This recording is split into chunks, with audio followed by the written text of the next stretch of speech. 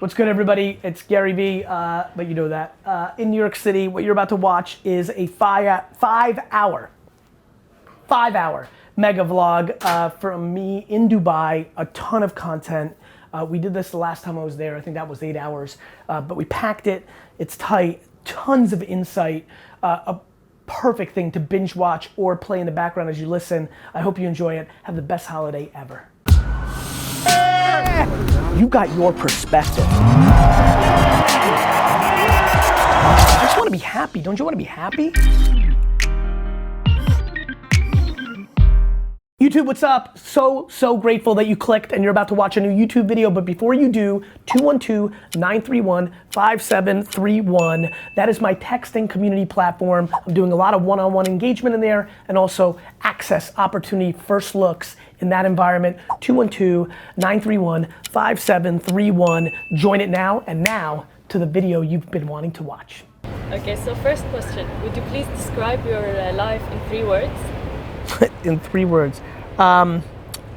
Conviction, empathy, and work ethic. Love it. Okay, is there any excuse that makes it okay to stay in a job that you hate? This is a tough question. You know, there's always an extreme circumstance, right? Just so much adversity that in the short term, I think there are excuses to stay into a job that you don't love, right? The reality is that you may have bills to pay. You might have had, your spouse may pass away. I mean, that's a terrible thing, and you have to keep that job. But in the long term, sustained, staying in a job that you don't love is always the wrong formula. What advice would you give to people that can't find their true passion? Finding your passion is a really interesting game. It falls into 2 places. One, people just actually not trying enough things. You know, did you try to code? Did you try to cook? Did you try selling something on the internet? And then there's also just the level of, some people love to use excuses to not do. It's very easy to say, I can't find my passion, this way I'm not doing it. So I find that those are two common moves when people struggle to find their passion. So let's talk about your downtime. What is it like and how do you deal with it? I love my downtime. You know, when I'm not working my professional career, like spending time with my family. I'm an enormous American football fan, so the New York Jets take up a lot of my downtime. On vacations, I get to think, you know, I take a step back, I get to be thoughtful. So I'm a pretty big fan of downtime. Okay, if you wanna name one thing that stresses you out. I think the one thing that stresses me out is when executives in my company are not treating other people well. Okay, right now, what social platform are you dedicating most of your time for growing? You know, it's interesting. It's a very interesting time for this question because obviously Instagram is still a very main focus, but TikTok has taken up a lot of my time over the last, 60 days, and I'm seeing extreme growth on that platform. So if you would choose, would you choose Instagram or TikTok? Oh, I love that you followed that up. I would choose TikTok. Newspapers versus books, what would you read? I struggle reading, so I don't read either well, but if I had to choose, now that I know how you like to roll, I would choose newspapers. Okay, name 3 people you would like to invite for dinner in a dream dinner table situation, dead or alive? Randy the Macho Man Savage, my favorite wrestler, who I unfortunately never got to meet. And then it may be a cop-out answer, but it's my true answer. I unfortunately really didn't know either of my grandfathers, and so I would love to have them there as well. Okay, you made millions already. What still gives you the drive to go around, flip things, garage sailing for bucks profits? 2 things. One, I'm very passionate to bring value to my community, and there are millions of people that follow me who use the excuse of having no money, and by showing them that I can buy something for $1 and sell it for $29 and do that 1,000 times, and you start building a base, has been really rewarding. And two, I genuinely like it. I genuinely get an enormous thrill. For me, the thrill of the hunt and the chase and the process have always been far more interesting to me than the money that comes along with it. And so making $12 on a stuffed animal genuinely brings me more joy than making $1 million from a client with VaynerMedia. Okay, so how do you manage being so real, so authentic and humble with all this fame and money? I think I was parented extremely well. You know, I think I got lucky DNA, so I think I have that in me. But I got parented well, and I'm very blessed with good perspective. I'm generally flattered. You know, I appreciate, even when you said before as we were sitting down, we all are, right, fans? Like, feels nice. Like, I don't know how, it's a very interesting answer. It's a very difficult question to answer because the alternative is so foreign. The thought that my success and the level of attention I have now would somehow create a scenario where I thought I was better than somebody is just not something that I have in my mind. I think fame and money expose people's truth. I don't think it changes them. And luckily for me, my truth is I like people, I'm a kind person. I have a lot of conviction and passion and bravado, but I do have a lot of humility. Okay, what message then do you keep reminding yourself every day to stay like this? I really think a lot about the health and well-being of my family, and the fact that every morning that I wake up that everybody's still alive and healthy. It gives me gratitude, and I become very grateful. And gratitude is an incredible, intoxicating feeling that leads to a lot of happiness and perspective. Okay, 3 tips for entrepreneurs, please. 3 tips. Number 1, self-awareness. I think a lot of entrepreneurs struggle with understanding what they're good at and what they're bad at. And I'm very passionate about that. 2, patience. It just takes a long time to build something meaningful. So many entrepreneurs raise capital too fast,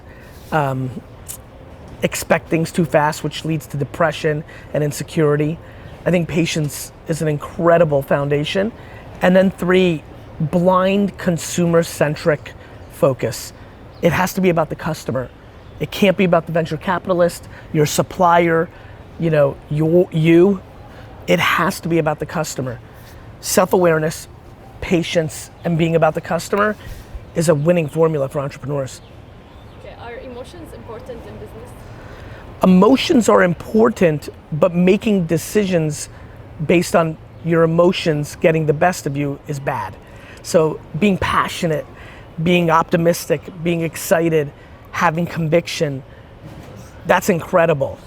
Being upset about something and then letting you lose control of your discipline and then firing back, which leads to the demise of your brand, is a bad idea. This has been so impactful. Thank you. Thank you. So much. Thank you so much. Yeah, great. Please, just do a quick podcast. Perfect. Thank you so much. Thank you so much. Thank you. I'm a hugger, can I have Yes, of course. Thank you so much. Thank you. You're welcome. You want to take a photo or when we're finished? Let's Take one, yeah. Let's get one of her, get her a photo. With the bears, lovely. Nice. That's brilliant. Thank you so Awesome. much. You're welcome. Whenever you're ready, guys. Gary, Yes, sir. welcome to Dubai. Thank you. I should say welcome back to Dubai. Thank you. You're becoming a fan of the place. I sure am. So we're here for the National Achievers Congress. What exactly is that, and what's happening today? You know, I think it's a conference that brings, you know, speakers into regions. I don't think it's anything too crazy, I think. Yeah, I mean, I'm super excited to be speaking in the region at this scale about consumer trends and opportunities and entrepreneurship, and so I'm excited. A lot of people who come to this event today and who see you speak, would you say they're of a certain mindset? Are they entrepreneurs? And who do you think you're talking to when you communicate on stage? Yeah, I mean, at this event, you know, I have several different groups I speak to, entrepreneurs, corporate marketing executives, you know, financial investors and things of that nature. But yeah, I think this one's an entrepreneur-based audience, I think their mindset runs the gamut. I think some of them are looking for a shortcut and an adrenaline hit from me, and I try to put pressure on them. I'm like, look, you're gonna feel good for an hour now, but that's not gonna solve anything. So let's get into the mindset and the strategies and the tactics you need. Others are maybe finally over the hump and are doing, and they're looking for that one insight. You know, I have such a long track record of being right about end consumer behavior. So if you, right now, if you ride the wave of TikTok and LinkedIn, like I'm telling you, good things will happen. And I think I'm starting to build that reputation. So I think people are coming to hear if I've got a current observation. Do you? Yeah, I'm very bullish on TikTok and LinkedIn and the organic reach. And because for a lot of people, they can't spend the ad money. Podcasting, content at scale, things like this. So yeah, there's always something. It's really fun when there's a new platform like TikTok because there's a real land grab. A lot of people benefit from it. So yeah, I'm excited about it. And we see, you mentioned creating content and that sort of thing, and we always see how you produce your content and the people you connect with at these events. How important is that to you? Do you follow up with these people? Do you invest in these people's companies? And are you aware of the impact that you can have in just a few minutes with individuals? Yeah, I mean, there's a lot of follow-up. We've hired people, I've invested in things, I love doing karma. Like I don't see something I want to do, but I'm like, hey, you should meet Rick. And you know, so that's always a lot of fun. Yeah, the third part of the question is borderline emotional. Like, I can't believe I was gifted with the ability to be such a good communicator, such an authentic communicator that I could talk to somebody for 8 minutes and something good can happen for them. It's beyond humbling. It's borderline difficult to even fathom. When talking about Dubai in general, when Tony Robbins was here, he mentioned about the region having resources, but it's actually more about being resourceful. We're sitting here with a beautiful backdrop of Burj Al Arab. How much do you think the entrepreneurship mindset and the kind of spirit in a city like this is important to progress? I think it's important. I think entrepreneurship and innovation have always been important. I think taking it to another place, I think it's important for the people that are meant to do it. My great concern right now is that entrepreneurship is cool. And when something's cool, everybody wants to do it. Yeah. And so, you know, you have a lot of fake entrepreneurship. And that fake entrepreneurship is going to lead to a lot of failures and a lot of unhappiness. And so even though I love it, and even though I benefit from it, I like to speak about, hey, just make sure that you are one. Like, you don't have to be one. The number 6 at Facebook did really well. You don't have to be the number 1. Okay, interesting.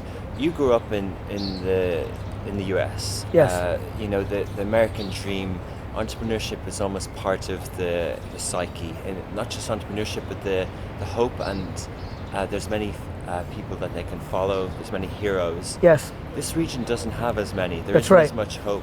There's a lot of people unemployed, a lot of young people who don't believe it's possible. What would you say to those people? I mean, I would say you find what you're looking for. You know, in life you find what you're looking for. If you've decided that the government only cares about the top 1%, that, you know, it's impossible here, that I've got no shot, well then that's 100% gonna happen.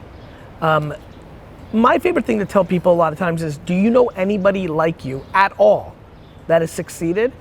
Even people that have come from the ghettos with parents that are drug addicts and sexual abuse kids know somebody that's gone on to do something. And I put pressure on that. I say, look, if that person could, then at least we have to both agree and acknowledge that it is possible. Yeah. And once you create that, you don't need 100 superstar entrepreneurs. If there's a single entrepreneur from Dubai over the last 5 years that's built a meaningful business from scratch without all the advantages of like family, money, and things of that nature, if one exists, one has to then argue that it's possible. I love it. Okay, amazing. Touching on that, you know, there's a lot of kind of press coverage for unicorns and big companies. does this region, does the US need that? What do you think is a business I that's think, viable? I think you're starting to see that with the WeWork situation. I think that era is coming to an end. It's because there's so much money in the system.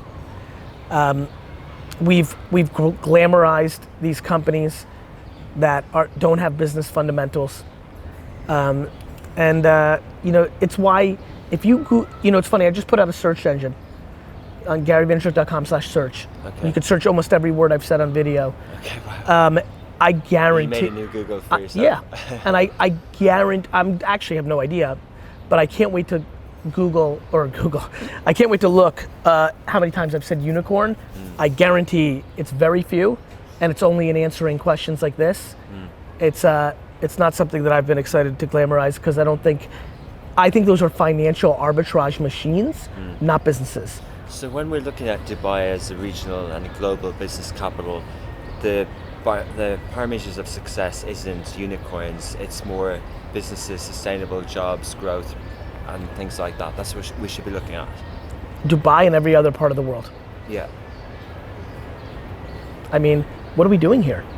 Like, we're glamorizing people that are good at raising capital. Yeah, exactly. That's not the game I want to play. Yeah. Like, that might make one or two people some money, but that's not interesting to me. I was lucky enough to spend some time in your offices this summer, and I was taken by the culture. There was 900 people at the time, probably closer to 1,000 now. Is that what's important as a business? When you say building a I'm trying to catch some flies. Go ahead. Building a meaningful long-term business, is that what you mean? Is it about the economy and jobs? Yeah. For me, I like people. I like building something that has legacy. Yeah. Like, for me. And for other people, they want to raise so much capital that they take $50 to $500 million off the table, and whether the business succeeds in 10 years or not is irrelevant. They'll get theirs. And by the way, I don't like it. It's not my steez, but I'm not interested in judging as long as it's not, as long as it's not fraud, as long as it's not hurting, but yeah, I think for me it is. I want to build something sustainable. I'm in year 10 of VaynerMedia. What is VaynerMedia for people who, there's many companies. What are they all, and what's their function? So VaynerX is what you're referring to as the holding company. VaynerMedia is the kind of classic advertising agency for the big Fortune 500 companies. There's a company called the Sasha Group, which is named after my dad, built for small businesses, because Vayner is $2 million in fee. These can be, 150,000. There's Tracer, a data analytics platform that we used at Vayner that we're spinning out. That's a SaaS business. There's the Gallery Media Group. 3 years ago I bought PureWow.com. I wanted to get into digital publishing. We launched 1:37 p.m. So that's exciting. Vayner Productions, the production facility we use to produce all of our stuff. It's a holding company. Yeah, interesting. And there's a lot of trend in the US at the moment, and that's spilling over globally with OTT streaming platforms, Disney Plus. Yes. Many of these Apple TV Plus, many of these platforms. How do you see all that? At what age are we in? We're in the second quarter of a 4-quarter game of OTT taking over network and cable. Totally. Wow. Yeah. Once sports gives their rights to OTT, it will be over. That's why we're in the second quarter. And OTT as in streaming, are we heading into are we going to be watching sports in headsets? Is it still on our phone? Is it streaming, and is it sports that way? Yeah, I mean, I think it's, I think if you have the option to watch sports on a huge TV or your phone, you're gonna watch it on a huge TV. If you're gotta go run out and go to a wedding and the big game's on, it's nice to be able to stream it. It's more that the networks are able to create alternatives that we're interested in.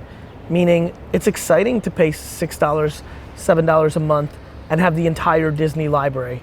That's a good deal compared to what we used to pay for content.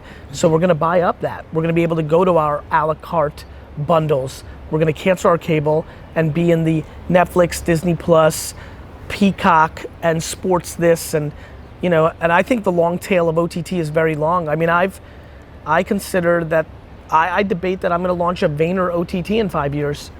I was just going to ask what that means for VaynerMedia. Yeah, I mean, I think I can launch my own OTT and put my content library on there and produce original content and buy up content. So I think OTT is second quarter. I think you're getting the big players right now. We're finding out who are the global players, the regional players. But I think over time, I think there's a viable business. If you think about it, why can't somebody who's got 13 great shows, part of their YouTube network, spin that out, make it an OTT, and charge $6.99 a month? But will it be the same as cable? You know, TVs in the home isn't the same relationship of streaming the OTT and the mobile because there's a lot more noise. No, I think both will be mobile. I mean, cable providers are letting you consume. Okay. I don't think the mobile home thing. I think cable forces you to buy a ton of shit you don't want. Okay. Interesting. You're buying cable as a bundle. Yeah. We don't want that. I don't watch Lifetime or Bravo or Cinemax. Why am I paying for it? Okay. When are we going to see VaynerMedia in Dubai, in the Middle East? I would say we'll see VaynerMedia in the Middle East within the next 36 months for sure. Okay. Brilliant. On that note, Gary, we'll let you do your talk today, and it's been a Thank you. pleasure as always. Thanks for having me. Thanks a lot. Cool. Cool. Perfect. Awesome. Thank you. You're welcome. Yeah. Photo? Yeah. Thanks.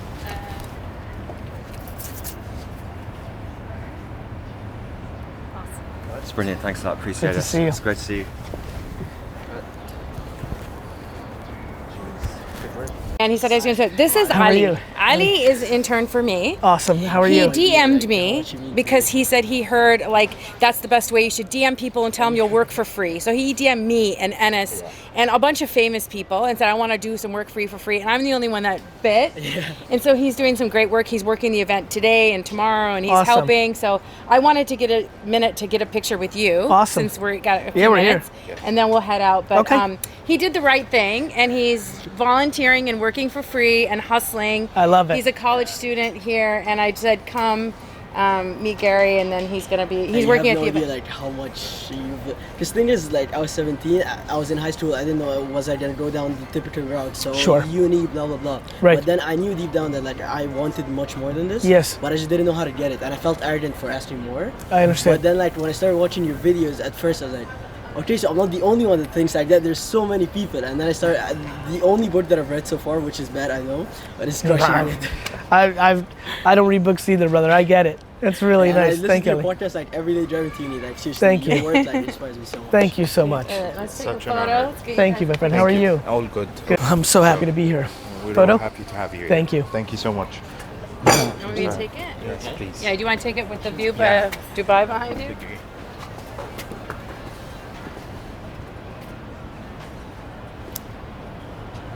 Okay, and Thanks, Ali? Gary. Thank you. I'll take it. Yeah. I'll share with you. Oh, that's so cute. Yeah, thank you so much, man. You're for welcome, everything. brother. Thank you. Thank you so much. You're welcome. One day I'm gonna be able to I'm gonna be standing there and say like Gary helped me get there. Thank you, brother. you. Thank you. How's it been going? All's good. Yeah. Everything's good. We've been working. Hopefully, Yes, you we're like very- the very progress much. in the page. Yes, very much. Actually, I wanted to come personally. It's such an honor to be with you today. Thank you. And we hope to do a lot of stuff together. Thank you. Hope. We have very big dreams and ambitions for the region, so I'm sure there'll be many opportunities in the future. Definitely, there are a lot of opportunities here and back in Egypt, and we'll be trying to shoot across the days a few. I promos really am committed. Like I'd like to book this December. Maybe when we're in Minnesota, we'll get on with my admins.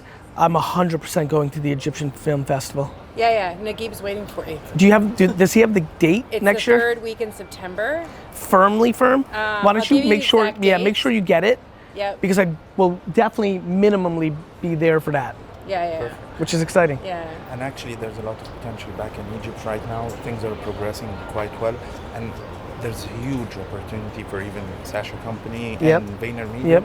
There's a lot of potential. Okay. So Pepsi in Egypt, which I met, they flew in today. I got them a free ticket. They're coming to meet you because they want to host an event in Egypt around entrepreneurship. So you're gonna see Awesome. them today, and the person who's organizing the event that they want to do for you is also coming in. Awesome. So you'll see them because I got them tickets, and after you speak, we're gonna have a meet and greet with some of those Awesome. people. So. Yeah, I saw that. Okay, so Thank you, brother. we just are gonna. We have a few minutes. We're Okay. just planning what we're gonna do tomorrow. Okay. Can you take that? Good to meet you, Nice to meet you. and really cool to have you in Dubai. Thank you. Thank you. Enjoyed the morning so far. Good. Really, really cool. Good. I'm And, looking forward to seeing you in a yeah, little bit. yeah, good. What time am I going on? 4? I think so. I'll see you there. I'll see you Great. soon. Take care. Nice to meet you.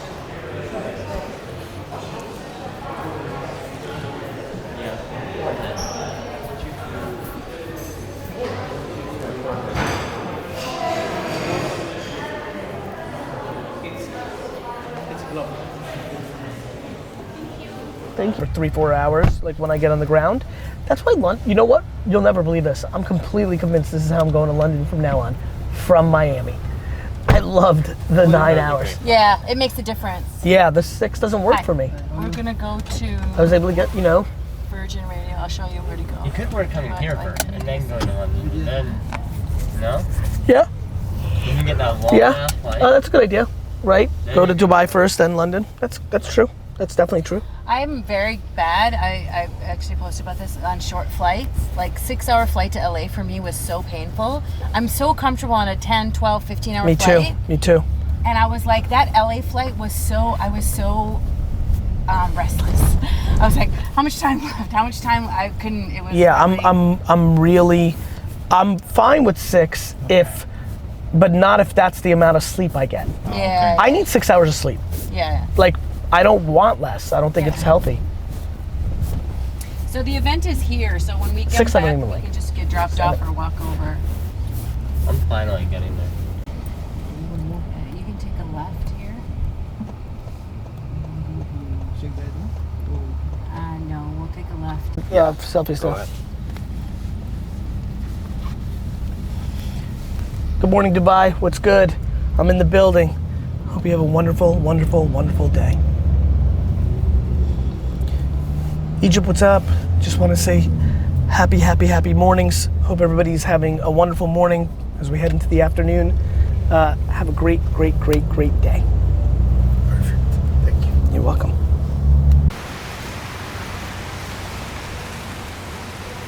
Hi, Gary. good How to are see you? you. Good to see How you are you? again. Good Good. to see you. Hey, how are you? Pretty. Hey. Hi, how are you? Come on in, guys. You know what to do, right? Yes. Okay, thank you. Come on in. Thank you. How are you? When did you get in? This morning. Oh, Yeah. jeez. Did you get a nap in at least? I did not. Oh, awesome. And he's here. Hello. Sorry about my shorts. How are you? doing? Don't You worry. alright? Nice to see It's you. good, bro. Good to see you again. So good to see you. Thank you for You coming well? in. I appreciate Yeah, it. Thank happy to you. do it. Hello. My fiance Brianna, Brianna. Nice So to nice meet to my meet manager you. Karen. Hi, how are you? It's such a pleasure. Oh, thank you so much for Thank coming. Where do you in want on the me? weekend. Just over here. Lovely to see you. Good to see you. So good to see you, mate. How are you? Thank you for coming in. Good, really good. Do you want anything like water? Water would be great. Yeah, I'll grab it. Yeah. It's a weekend. We're chilled. It's beautiful. The V's in the house. Thanks for coming in. Thank you, mate. Thank you. I know this is a rare please. occasion. This is beautiful. Thank you. For you, of course. You landed this morning. Yeah. You're gone. You're all over the place I'm right now? I'm rarely cranky, but like Are you a little bit now?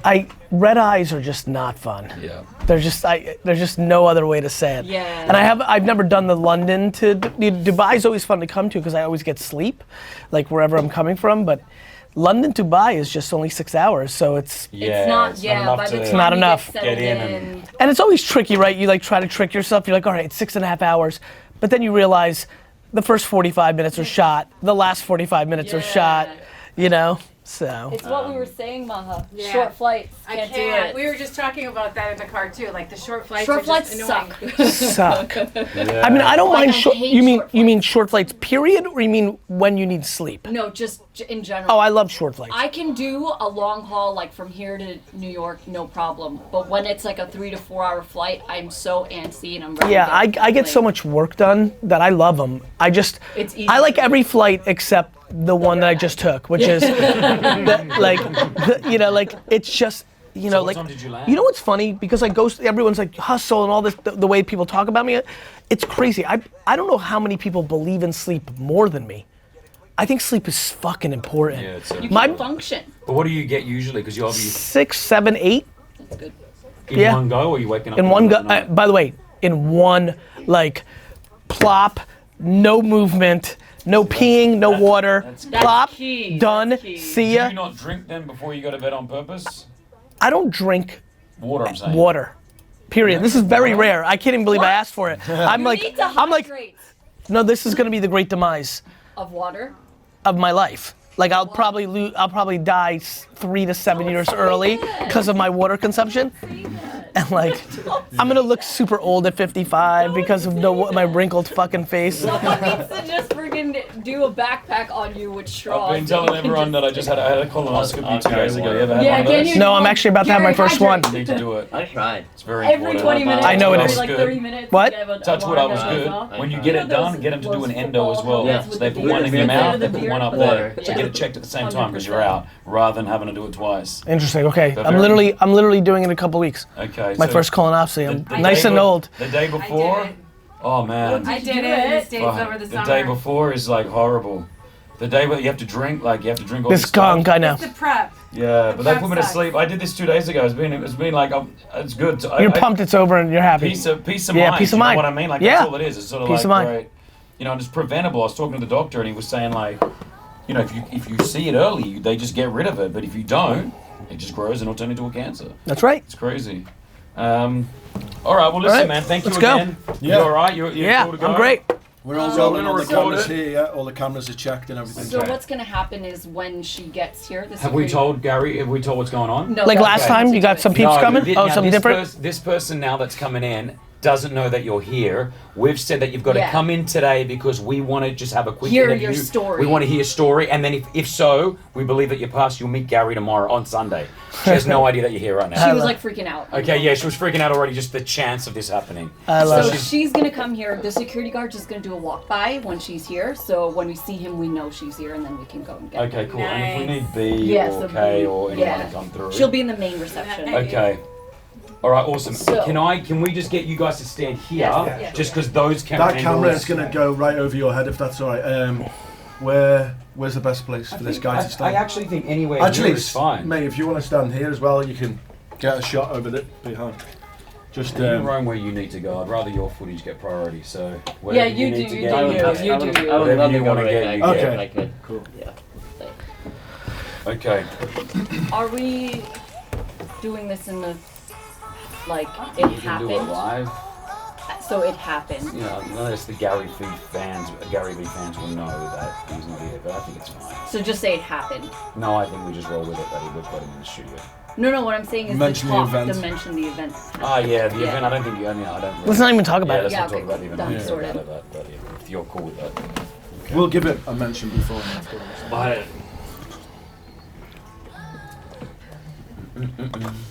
222. All right, you all hear me? You all hear me? Let's do it. Let's do it. All right. Virgin Radio 104.4 morning, the Chris Fade show across the country. We're back. Man, we got him back in the studio. Yeah. The legend, the man, GaryVee is with us. Good morning. Morning. My gosh. So we were just talking about this off the radio about just flying and taking short trips, and you've been flying all over the world. Man, you don't stop, and it's fantastic to see it from the outside. How is it from the inside, GaryVee? It's humbling. It's just a lot of fun. Like, you know, I mean, for me, the fact that what I'm putting out to the world is not necessarily that I'm a great sportsman or that I'm a supermodel or that, you know, or I'm an educator. I'm a practitioner who is interested in giving away every single thing that works for me and from the other people and companies that I observe. And what that then leads to, I'll give you an example. It leads to the DM I just read right before we went on air. It, in all caps, Lamar Jackson. For everybody who's listening, which is probably quite a bit, that don't follow American football, there's a young quarterback that's doing extremely well. For people that are following me very carefully, in the last year, I've been talking about sports cards making a comeback. This kid sends me this crazy email of like he was in depression in a bad place. He saw me talk about sports cards. He decided that he's a Ravens fan, which is the team that Lamar plays for. He believed in him. He bought a bunch of them. They've gone up 10x, 10 times, you know, and it's been really meaningful to him, and he's got his self-esteem back, and he's got a couple bucks in his pocket, and like that is just awesome. That's something that you just said that changed someone's life and got him into playing cards, which has now really changed and got him out of depression, you're saying. That's exactly right. And what's amazing for me right now is at the scale that I'm playing at, that email, that DM, that text is happening 500, 1,000 times a day. Yeah. So what's happening is the positive reinforcement of that I'm getting from the good behavior that I'm putting out, it just becomes a cycle. Right? You become addicted to the admiration. Yeah. You know, to me, there's nothing that feels better than admiration. Of course. And I've started really learning about myself. I just had my 44th birthday the other day. Thank you. And I hated it. I don't want gifts. I don't want, it was crazy. I said something, I think D-Rock heard me, and I said, I don't like attention. And everybody started laughing. And I said, I'm serious. I don't like attention unless I earned it. Then I love it. Like if I'm doing good stuff, then it feels merit-based. But I don't like it otherwise. So anyway, on the inside, it feels quiet, which would confuse people. Feels slow, which would confuse people. It feels like, I feel like I know what I'm up to. I feel like it's early, and it feels impactful. Wow. We were talking to just had a moment there. We were talking to Joe Coy, the comedian, the other day. I don't know if you know Joe Coy, an amazing comedian. Please watch it if you like comics. He's coming to do a show here, and I said, as a comedian, do people come up to you and want you to be funny all the time? Like, do they expect you to make people laugh? And do you get that? Yes. As soon as people, yes. They don't want to make you don't want to make them laugh, but they want something from GaryVee. Pearls of wisdom. They just want something from you. You may be on a flight, and the lady, I'm a big fan, and then they're waiting for you to say something. Couple things, yes. Next, it feels amazing every time. Cool. I've yet to even come close to being bothered. The only thing I feel is humbled. I'm just so flattered. It just it's crazy. So that's cool. I'm glad that hasn't gone away. And now I'm kind of at the point where oh right, this is not gonna go away. This is how it's gonna be forever. I will always have this perspective. Yes, and that's tough, right? Because I hate when people think I'm a motivational speaker. I understand I'm motivational. I understand I have that. I understand. But if you understand how I communicate, it's a series of thoughts off of a lot of listening, a lot of watching. So in the macro, I can tell you a ton of themes. Parents forcing kids to be doctors, lawyers, engineers. I know what that looks like. People raising capital and not building real businesses. I know what that's like. Everybody wanting to be an entrepreneur now because it's cool and it's the current rock star. I know what that is. So in the macro, I can put out a ton of stuff. But when you roll up to me and say, hey, help me, I'm like, damn, I need a ton of context. Yeah, this is, what am I gonna say?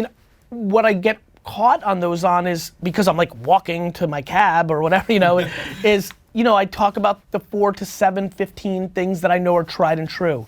Self-awareness, are you actually living your life for you, or are you living them based on the fact that you want your friends to think you're successful, or you want to appease your mom, right? Like those are true things. So the things that I spew out are generic truths that may fortunately hit them because they're wildly true.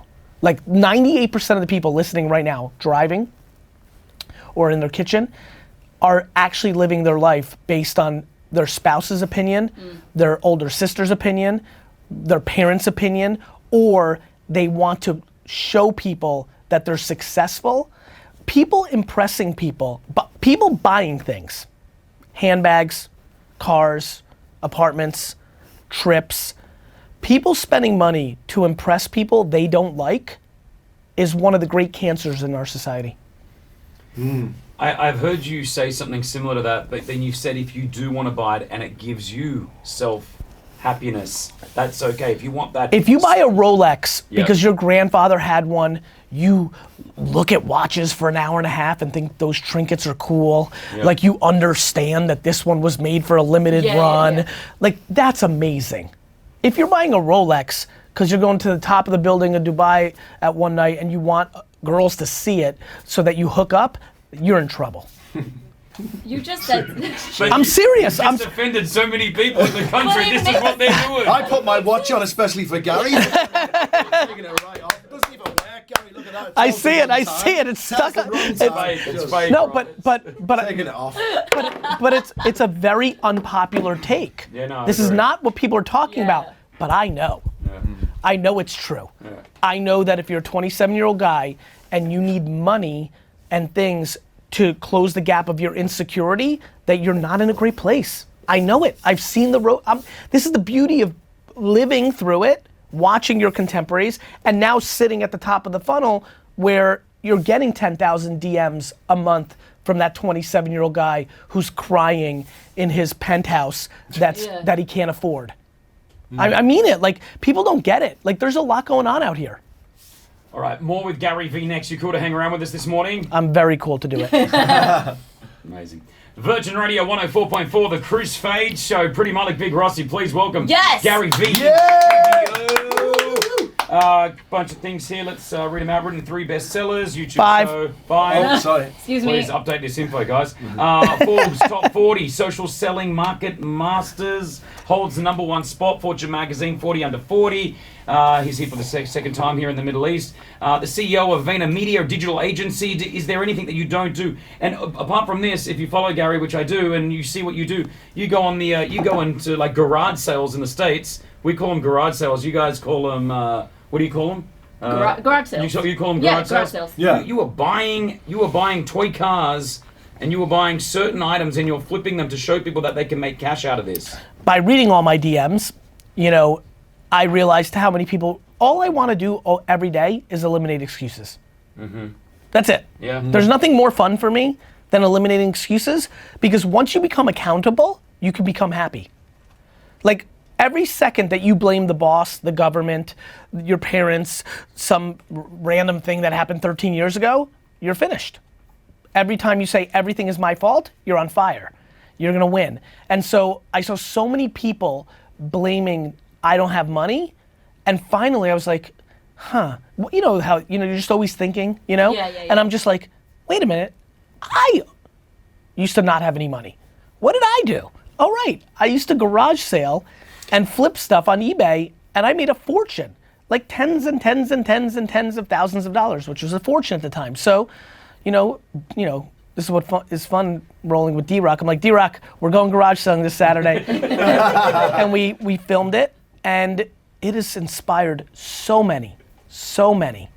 Like, the amount of people that can spend $30 on a weekend and then work 5 hours posting and shipping out stuff and make $700 is almost everyone.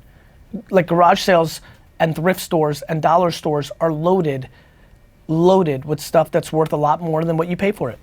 Just one second. Is the girl? Yeah, she's here, right but there? she's there, yeah. Oh, What? why? She's just Why? like around here. Yeah. So, Why? Pretty, can you walk in and please? Because why did Brianna go out and I get her? I'm don't not know. sure. That's why I Maybe said she no. got called by someone. So can you go out there and just push her down the other way? Just Yeah. I don't want anywhere near you right now. Just one second. No, she went because Meg came. Okay, we're alright. Okay, it's not. Sorry, it's a member of the team. Oh, Jesus. Sorry, Okay. sorry. No worries. We thought you were some guest right now. Sorry, I thought you were the girl. Live on Saturday. No, right? Pretty back to you where you Sorry, were. I wanted to go back to a point that you made about doing it for others and making other people happy and buying all that Yes. stuff. A lot of that is about Instagram as well. With Instagram taking away likes, Yes. do you think that mindset is slowly going to start to really hammer home and change? Like, will people start to change? Yes, I think likes going away is one of the great moves by a social platform in a long time. People are wildly insecure, and now people are only posting what they know is going to get the likes that they're accustomed to getting. What that also means is it makes people talk about things they're not passionate about anymore. It leads to people still talking about themes they talked about 4 years ago that they don't want to talk about. It leads to people who no longer want to show themselves in bikinis, continue to show themselves in bikinis because they want to get the same amount of likes. It just leads to people not saying their truth. They've become creatures of the algorithm. So it's a good thing in your opinion? I think it's a hugely good thing. Can I say the heads of Facebook, Instagram got in contact with me a couple of days ago because we were talking about this on the radio. We're getting people's views on what you believe, and a lot of people were positive for it. They wanted me to read this official statement out by Facebook. Okay, please. The Middle East, which is on November 14th. We expanded out. Oh, my birthday. Oh, happy birthday! I'll start it again. On Gary's birthday, we extended our test of private likes to the rest of the world beyond Australia, Brazil, Canada, Ireland, Italy, New Zealand.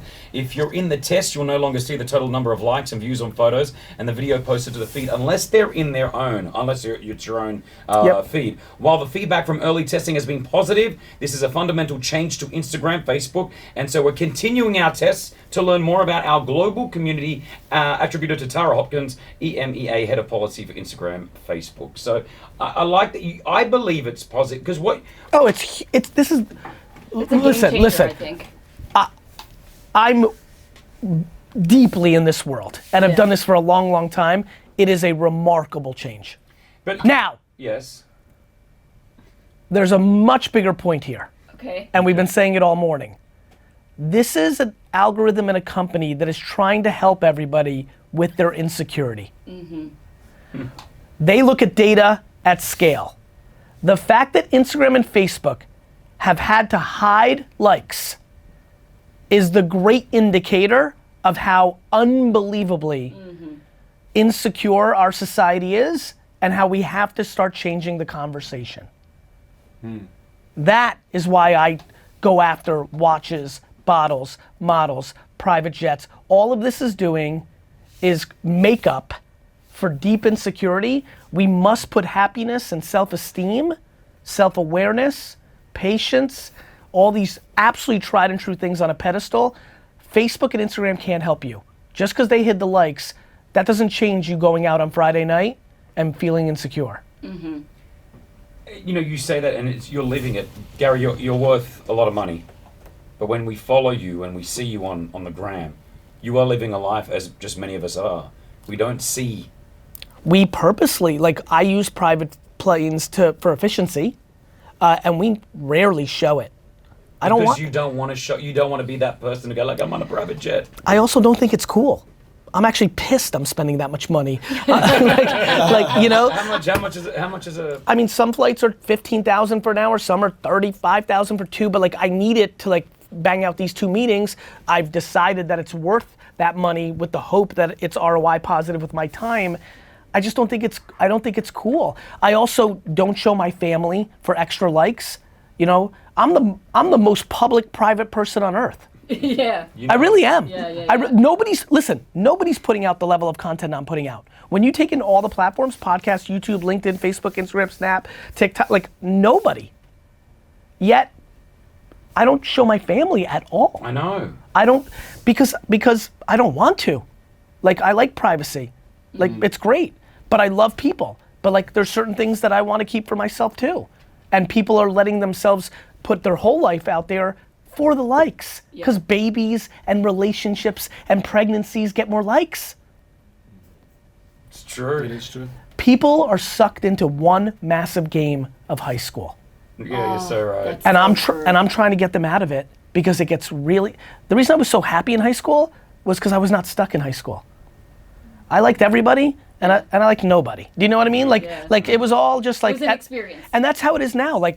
For me, the reason social works. Here's a good one. This might help a lot of people listening.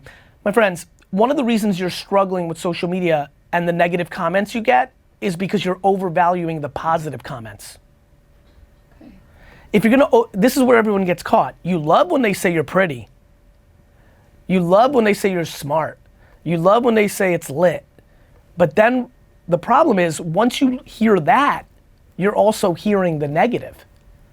For me, back to what we're talking about here, for me, my humility is my superpower. Because it allows me to deal with the negative feedback. Do you get a lot of negative feedback? Sure, because people, first of all, I curse a lot. People don't like that. Depending on what stage, when I speak on a stage and have 5,000 people there, I'm peacocking. Yeah. You know, I'm Yeah. doing my thing, and that comes across with a lot of bravado.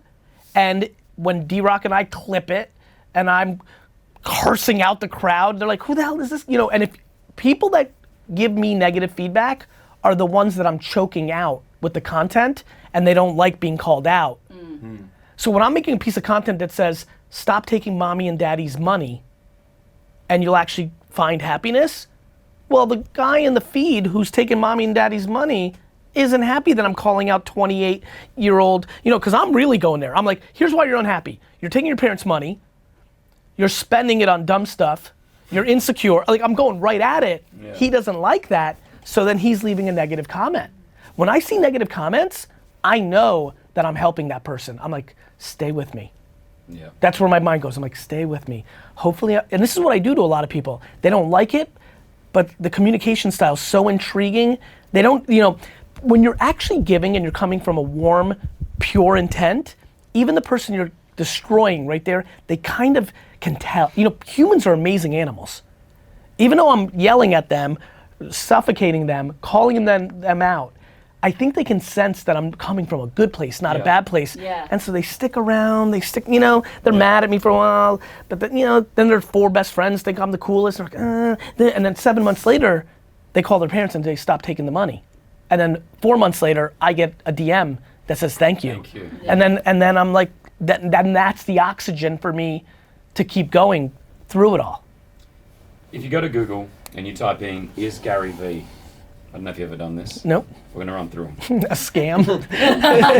No, Sure. no. Is GaryVee married? Makes sense. Is GaryVee rich? You gotta answer these. No. Not enough. Is GaryVee single? No. Is GaryVee Russian? I am. Is GaryVee invested into TikTok? I'm not. Which blows people away because I'm talking. You've been talking about it a lot. a lot. Because I want to be historically correct. You are the reason why I got on TikTok 6 months ago. Can I tell you? Because I was what you would tell people. People are like, I don't need to be on TikTok. I'm on Instagram, Facebook. I don't want to join another one. And I was saying those exact words. And then as soon as you got out on your platforms and you're like, and you were showing footage from years ago of you going, I don't want to go on Instagram because I'm on Facebook, MySpace, and I'm like, I'm getting on TikTok now. We're all So on I got, TikTok. and can I tell you, I have never had more numbers and likes and views than on my TikTok in the last 6 months. It's underpriced attention. Than I've had on Instagram that I've been on for 4.5 years. Listen, guys, there's a reason I'm GaryVee. Yeah. I tend to be right. Here's why. I don't guess. Right. You know, yeah. You're based on facts. It's I'm like- based on, yeah. I own, everyone's like, you know, when they're giving me compliments, Gary, you're like Nostradamus, you know the future, what's next? I'm like, I don't know anything. I'm like, I'm just good at knowing what is actually happening, and I'm not scared to talk about it. Hey, recently you had mentioned that you were thinking about no social media December. Was Yes, it? Are you disappearing still, December. Yes. Are you still going to do that? I'm not, No. but it is absolutely something I've thought about, and the reason I put it out publicly was A, I was thinking about it, and B, it might work for somebody. Disappearing December, going Especially- off social media. Especially at Christmas time as well, on Christmas Day. I actually think it's the hardest month to go off. Yeah, of course. Because the holidays, the pictures, the trips, Showing, like, yeah, I actually think exactly. which is why I think it's an interesting one. Yeah. You know, it's a difficult. Disappearing. You know, when yeah, if I was like, see ya September, people are like, all right, yeah, I can do that. You know, I can do that. But disappearing December is like, Last one here on the top 10 of Google is GaryVee vegan? I'm not. Ever thought about it? I have. It's the thing now. Have you watched all those docos? I have. The Game Changer and all that? By the way, I was thinking about it before all the hype and the docs. Now I'm like, oh, I'm not following this. You know, it's funny. I'm very into. You know what is interesting? Actually, I've never shared this. I have this real thought in this. Everything, paleo, vegan, not vegan. I wish people were comfortable changing their mind. I have a lot of friends who are vegan right now who don't want to be anymore, and feel like they can't. They can't change. Because they've gone too far. Invested in it, yeah. Can I say I went vegan for a month, right? And I'm getting scared because I knew that the vegans were proud. They started inboxing me, oh, Chris is vegan. He's one of us. And so I kept having to say, I kept saying on the radio, guys, I'm only doing it for a month. Because I did start to get a little... And? Can I tell you? Yeah, tell me everything. I felt better. I had more energy. I was less bloated. going to the bathroom was a lot easier. You were regular. I felt like just clarity in my brain was Less better. brain. So why'd you start? Because I love meat, and I feel like when I'm training at the gym and I'm eating my proteins and I'm getting my my chicken on and I'm getting all that, like I felt like with the vegan side of it, I was eating more of those carbs. I probably wasn't doing it the right way. Do you have a sense of why you value muscles? Always getting deep. So true, I so love true. this. Well, No, really, it's like I come from a good place on that. Like it's super interesting. Yeah. Like Why? Can I tell you? I was overweight. I was Yeah. 128 kilos at one Yes. stage of my life. That's when I was anxious and depressed. Yep. The only thing that got me out of that was not the pills, and I would see a psychiatrist Yeah. and see all those guys, and the only thing that got me out of it was going to the gym every single day. I love that. And That's awesome. That transformation in my body, and I was going through a divorce at the same time. Yes. So that transformation that I went through, going through the divorce and the body change, where I started to develop muscles that I never had. I never had them. I went through it as well. It was Like, cthis it's weird to have them. It's right. Like you start Later in going, your life, you're yeah. like, whoa. Yeah, you start like. I'm like, wait, running into things doesn't hurt anymore? This muscles, like that was, by the way, that is the single biggest thing that I thought of, like that I've observed of actually having muscles later in my life. I'm like, weird, when you run into a wall, it's not painful. GaryVee. But I guess that's, right now it's not so much about the muscles and wanting to look like a bodybuilder or anything like that. I just enjoy it. And you know what, Yeah. that self-gratification, and it's true. You look at yourself I look in at the myself mirror. in the and mirror. you're happy. I get it. It plays with my mind. It makes me happy, What about pooping better? Because that, Man, I'm telling you. Yeah, listen. We're talking real right now. Yeah. It totally changed. Well, that's what I mean. Maybe you should value that more than muscles. Well, I tell you what now, I've reduced my meat intake. I only eat red meat There you once go. a week. There you go. And I only eat chicken twice a week, and the rest is sort of like a vegan diet. That's, when I hear that, Yeah. I'm like, this is where I'm trying to give, the reason I'm saying out loud, it's okay to change, is because I like people having the ability to continue to mix, and listen, all of this is about balance. Yeah. All of it's about, life is about balance, right? Like, one of the reasons I'm talking more about how much I sleep is because I think a lot of entrepreneurs think staying up all day is how you hustle and win. Yeah. And I'm like, wait a minute, I might be a part of that movement. I need to create clarity. So over the last 3-4 years, we had Ariana Huffington in the Ask GaryVee show 4 or 5 years ago. I've been very thoughtful about clarifying, because in the first book I wrote that broke me out, Crushed It, I talked about 7 p.m. to 2 in the morning as the time you do side hustle while you still paid your bills, because I was trying to be practical. You can't quit your job. Why don't you work after, instead of going out or playing Xbox or doing things to escape your real life, why don't you work, and then eventually that thing could become the thing and you can leave, which was great, and I still believe in that. But then obviously people heard the 2 a.m. thing, and so you know how things evolve. And so balance is incredibly important. The whole, all of it. And people's own balance.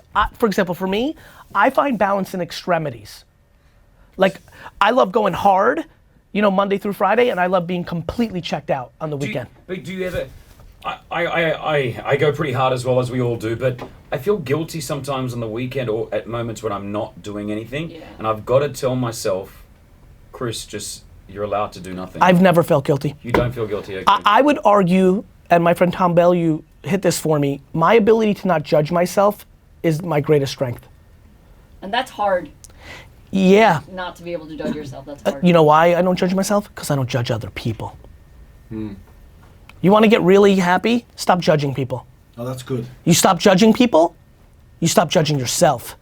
And by the way, for everybody who's driving and you judge people, you don't know anything about them. You don't even know everything about your sister. How are you judging strangers? Like, judgment is poison and has led to so much darkness especially with social media. What has happened, people blame social media. Social media hasn't done anything except expose us. There's no social media. We're social media. They're empty platforms. We fill it. When you leave that nasty comment because you're jealous that girl's pretty and you're insecure about your looks, that's your darkness. That's not Instagram making you write it. It's not Instagram's fault. It's not the video game's fault. Bro, these platforms are empty. This notion that Facebook or Instagram or the Russians are controlling us is laughable. We need to change society. We need to put happiness on a pedestal, not money. GaryVee with us. And guess what? There's some happiness happening in the studio next because we've got a surprise. Not so much for GaryVee, but for someone who's waiting outside. Hang out, Virgin Radio, morning. Okay, super cool. Man. So prominent, man. It's amazing. So good. Okay, so what we'll do she's is... in the main reception area. Yeah, I'll go and get her. Yeah. Do you want me to be underneath here and pop out? Yeah. That'd be so good. D-Rock, you have to hide too. Okay. Yeah, D-Rock, you gotta hide in there. I'll go and get her, Yeah. Can I ask? Absolutely. Wait. What are we doing right now? You guys. Where should we go? To go into that studio? Yes. Just so it looks What are we like it's a doing right regular day. Okay. No. All right, so Yeah. I'm here on the ground in Dubai at Virgin Radio, and with my man Chris Mead, and we're surprising somebody who doesn't know I'm actually here. She thinks she's coming in for a pre-interview, and I'm about to pop out like I'm a jack in the box, and she's gonna scream, and it's gonna be a great viral clip, and we're gonna have a lot of fun with it. This is great. That was a good sesh. Chris, are you hiding too? No. I'm just having fun. So, You were with Adrian yesterday? What's her name? Nikita. Nikita. So just Nikita so Cola. you know, she's 24 years old. The reason why we have a guest coming into the studio, he's a huge fan of GaryVee. She doesn't realize that she's just about to meet him. Here we go. Hey. Hey.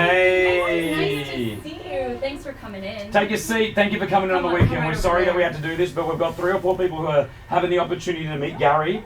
So we want to make sure that we're giving you the chance to see how it goes here. Let's see how we go. What's your name, sorry?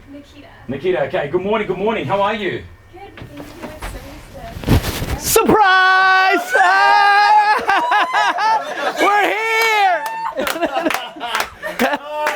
Nikita, GaryVee is in the studio! Don't cry. This is absolutely... How are you? How are you? Oh my God! It's so good to see you. This is what it's all about, ladies and gentlemen. How are you? Sit. Don't cry. How are you? Nikita, take a seat. You keep that emotion rolling, honey. That's exactly what I want. This is a I have beautiful a moment. full note section on my phone planned so I didn't forget anything. So it's good right now because my heart's like racing. So you were unaware that you were going to be meeting GaryVee right now. Now, do you know Gary was actually sitting at the bottom of the house right here on the ground? I had intuition, but I wasn't sure. Oh wow! Well, here is the moment. You hit us up. Now we got hundreds of messages in the last 24 hours of people wanting to have this opportunity to be next to GaryVee and just be able to pick his brain and have a quick little word to him. And congratulations! Give her a big round of applause. Please, you know what? I'm gonna stay out of this, and Pretty and Rossi, we're gonna stay out of this moment. Okay. I really want this moment between you and Gary to really go the way that you want it to go. So over to you. Gary, can you please pass me my phone? Yes, here you go. Thank you so much. You're welcome. Where do I start? So, can you ask me something? I sure can. Yes, no worries. Okay. So, actually, here's a good question. How did you first find my content and like what resonated? Everything. So, when I was in school for fashion design back in 2014, and that's when I found you, and you were just a huge source of motivation for me. Especially when you're super stressed out about meeting deadlines and whatnot, and then when you're stressed out, you procrastinate. So all of that, but that wasn't part of it. So basically, the big thing is after school, like I just didn't know. So it was a very condensed 1-year course, and I wanted to go to either FIT or Parsons in New York afterward. Now that's like $30,000, $40,000 US a semester. Yes. 2 semesters a year, 4 years. It's super expensive. Yes. And I'm living in New York, of course. So I was already in personal training because I was a figure skater growing up. So I was always like very active, and I just kind of fell into the role. So it was like, okay, this is a perfect opportunity for me to make money to actually focus on another thing that I'm really passionate about. Got it. My voice is shaking. Don't worry, we're here. But so that's another reason. So I was living in Vancouver. I'm from Canada. Okay.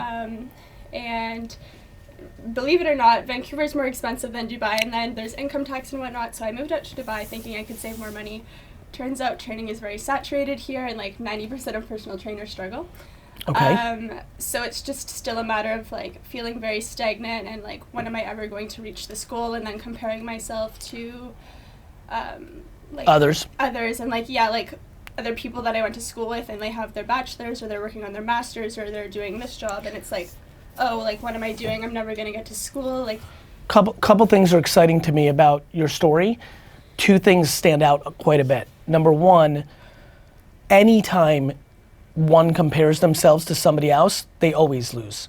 Okay. When I was 27 years old, I worked in a liquor store, and my friends drove to my liquor store and would buy champagne, and I would carry the box to their BMW. I remember you saying that in a video, yeah, but you had no ego about it. Right, because they're first of all, if your friends have bachelors or are engaged or have moved into a new apartment, I think you should be happy for them. Yeah, of course. And but it should stop there. To your point, and I can even tell by your energy, you are. But then what happens is, and then you look at yourself and you say, where am I? Yeah.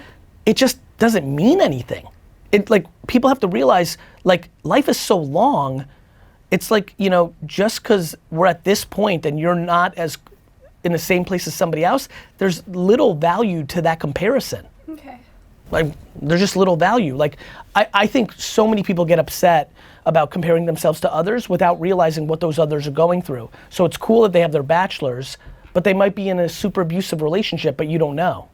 For sure. You know what I mean? Never know it's behind the scenes. You really don't. And it's super important that you ground yourself in that and not compare. Number two, far more interesting to me, is I want to play this game of, like, why those schools are your dream. So it's not necessarily my dream. It's like, when I was in school, I did really well, and I was like, I know that I'm passionate about it and I'm creative and I have the talent. What would you like to happen? Networking. Like, so, and that's another thing with videos I've watched of yours, you're like, you don't need education, so I was going to ask you, like, if you need education, you don't need to pay for it in the current packages they are. Okay. Let's play this game.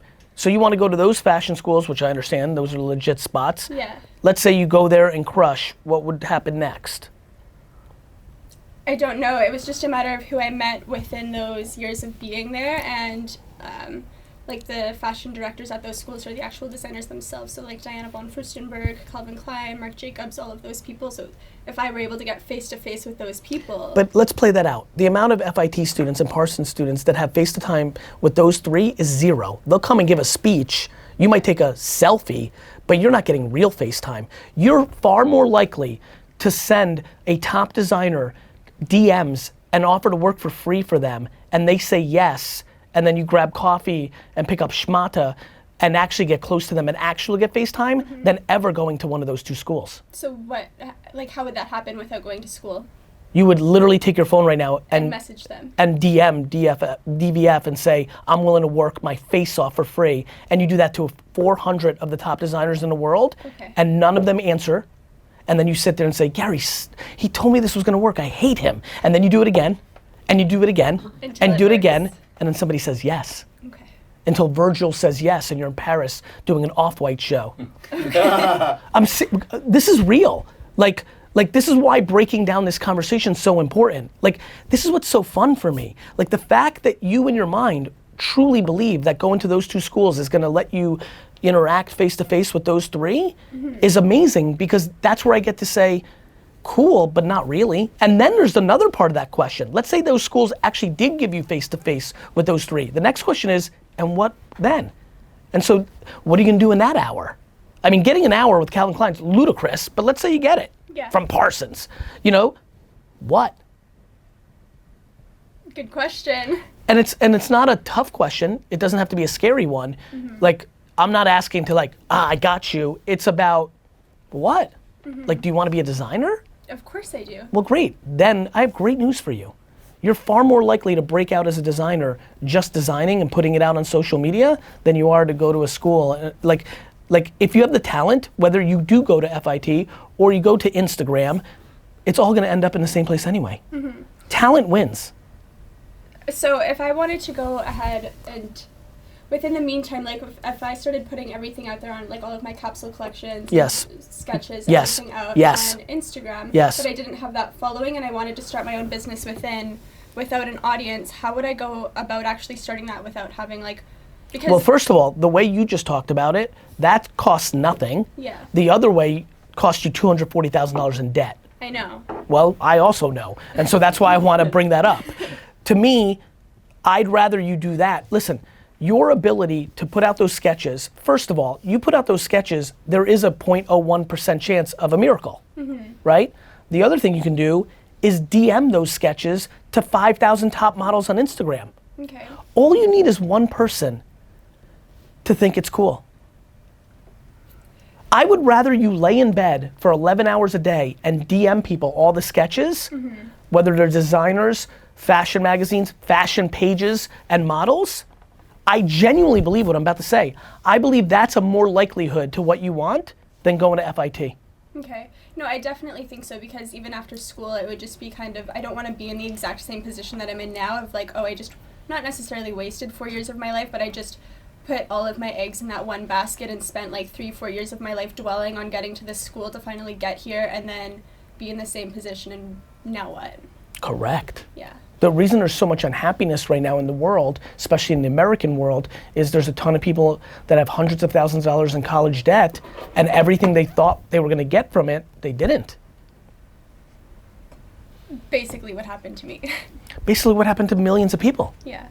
I genuinely think that you need to sketch, capsule, and put it out for free to the world on all platforms. Like, this is why I yell about TikTok. Like, if you did figure skating, I assume you have athletic rhythm capabilities that most people don't. The fact that you, like, when I look at you, I'm like, this girl should just go on TikTok and put this stuff out. So I have a TikTok as well, and it's just a matter of like knowing what content to put out there that would grab people's attention. Work it the other way. That's what everybody does, which is why people fail. My game is just put out everything and figure out what people want. Okay. After the fact. And everybody sits there, because this is what gets into insecurity and judgment. That's why I talk about it so much. If you just put it out, you'll find out. If you sit in your head, you'll never post. yeah, that's basically what's happening. I never post, and I think that's like, I resonated with one of your posts about never posting because of insecurity and just like worrying about what other people think and whatnot, but that's you're not going to get anywhere that way. That's what everyone's doing. Yeah. Yeah, fun. Was that good? That was a good. That's like 10 minutes right now with Gary. Oh, is it really? Did you know this? I'm gonna wrap this up, but you guys can have a quick chat afterwards as well. But okay. Was that cool?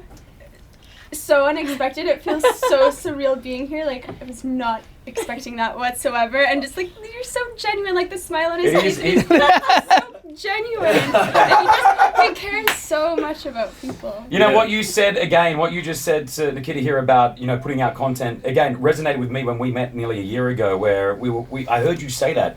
You said, you know what, put out 100 videos. One of them may hit. Yeah. So I took that upon myself now with my own social media, where I used to think, oh, I'm not going to post that because I don't think that's right. Oh, I don't want to put that one out because maybe it's not going to work. So literally after I spoke to you, Gary, I really changed my mindset on social media, and I just started posting. And I used to only post at this certain time. I used to do it only then. And now I'm like, you know what? I'm just putting it out. I was the same way. I watched his 64 in a day last night though, and it's just like even a matter of posting like a snippet from your notes section or Twitter, like it doesn't have to look perfect, so I have to stop being so particular. Good on you. I'm glad. Now, Gary, we're gonna let you leave here. We've been with us for a while, even though this could go on for the next 3.5 hours, I believe. Real quickly, what's next for GaryVee? That question that everyone must ask you. Is there anything? Have you got your future goals, short-term goals? What's going on? I want to continue to put out information that I know is leading to more happiness. You know, like hanging here with Nikita, like it's just perspective. Mm-hmm. It's you know, I was born with it. I had parents around me that gave it to me, and I just want to pass that on. Once you look at it a little bit different, it just changes everything. It's literally just looking at it different. Like, it's so exciting for me that I know what you actually want is a lot easier than the way you're seeing the path. It's literally leaving this studio right now, sketching and posting it on Pinterest, and literally that could be the moment. That's so exciting. If you're not following GaryVee, I advise you to. You're an absolute legend. Thank you so much for joining us once again on Virgin Radio here on the Chris Fade Show. GaryVee! Yes. Thank you so much. Yeah! Can we do a picture, Nikita, with Gary? Yeah. That gives me Sorry, so I much hope. fooled you. I appreciate it. Here, let's get Nikita's phone. Yeah, it's very broken. I'll take it for you. Sorry. There you go. Okay. You ready? 3, 2, 1. Got 4 there. Good luck with the edit for it. Yeah, got it. So nice to meet you. Can I ask you more questions? Yes. Yeah. Okay. I'll give you another 5 minutes because we're going to do a bit more stuff with Gary and he's got to leave as well. Okay. Can I? Yeah. Take that. There you go. Yeah. Okay. So. I have like 8 things here. So daily structure, what should that look like and what should I be most focused on? So basically we talked about sketching and just posting it, but as a daily structure, like how should I be structuring my day? And then even with my personal training business here and like making both of those successful businesses at once. It's about ideas and making. Okay. Whatever puts you in a position to make the most content, the content is gonna lead to your opportunities. Okay. It's as simple as that. Okay. And you can't cop out, like put it just on stories, like you have to put it in your feed. Okay. You have to put it on Twitter. Okay. TikTok is listen to me, TikTok's super important. Here's why. There's so much extra attention on it. You can break out there. Good to know. Yeah, one of my friends posted and she got like over 1 million like views and then like the other had like 100. So it's crazy how it works. It's crazy. This is early. It's an early social network with huge scale. It has so much potential for you. Okay, good to know. Funding a startup when you don't have the funds. So how would you go about that? I wouldn't. No? Like everything I'm listening to you on, like it's like meaning raising capital is just a huge waste of time, right? Okay. I really believe that. Like I think that one's more of a patience game. It's like saving money as you can. Like I wouldn't worry about a startup right now. Okay. What do you want to happen? You want to start a brand, a fashion brand? Eventually, but I would like to start under other people just to kind of learn the ropes of it first. But if I could have that on the side to still have an income coming in while I'm doing that, obviously I want to do it. I really think you break it down to huge simplicity, and I just think you sketch and put out stuff. Okay. Just sketch your fucking face off. Okay. Sounds good. So that's to do with that. And I really mean it, like a lot. No, I will. I've been Like, doing that. How many sketches are you like capable of? I don't know. On a daily basis? Yeah. I don't know. It's just a matter of like actually taking it out and doing it for hours and then however many pages happen. I love that. Do that as often as you can and get it out as often as you can. Okay. I have so much time to do it right now, so it's like perfect. Opportunity. One more? Okay, One more. deal. We'll be able to, I love it. You were so prepared. Good on you. I answered that. So making both businesses work. So right now, if I have to focus on, like if training is my bread and butter here in Dubai and I want to scale that, how would I be able to also scale that while focusing on this? Free content. Did you see Jordan Syatt Fitness, who trained me for 3 years? Yeah, I know. The blonde guy? No, that's Mike. Okay. But like both did the same thing. Okay. Because they were with me every day, I pounded into their fucking head that it was content. Eventually they did it, and then miraculously everything they wanted to happen happened. Okay. Like you need to post across all the platforms that have attention in Dubai as many times as you possibly can. Okay. I will do that. Awesome. Thank you so You're much, welcome. Gary. Thank you guys so much. Thank you. You got a photo? Yeah, can I get a We took it away. Yes, of course. Of course. Gary, we're going to get you to have a few photos as well, if you don't mind. No problem. We're going to grab one quickly of us. Okay, cool. Come on in. B, could you just pop this for it? Photo? Yeah, is it all right this way? You want to do it here? Yeah, I think so. It looks nice. B, you should get in one. I can do that. Hi. Oh no, we'll get one. Oh, thanks, guys. Yeah. Go ahead. Oh, okay.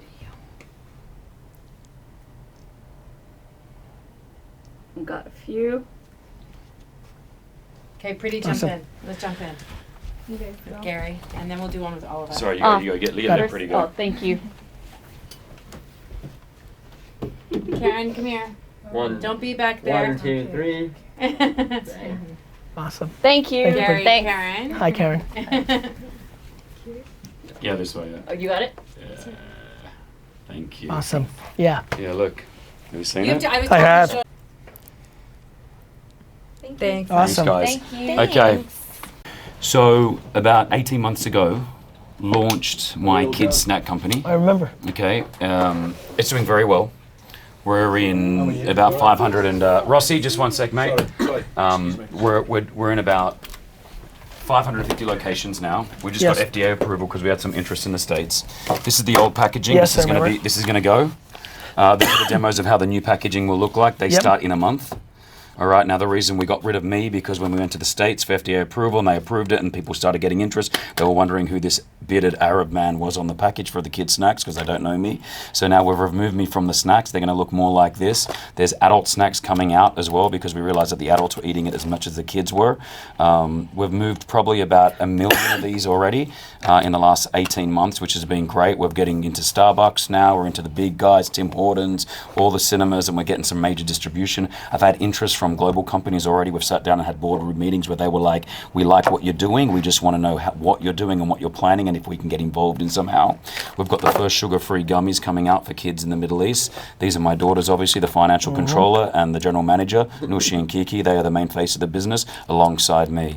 So they're all about it. They help me with all the taste testing. They get me, they're involved in everything that we do. I take them to the boardroom meetings with me. They make decisions with me. Their friends come over and it's a cool little family business that we've got, right? Fade Fit Kids, obviously, with me. There's a couple of questions that I want to ask you just real quickly, mainly on social media and how to own that.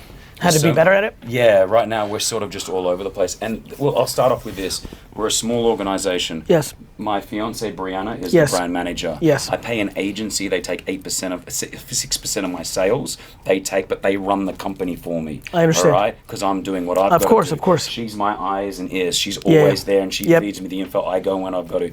Our distribution, we have the second largest distribution company in the Middle East doing our products.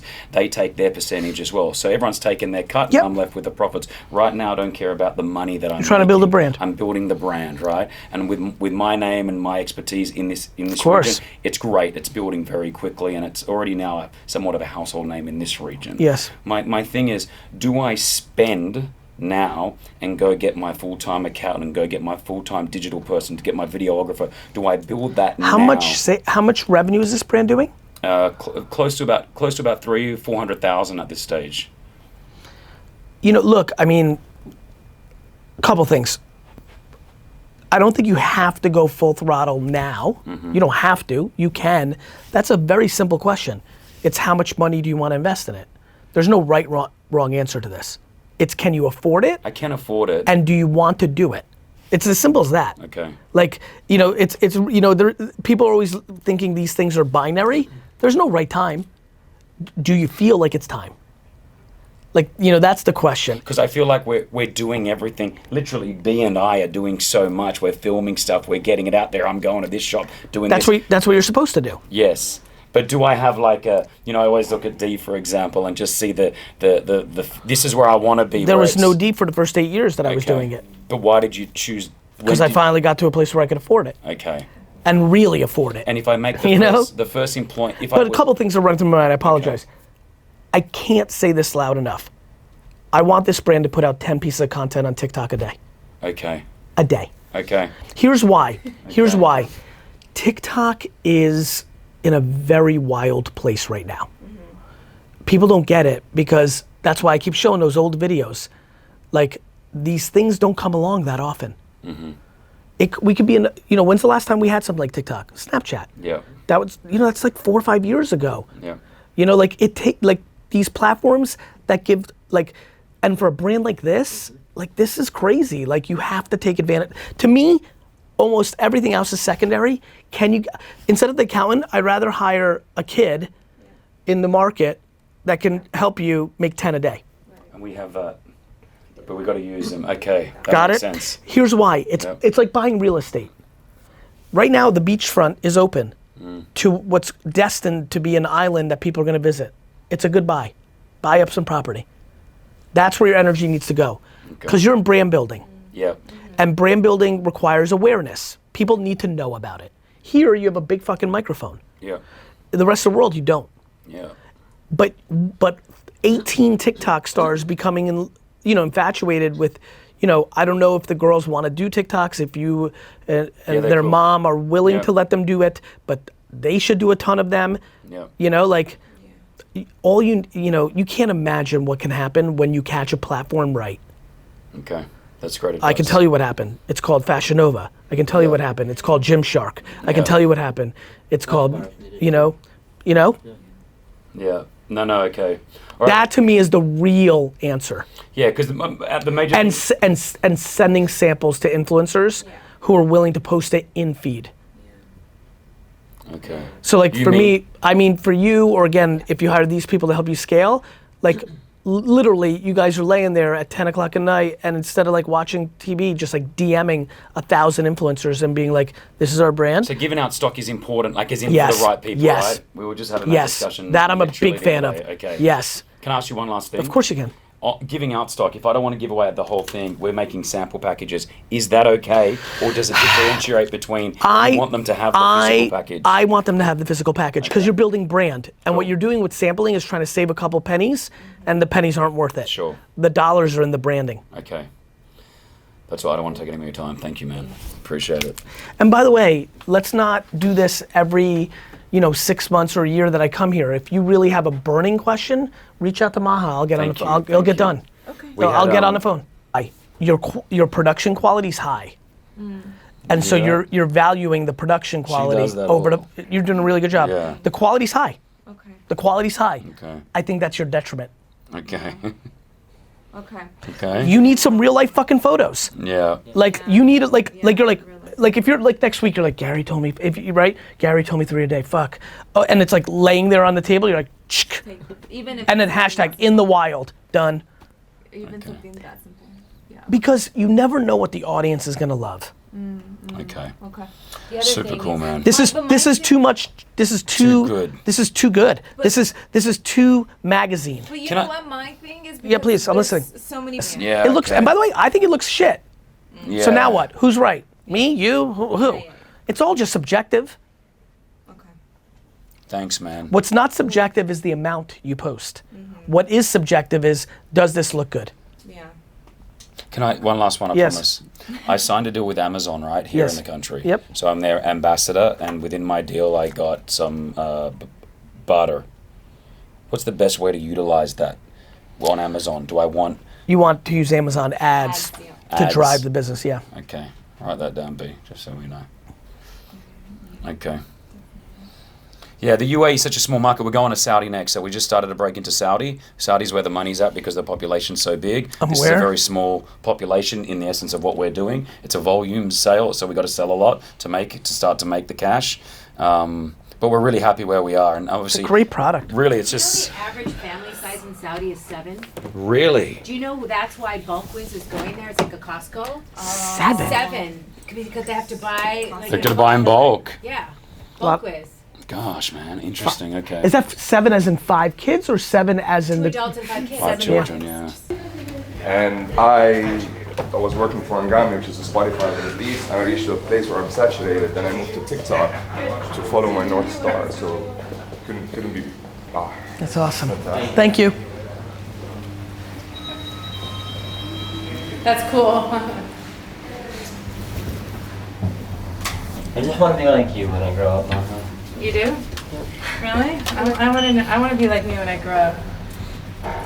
And I think what's growing TikTok so rapidly is the type of content that's there. Sure. It's because TikTok does have the creative job for people. 100%. Right? So it ends up breeding creators. So the moment we started, we're like, what are we standing for? We're like, we're the hub for creators.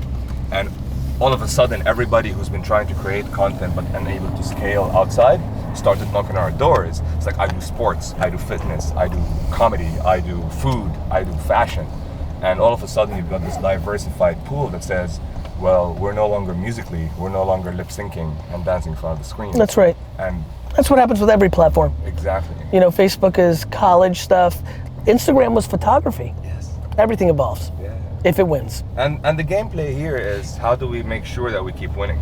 Of course. And how do you set up the content criteria, which we call now, it has to be real content. It can't be raw content. Of course. Like fast, so don't worry about the quality and the editing like you always talk about. And I think that's the power of what's growing it so fast. Are brands hitting you guys up in the region? The brands, so one thing that we're seeing is brands and people have no idea how it works. Yeah. there's a big education game to say, one, it's simple, and two, you just need to spend some time with it. That's and not right. Get scared of it. That's so right. 3 things that we're currently doing. One is a major creative workshop. I have a vision to create a TikTok creative academy. Yep. To breed creatives. 100%. Right? So, and in this region, there isn't, we don't have the Zach Kings of the world. So we want to breed them.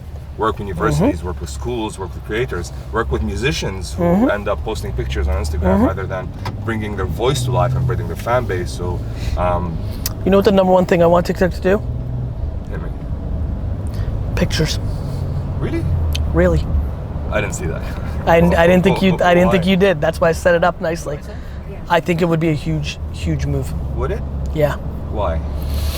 I think it would give people more creativity, and it would help the platform grow more.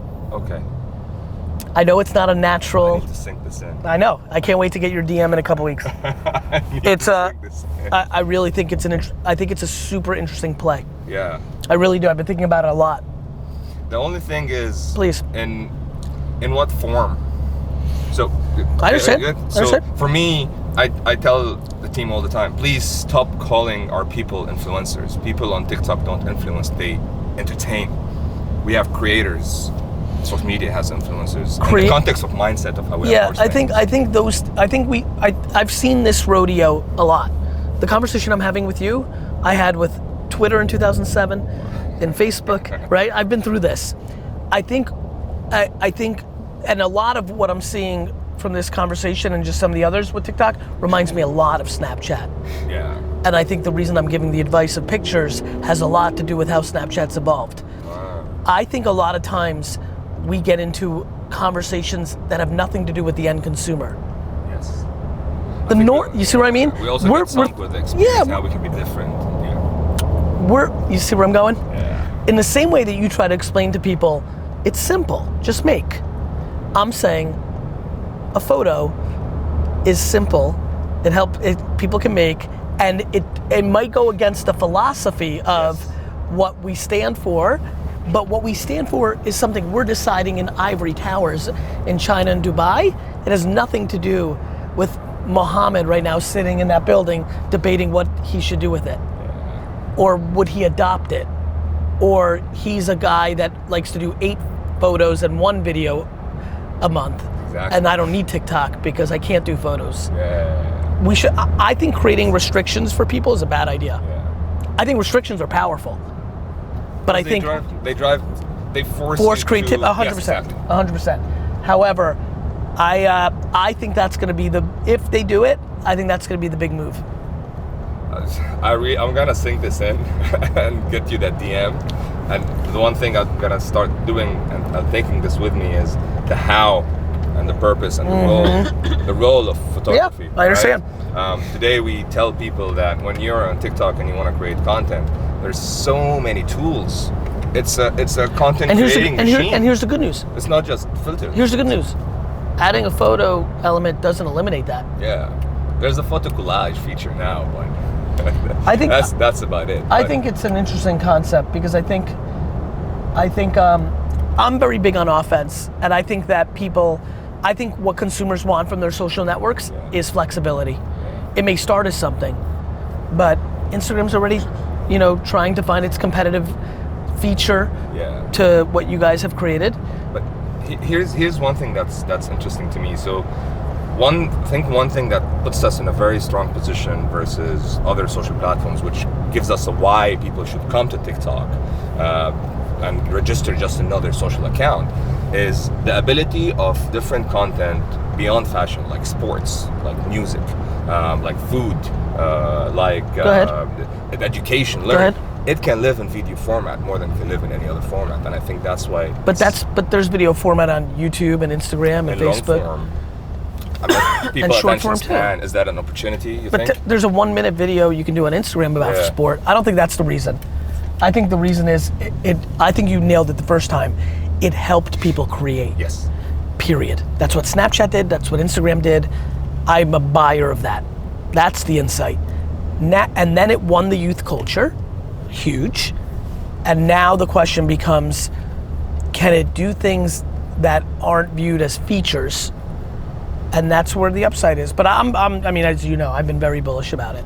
I'm very excited about it. Very. Yeah. I really am.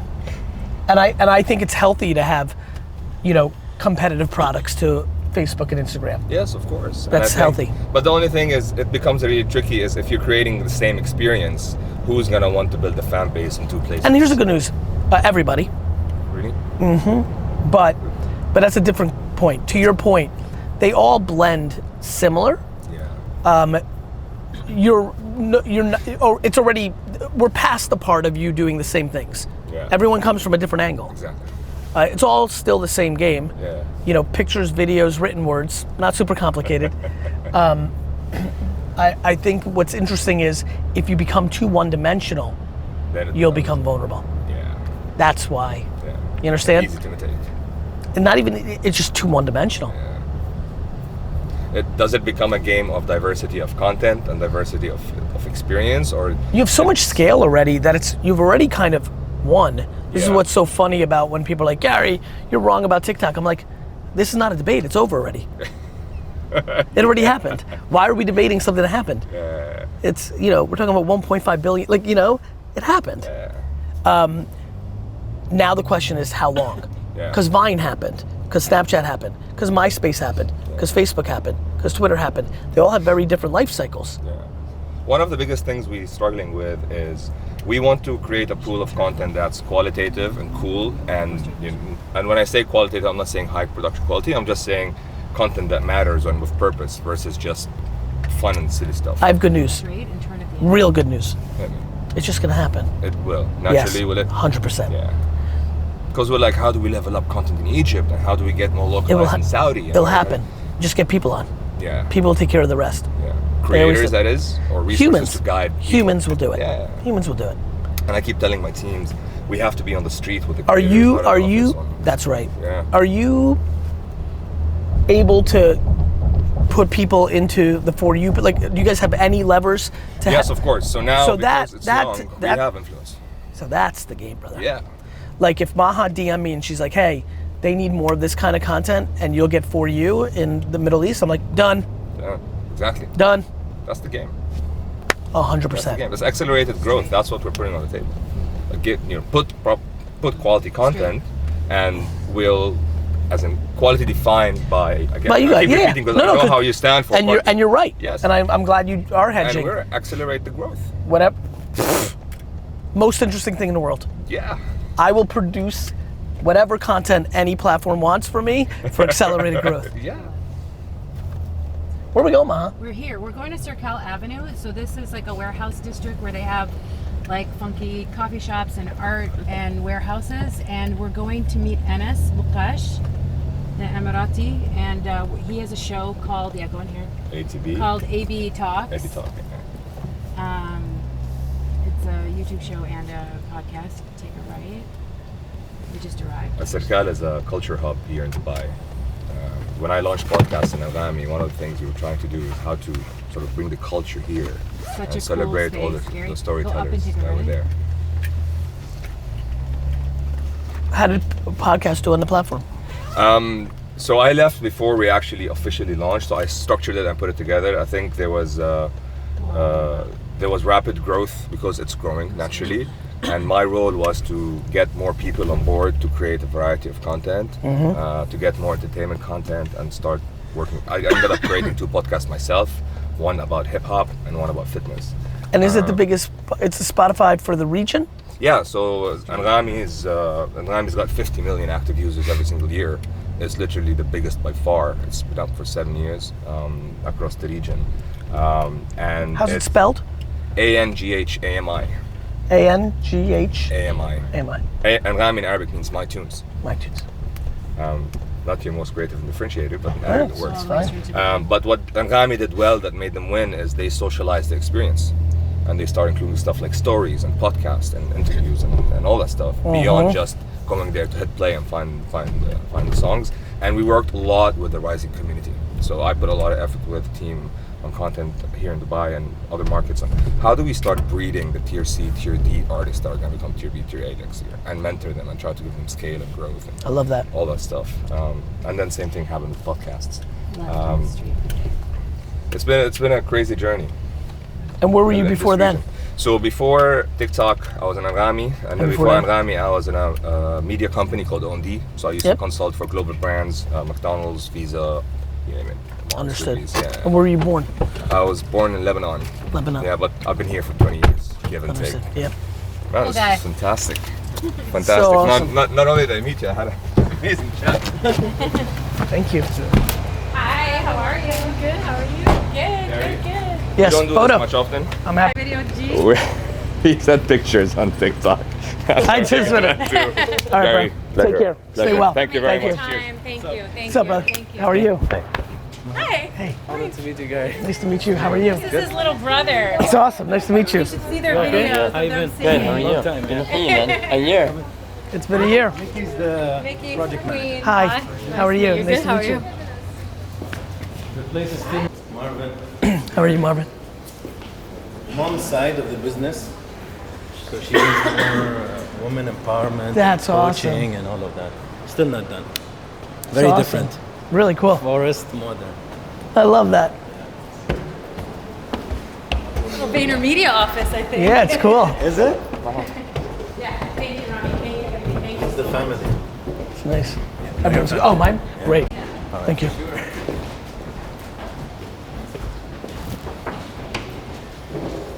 Okay, boys. Team is Hello. here. How are you? Nice to meet you. Ziki. Hello. Hello. Nice to meet you. What's up, bro? How are you? Smells good in here. To keep this as efficient as possible.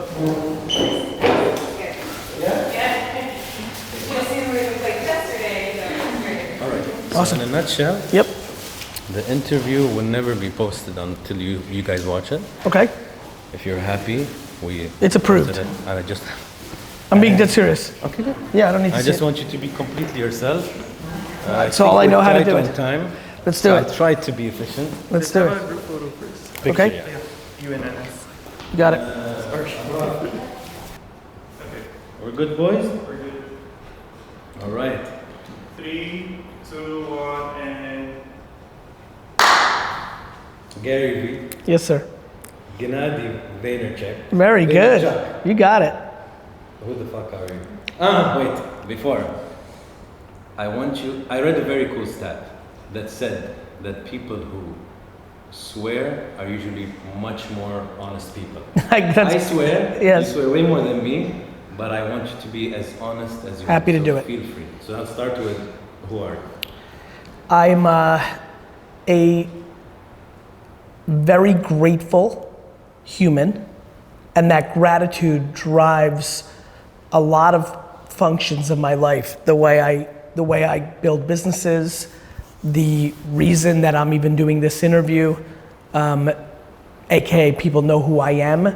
At its core, I'm a deeply grateful individual who, for context, was an immigrant from the Soviet Union who went to the US, and like many immigrants in many parts of the world, had the luxury of the adversity of that situation become foundational, which also led to a complete lack of entitlement, which leads to humility, but deep drive and conviction. Well-parented, very well-parented, and deeply ambitious. Deeply ambitious for legacy first, and that's who I think I am. You hit so many things I want to talk about, but first one is your childhood. Yes. How do you? I know you left Belarus. Yes. I know at one point you had 8 people in the studio. Yes. How did that shape you? I think it shaped me a lot. I think that not having a lot at a young age is a very big advantage. It's very hard to be hungry when you've been fed. And so I think it shaped me in a lot of ways. A, I'm extremely close to my mother, like very close. B, you know, not only did we not grow up with a lot, but on top of not growing up with a lot, my mom is deeply cheap. So even when we... I can relate, there are some things in my life that are the same. It's crazy, even when we got to like middle class, we still lived in, like, you know, it's fun to like think about, you know, as I've gotten more notoriety and as I've challenged myself to bring more value to people, I've had to think a lot more about what's worked. And then you just start thinking and I'm like, wait a minute, you know, things that I never thought of, I'm like, wait a minute. After a while, we were not that poor, but we still didn't buy anything. Oh crap, my mom's cheap, you know? No, I think it's a mentality. It is. Well, my mother's dad, my grandfather, kind of, you know, in communism, you're not allowed to really own anything, but it was all black market. And he kind of, you know, clearly I've got both my grandfathers had a lot of entrepreneurial DNA, so it makes a lot of sense of who I am. She kind of was like pretty well off, which by the way, in Belarus in the 1950s and 60s was ghetto, but she was the ghetto queen of the ghettos. And then my grandfather went to jail for 10 years in communist and Russia, and she lost everything. And I think that has always stuck with her. Her having a little something in context and her losing that. We talked about it last week. Like, you know, I'm trying to get my parents, I'm encouraging them, they're thinking about buying a home in Miami to go down, you know, they're getting older, they're in their, you know, mid-60s, they're starting to, I want them to enjoy this next decade, and she's a cheap girl from the old country. She really is. But it's very interesting because my mom went through shit in her life, and even when she became secure, she always feels that it's not secure yet, and it's not stable. I need to have this much in my account to feel like I'm okay. And for me, it's a little different, but the same. I don't have a number I need to have, but I save money, which is like something nobody talks about anymore. Yeah. Everyone's like, how do I raise money? Nobody talks about saving money, you know? And so... So your relationship with your parents, you think is good? Yes. Solid? More than solid. That's great. I would argue that I fear the death of my parents at the same level that I fear the death of my children, which I think is unnatural, which speaks to the relationship I think I have with my parents. Okay. Moving, I know you're not a fan of the educational system. I'm not. I'm not too, but unfortunately it's also a very intrinsic part of the world we were in, right? Yes. So we can criticize it so much, me and you, because I'm the same, and I talked about it. But what do you think is really maybe quick changes that we can do to at least start being in the right path of education? I think we have to understand that every single human is different. And if we don't reverse engineer what they're good or bad at, and they have to go through one singular system, it's inconceivable that we're doing anything good for them. Miraculously, 33% of those kids, 18, 29, 54, 71, will get what they want.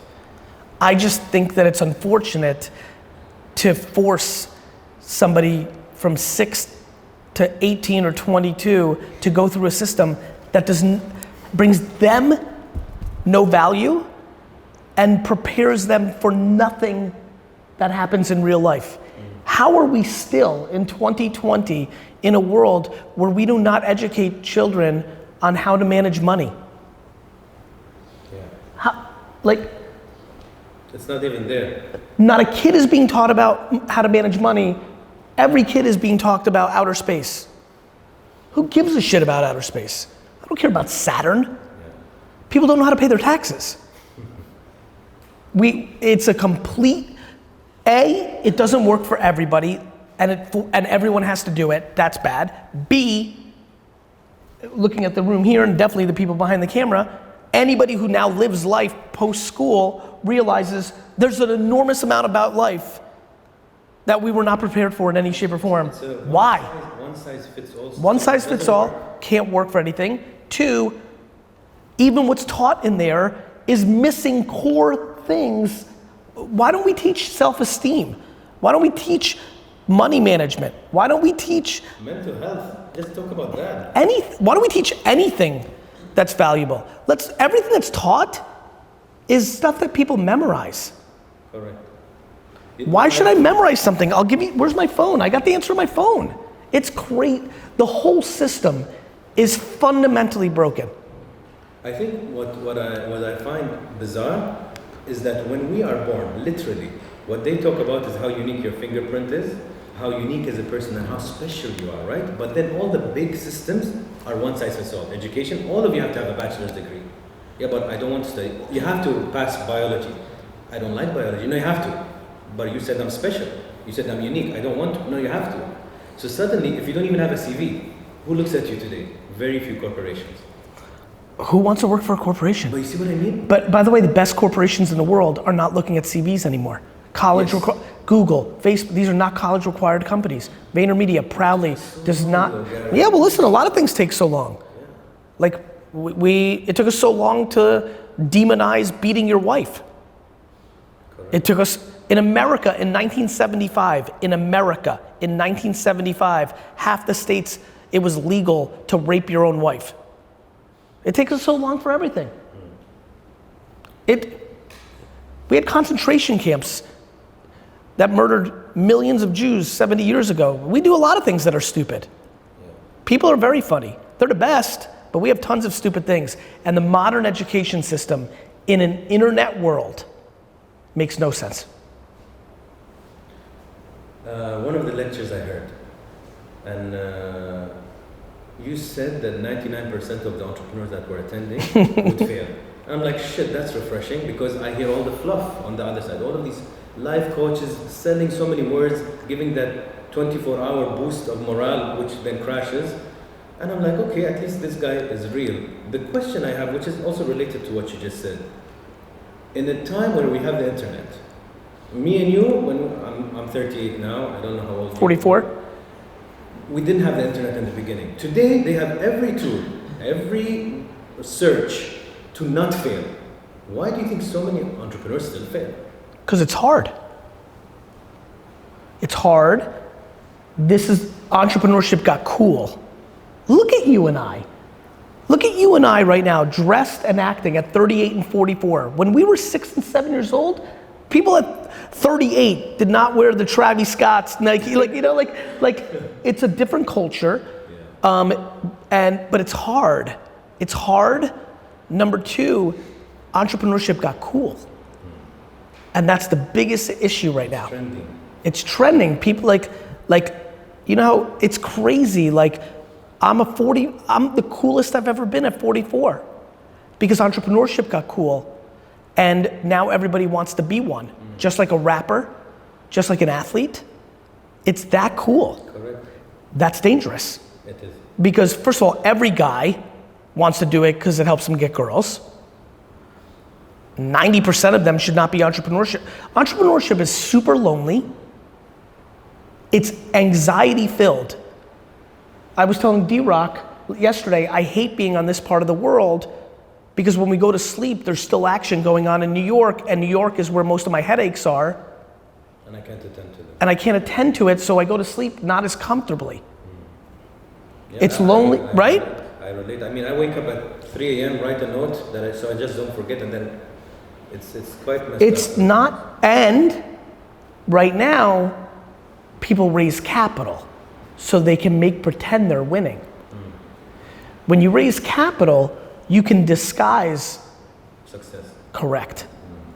So I'm talking about it not because I want to say I'm an entrepreneur and you're not.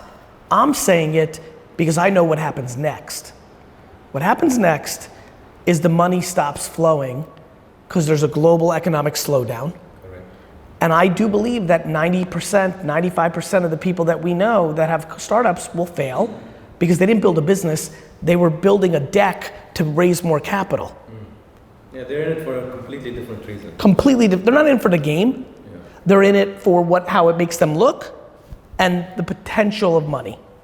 Yes. And that's very dangerous. Like, this is what I tell a lot of the students in university, because I'm like, you don't see somebody who has a cafeteria making money. You're like, he's making money, I should open a cafeteria. And that's what you see. You see cafeteria, dry cleaner, I'm like, just because he made money, you shouldn't, why are you doing it?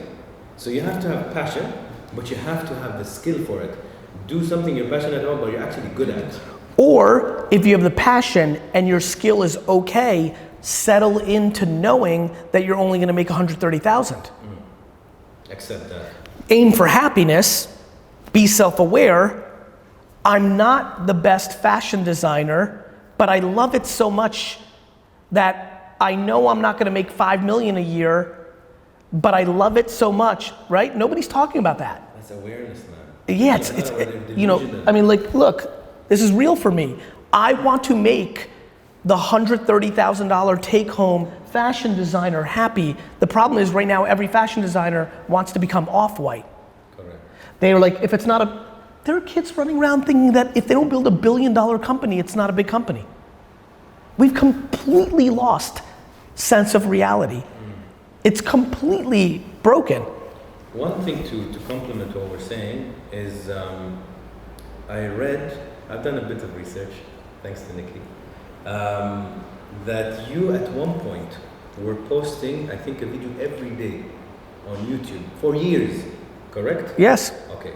And this, I think, what people don't realize is the hard work, the focus, the consistency, and the quality. Nikki, what you weren't able to research was from 2007 to 2011, I replied to every single email and tweet I got until 4 in the morning. Nobody knew who I was, so I would go into Twitter search wine terms, and jump into conversations that people would tweet having this Pinot Noir, and I would reply. They didn't know me. And I would reply, that's a good one. Did you try the year before? And slowly but surely, for hours and hours and hours, for years and years and years, I built a foundation that years and years and years later started the creation of what people see now. And meanwhile, people start a TikTok account, post 5 times, don't go viral, and they're like, this sucks. But that's the issue. I know what the issue is. We're in a drive-through, convenient, no waiting period. So people are in relationships, which we'll briefly talk about. As soon as they don't like it, okay, bye, fuck it. Yeah. They want to order food, they go to Uber. They want to date, they go on Tinder. It's so quick gratification that I'm not even wired to just fucking wait. Or I go to the gym, they go 3 times, they're like, I don't have a 6-pack. Yeah, you need to go for 3 months, and you need to eat better. But they don't want, they'll go do liposuction. And it's scary that nobody's giving that, what I was asking you about, the consistency of effort, you know? You're preaching. The lost art of patience and foundational. And this has a lot to do with parenting. Our parents' generation around the world, where they could, when they borrowed money from parents. Our parents borrowed money from grandparents and paid them back if they wanted a house or start a business. Now, kids think their parents should just give them money. Yeah. If you're 22 years old or older in the world and your parents are giving you money, you're in deep trouble. Why? Because you have been told by your parents and you've told yourself that you were incapable of standing on your own 2 feet. Correct. Which immediately leads to insecurity, which leads to very bad behavior. Dependence. The end. And then when I say this, and this may be the 5th or 6th time I've said this publicly, I'll get a bunch of emails saying, you don't know me, I have 2 children from a bad man who left me. I'm like, live in a worse house. I'm like, why am I looking at your, if your situation's so horrible and you need to take care of your parents, why did I just click your Instagram account and you have a Prada bag? Yeah. We become so materialistic that people want all these things, but they want them. The question is, why do they want them? They want them because we're communicating to the world. Every one of us right now is wearing what we're wearing, our haircuts, everything, communication. We're positioning ourselves to the world. I really, really think there's a lot of important conversations that are not being had. I'm trying to throw them out there, and I remember, meeting with you like a year ago. Like, I like when people see what and my hope is that if I have the courage to say stuff that people aren't talking about, then others will start doing it. Like, these are important, this is an important video. If one kid or grown up watches this on YouTube and changes their behavior, exactly. That's intense legacy. And by the way, it's a passion project. There's no sponsorship. I even removed the ads. I believe you. I want to do content for the sake of good content because it's lacking. We need thousands of us. Thousands. And eventually it becomes the culture. Correct. This is the first year that I've seen kids and cool kids post on their Instagram things like gratitude and empathy and kindness, and I'm like, I'm making an impact. You know? Yeah. I'll switch it to a personal side Yes. because I think it's really important Yes. to talk as human beings. Please. More than 15 years. Yes. With all the popularity. Yes. The demand, the power. Yes. It's not easy to sustain relationships today. You can No. see, you were talking about the other people that quit. How do you survive? I don't want to even use the word survive because I think it has a negative connotation. How do you sustain a healthy relationship with all that attention? Every relationship, whether it's your spouse, your boyfriend, girlfriend, your children, your parents, your business partners, your siblings, every relationship is 100% predicated on communication. And that's your secret. And that's it. And when it works for me, it works because of communication. And when it doesn't work for me, it's because of breakdown of communication. And that's it. That's for me, and that's for every other single person on earth. It's kind of like everything else we talk about. And I think one of the things that's been obvious to me in our limited interactions with each other is I don't think we overthink things. You made a great point about plastic surgery. I think about that a lot. I really do. When I talk about business or how simple I just answered the relationship question, all of this is wildly simple. People just don't want to do it. You want your body to look better, eat better, and go to the gym. That's it. Very simple. That's it. Every course, every book, every conference, every video is just extra layers of fat on a very simple thing. You want to build a business? Here's how you do it. Make something that people want, make it always about the customer, make it always about your employees, be patient, be disciplined, rinse and repeat, these things can be wildly simple. The problem is we complicate them. More importantly, the things that are simple are actually hard. It's hard. To be simple, yeah. Yeah, it's hard to do hard work. People have egos. I tell the kids all the time, at 27 years old, I was in a liquor store in New Jersey, ringing people up and taking boxes to their car. That's my life. I was doing that. So of course, when you're 24 and you're freaked out that you haven't made it yet, of course I'm gonna laugh at that. Of course. I lived something else. I want you to see it. So I think it's communication. Do you think, because obviously your page is very objective about work, entrepreneurship, and if people even keep scrolling, they don't see anything about your being a father of two or a husband. Yes. Is it, obviously it's by design. Of course. But do you I think I'm the most I'm the most public private person there is. Yes, you see, so there's the others that will, I don't want to say sabotage, but they will put out their family and they become family. Easy likes. Right? Yeah. You know what gets easy likes? Girlfriends and boyfriends. Food. Your pet. Yeah. Children. Layup. Yes. I am convinced that there are enormous amounts of people in the world that have children just for Instagram. It's like a bag, like a designer bag. So that doesn't bother me, believe it or not, because I believe an enormous amount of people have children because they think they're supposed to at a certain age, because their mother's putting pressure on them. There's a lot of other reasons people, Especially in this region. Of course, listen, one of the reasons I think I do resonate quite a bit in Asia, in the Middle East, in other parts of the world, is I deeply understand immigrant culture. I deeply, and I understand old world culture. They connect to you also. 100%, an old world culture. So I get it. I mean, the biggest one in the region for me, the single biggest reason I love coming to this region is just to go on stage and put pressure on the parents to stop using their children as collateral for their own ego. The number one flaw, the one thing that Americans are detached from their children, which I don't think is great, but the one thing that is extreme in this part of the world is parents tell kids to do things that makes them look good, not makes their, it's 100% selfish. This part of the world, Asia, India, wildly selfish parents who force their kids because it makes, you don't want to embarrass the family, you have to go to that school to make me look good, you have to be an engineer or a banker, or you have to go to Harvard in America to make me look good. I haven't even paid attention to what makes you happy. Absolutely. You're a product of me. What makes my kid And you know what makes me mad? And I talk to some of these 63-year-olds, 45-year-olds, I'm like, this is what hurts me about the cliche 22-year-old kid in this part of the world. They listen to their parents talk about how their grandparents made them miserable for doing what they wanted, and they're just repeating the same behavior. Of course it is, but it's time for it to stop. And things stop when people start talking. And the reason I'm saying this right now is for that reason. Hopefully the next person takes it.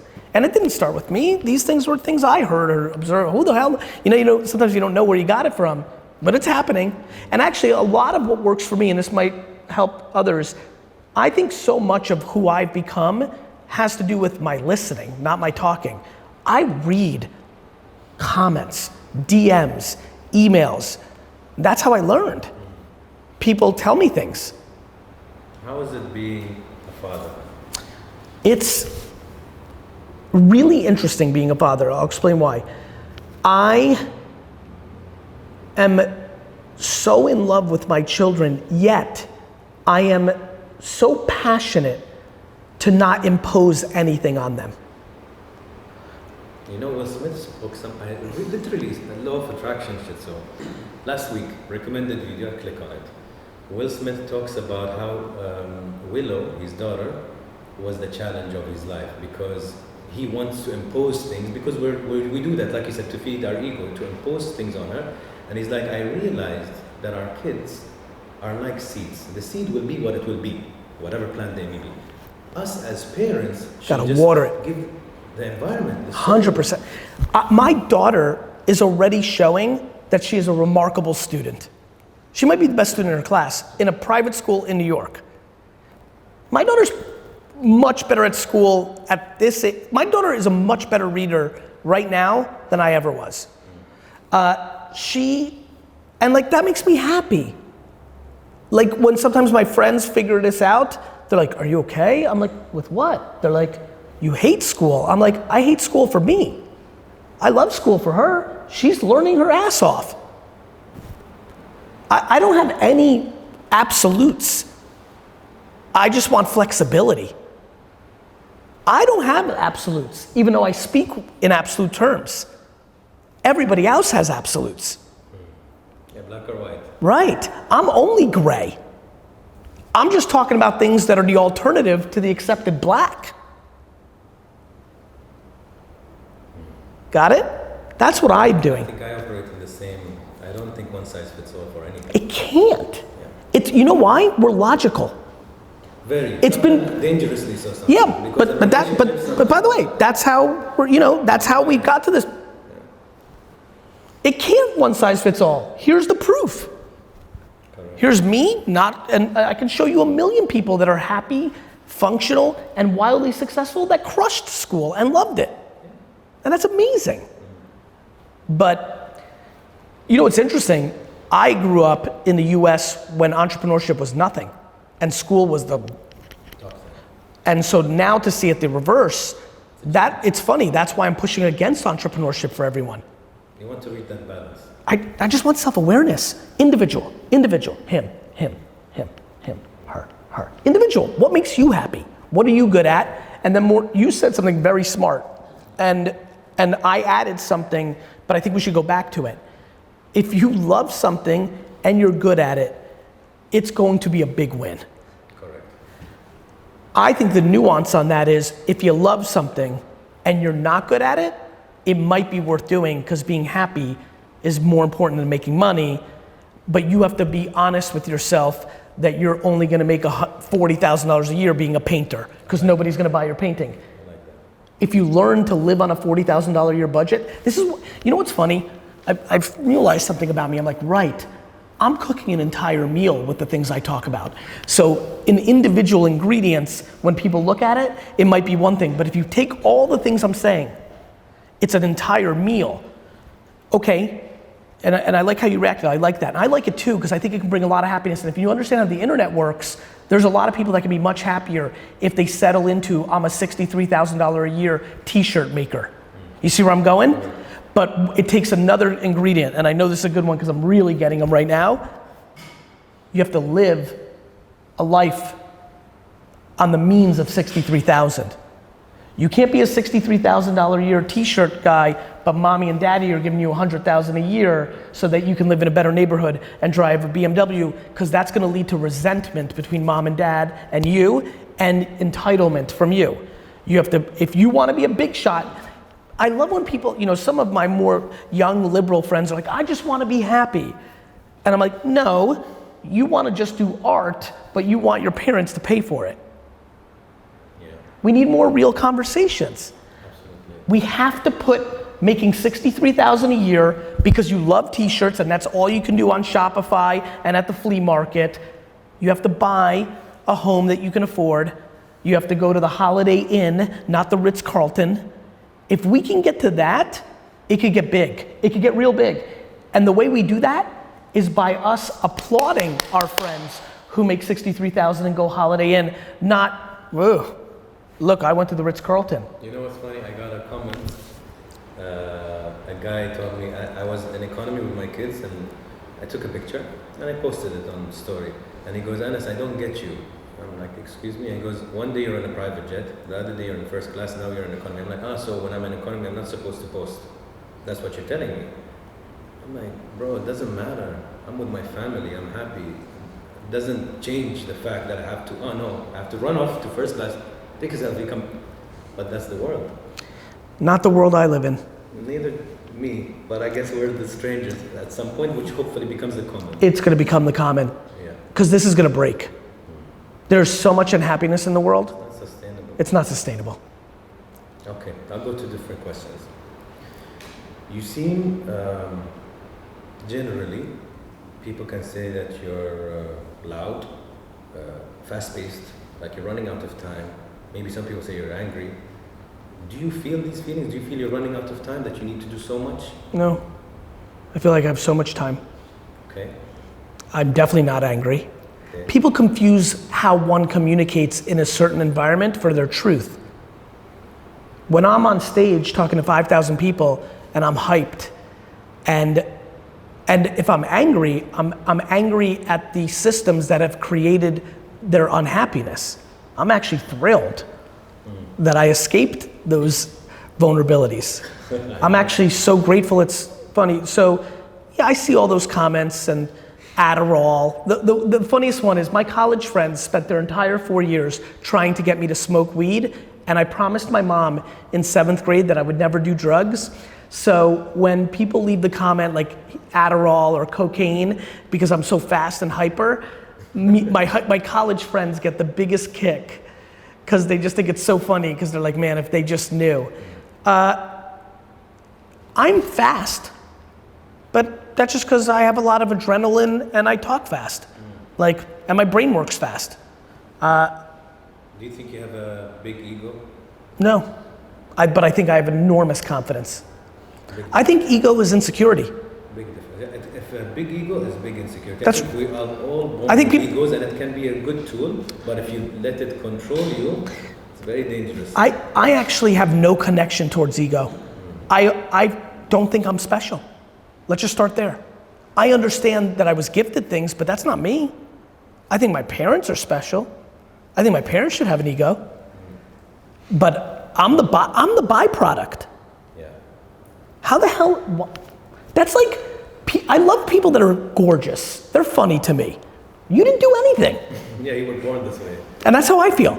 Just because I understand people better than almost anybody I've ever met, I didn't do that. My parents had sex at the right second. It's hard, I mean this, it's hard for me to think I'm special or, If somebody says, do you like listening to yourself and the wisdom that comes out of you? I consume nothing that I put out.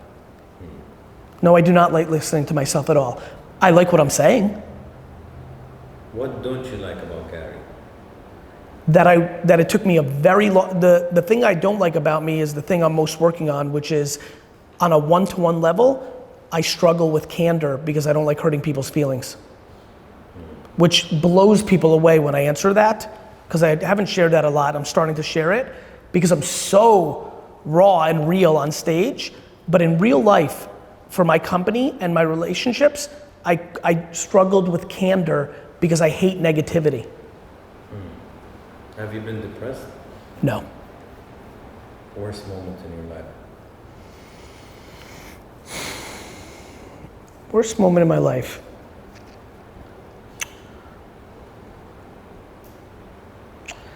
Probably when I realized there was real conflict between me and my dad. When I kind of really knew. There was one day when I left the store, just left it, which I never did, in November when I was like 28, 29, and I knew that I wouldn't be there anymore. That was tough for me because I really enjoyed building that business for him, and I was willing to do it immigrant style and be there for a very long time.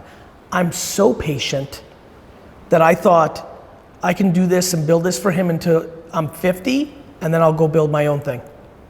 So that hurt because there was more that I wanted to give him. You cut the umbilical cord then? Yeah. That's something I've never really said. I've never said this out loud, ever. But it's the true answer. It was tough because I felt bad for him. Did you let him down? No, that he let me get away. Best moment in your life? When my daughter was born, it's a very close one too. It's either the day the second my daughter was born, I looked at her, I was at the side, she came out, she was looking straight, and then she turned and looked at me. I've never, ever cried so on a second and so hard, it was crazy. I feel it. Yeah, it was, guys, it was super crazy. I just am so grateful. It's so funny how I have nothing close to that with my son. Sorry, Xander. But she came out and I was right here, and when she turned, it completely destroyed me. And that is either one, or it's two, or it's tied with the day that the New York Jets beat the Patriots in New England in the second round of the playoffs in 2011. I'm not kidding. The one place that I'm completely irrational, because I'm not in control, is my deep love for the New York Jets. The amount of pain the Patriots had brought, they had beaten the Jets 45-3 5 weeks earlier. It was the playoffs. All my friends that usually come to Jet games with me didn't go. Just me and my brother and 2 other people, because they didn't want to go there and get slaughtered. I walked in there like I was gonna get killed, like literally, like this is, I'm not even gonna use the analogy, but I was walking into death. I remember walking into that stadium, everyone's making fun of us, not a word, no face, and to watch them be able to beat them and see that, and then watch all those Patriot fans have to leave. And this one guy was giving me a really hard time, 5 rows in front of me, like he was drunk, he was nasty, you're gonna lose, like spitting, almost fighting. And then when it became obvious the Jets were gonna win, he tried to leave. I'll never forget this. The Jets went up 10 points late. The game was over, and he tried to leave. And I was like 6 seats in off the aisle. The most athletic thing I've done in my life. I somehow, in 1 second, went over 6 people and grabbed him and said, "Where the fuck do you think you're going?" And it was like one of the great moments of my life. Pure. Maybe the best moment of my life. I like that. I love the journey. I love the journey. Because it makes you cherish the win. You know what's funny? I will actually argue that one of the great vulnerability, one of the things I don't like about Gary is I'm incapable of smelling the roses. I don't like the win. I didn't like my birthday the team, I had a really interesting moment 2 weeks ago. The team did something very sweet for me. My team, Gary, made content and put up my face and a big thing for me in Times Square. And they brought me into an office and they're like, we gotta show you something. And D-Rock and D-Kirk were in Times Square during the hour and were live for me to see it. And I reacted as if they like stole my wallet. And a lot of the team doesn't know me that well. And I remember thinking, this sucks because this was so sweet and I'm so grateful, but I'm incapable of faking my emotions. So I don't like, you understand? It's a vulnerability of mine. I actually, I'm never fully satisfied. you know what's funny? I'm satisfied, you know what's funny? I'm fully satisfied in the game. I'm fully satisfied right now. When I win, I don't like it. I don't like it. I just like the game. It's why I think I'm such a good entrepreneur. I don't want the money. I don't want the BMW. That was actually my next question, but I'm glad you're telling me. Continue. You don't want the BMW. No. I mean, I'll drive a BMW. It's fine. I don't have one. But like, no, none of this is for the stuff. All of it is for where do I rank as the best entrepreneurs of all time. Number 37, number 4 billion, number 1, number 19. Like, I'm playing the game, the real game. And I think actually, one of the reasons that I think I've become the entrepreneur that is giving back by far the most, in my opinion, to other entrepreneurs with no Adding value for free. is because I probably subconsciously think that's my hack to being the best entrepreneur. Because Bezos and some of these other, they're putting up some real numbers, and I don't think I'm gonna get there. But in my own mind, if I'm judging entrepreneurship on impact, I genuinely think I'm having a huge impact on the next generation of entrepreneurs, and that makes me proud. And wherever that means in ranking, it feels very good. Last few questions. It's very close to what you just said. We're born, Gary, with a need to feel seen or valued or relevant. It's a need. Yeah, it makes like sense. A child Yes. saying, Daddy, look at me do this, or look at my Yes, father. yes. What do you think what makes you feel seen and valued? Like you're adding value. What is it? The feedback of admiration. I'm chasing admiration. Everybody out here is chasing private jets. I'm chasing admiration. Okay. It's one thing to be seen. It's another thing to be seen for what? Are you being seen because you know how to kick a football past a goalie? Are you being seen because you're wildly attractive? Are you being seen because you're funny? Are you being seen because you stole money and it looks like you've made money? Like, what are you being seen for? I want to be seen more than anybody in the world. Why I'm being seen is what I'm most proud of. I like that. To many, you seem fearless. But what are you afraid of? Snakes. I don't like snakes so much. Me too. I don't like reptiles. Yeah, snakes are fucked up, you know? I don't like snakes. I fear the death of 10 or 11 people a lot. I actually think the first time I truly disappear for a little while is probably one of my parents' death. I can see myself really going into a form of depression or a funk because I live my complete life on the gratitude that those people are healthy and happy. I'm completely, the reason I'm fearless and happy is because it's about those 12 people. So my fear, intuition, it's really the one thing left for me. At 44, there's one thing left that I'm curious about with me, which is when I lose one of them, what happens? Do I do what I normally do, which is default into such optimism that I say, I'm so lucky that I had all this time with them? Or have I put all my chips in there, and when one of them goes, I do go into a place where I can't get my juices going for a month, 3 months, a year? I don't know that answer, but that is the one thing left that I want to, that I'm excited. I mean it. Even though I fear it, it's the one thing that it's the last piece of curiosity I have about me, because everything else is very obvious. Any regrets?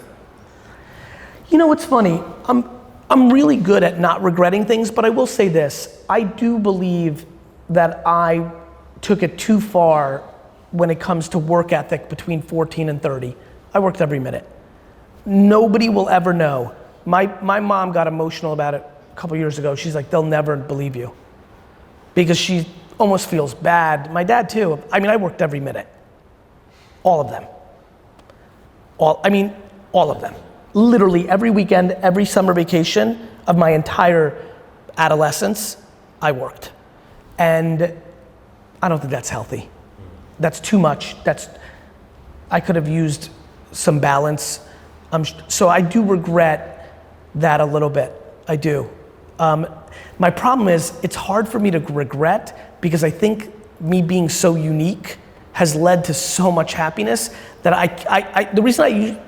I'm trying to challenge myself to actually answer these questions with that, but then I have to say this for the record. And then even as I just told you that, in my chemicals, I can feel like, no, I don't regret it because the extreme that I went through created a very unique voice that leads to all my happiness. I can't, it's my journey. I can't, I'm too happy. I'm just deeply happy and grateful. I can't critique. Last one. Gary in one word.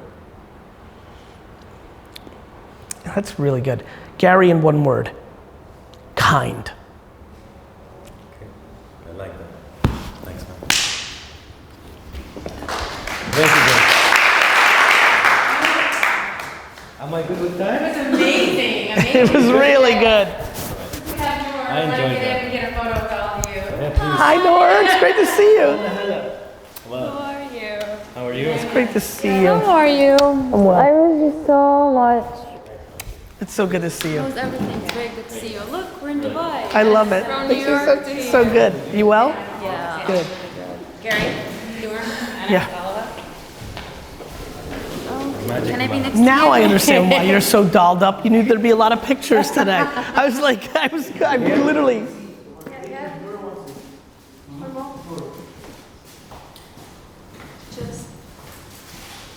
Does my hair look nice, guys? Your hair, you always look good. Let's fix it. Okay, we got it. Thank you. Anas, that was unbelievable. That's good interview. Today and seeing you now in real life, and it's like such an honor. Thank you, brother.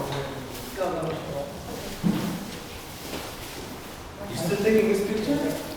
Marty. Okay. Alright. 1, 2, 3. One more. 1, 2. Okay. Thank you. Good, man. It's alright. He's got good vibes. I remember that day. It's funny. I saw Brady talk about that game, and I could tell he was still pissed about it, and it made me so happy. The worst day is, I'm not saying because it's the one day that my kids saw a really bad side of me. That game. That game, yeah. That was a shocking result. And just like what you said, because a few weeks before, it was 45-3. Like, yeah, I'm like, there's no way we're gonna lose this one. No shot. Anyway, real pleasure. I've known actually while you were doing those videos. I used to follow Ryan Dice, and I've went Yes. to see San Diego to see you speak. Thank there. you. But yeah, man, I just love what you're doing. Thank you so much. Hi. Take a picture. Got it. Awesome. Yeah, everybody needs to get the crew, get a photo.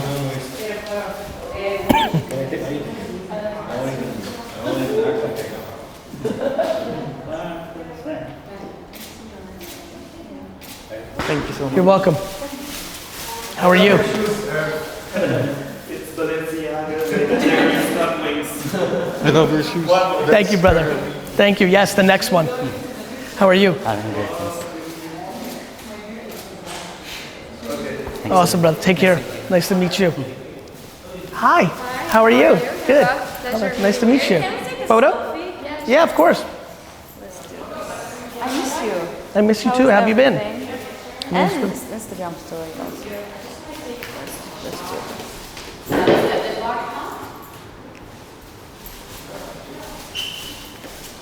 I love this picture. Can we do an Instagram story? We can. So guys أنا بدبي وهلا موجودة وحدي فيه GaryVee. Don't tell them. Hi, everybody. How are you? I'm so good. I miss It's you so so good. much. Thank you. I miss you too. It's so good to be here. Thanks for having me. Yeah, we're gonna take a picture. Sorry.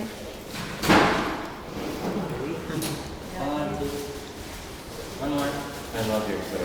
One. Love. Thank you. You're welcome. Thank you so You're much. welcome. Ready? Lala, you ready? I'm passionate. Thank you So good. much. You're welcome. Thanks for having me. Beautiful. Thank you for coming. And Gary is like. Yeah. Very interesting. Like, You know what's funny? it's more. I've got a good. Softer you're than gonna. this. Yeah, it's funny. I don't know what it is. I will say this. This was a little bit of what we talked about. So I'm not only unique in the fact that, like how we ended the interview, I'm unique in the way I grew up. I'm unbelievably unique in my vocabulary and mannerisms because I really never consume anybody. It's actually why I think the least unique thing about me is when I give keynotes, because I think it is very much Chris Rock and Eddie Murphy and Richard Pryor. I think basically I'm a black comedian in the way that I deliver. I love stand-ups. Those, like, they affect, like, Dave that was Chappelle, probably the most. Chappelle came after. I'm a little bit older, so I actually, when I like analyze like this, right, or like so many other things, the words I use, I'm like, wow, what a power not consuming anything does for you. But the one thing that I absolutely know, like between Randy the Macho Man Savage, the way he did promo videos, like it's kind of how I did, like when I started doing it, like I looked back, I found some of them online. Dubai, I'm coming on December, you know, like it's wrestling promos. Yeah. So it's funny how, and that's why I think a lot about this. I think I'm unique and breaking through in a world. Think about this. I would argue that accomplishing success of attention in today's environment is remarkably difficult because everyone's producing content. Absolutely. Instagram will tell you need to post 2 to 3 times a day compared to 1. I mean, think about that. We're competing against the whole world. And for me to be winning in that game, I think it has a lot to do with the fact that I just have a unique style that is uniquely my own because I consumed no movies, very little. I consumed such little stuff. And again, it all plays out. It was hip hop that I consumed. I skew urban because of that. It was between the comedians and music, like so much of what I consume. Plus, you know, it's really interesting. It all makes sense. It all makes sense, you know? Fuck, I was about to say something pretty interesting. Uniqueness, growing, this. Oh, ready? I got a hot take. I'm making a prediction, a fun one. Within the next 4 years, I'm gonna get spoofed on SNL. You think? I do. I think I can see that. Because I think I'm very easy to get to spoof. Oh yeah. I mean, the one video the other day was outrageous. Outrageous. So good. I'm very easy to get spoofed. Yeah, I think within the next decade, I'm gonna either have one or two things happen. I'll decide to do a big show on an OTT that will make me global, or I'll have one video hit 100 million views. Yeah. Like it'll both very possible. Both very possible. You're already quite global. Right. You know? But I think there'll be that one moment, I right? know what you mean, And then you really got wide. And then that'll be the next milestone. That will happen, and then SNL will spoof me. I actually think I might host SNL one day. I think I'd be great at it. I'm really good at improv. I could crush it. D-Rock, you've been impressed when I've acted here and there. Yeah. You've been surprised. Yeah, you were surprised a little. Yeah, you did it great. I always think for people like us, and I'll join us in this. Yeah, please. That we're so true to who we are and raw with who we are. Can we actually act in a movie? Well, it's funny. You know what I think we can do? I got one because I've thought about this too. Yeah. You know what we'd be really good at? What Eminem was good at?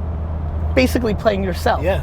Like I would be a great, I'd be a great character in a show, being exactly who I am. That's it. You know what I mean? Yeah. But there's people who do that. But you know what I'm going to? I couldn't do the other part. To what you Please. said, it's so rare for people to be who they are. 100%. That's why we stand out. 100%. Because most people are trying to mimic what they think is popular. You know what or else accepted. is? You know what else is working for us, and I can feel it from you.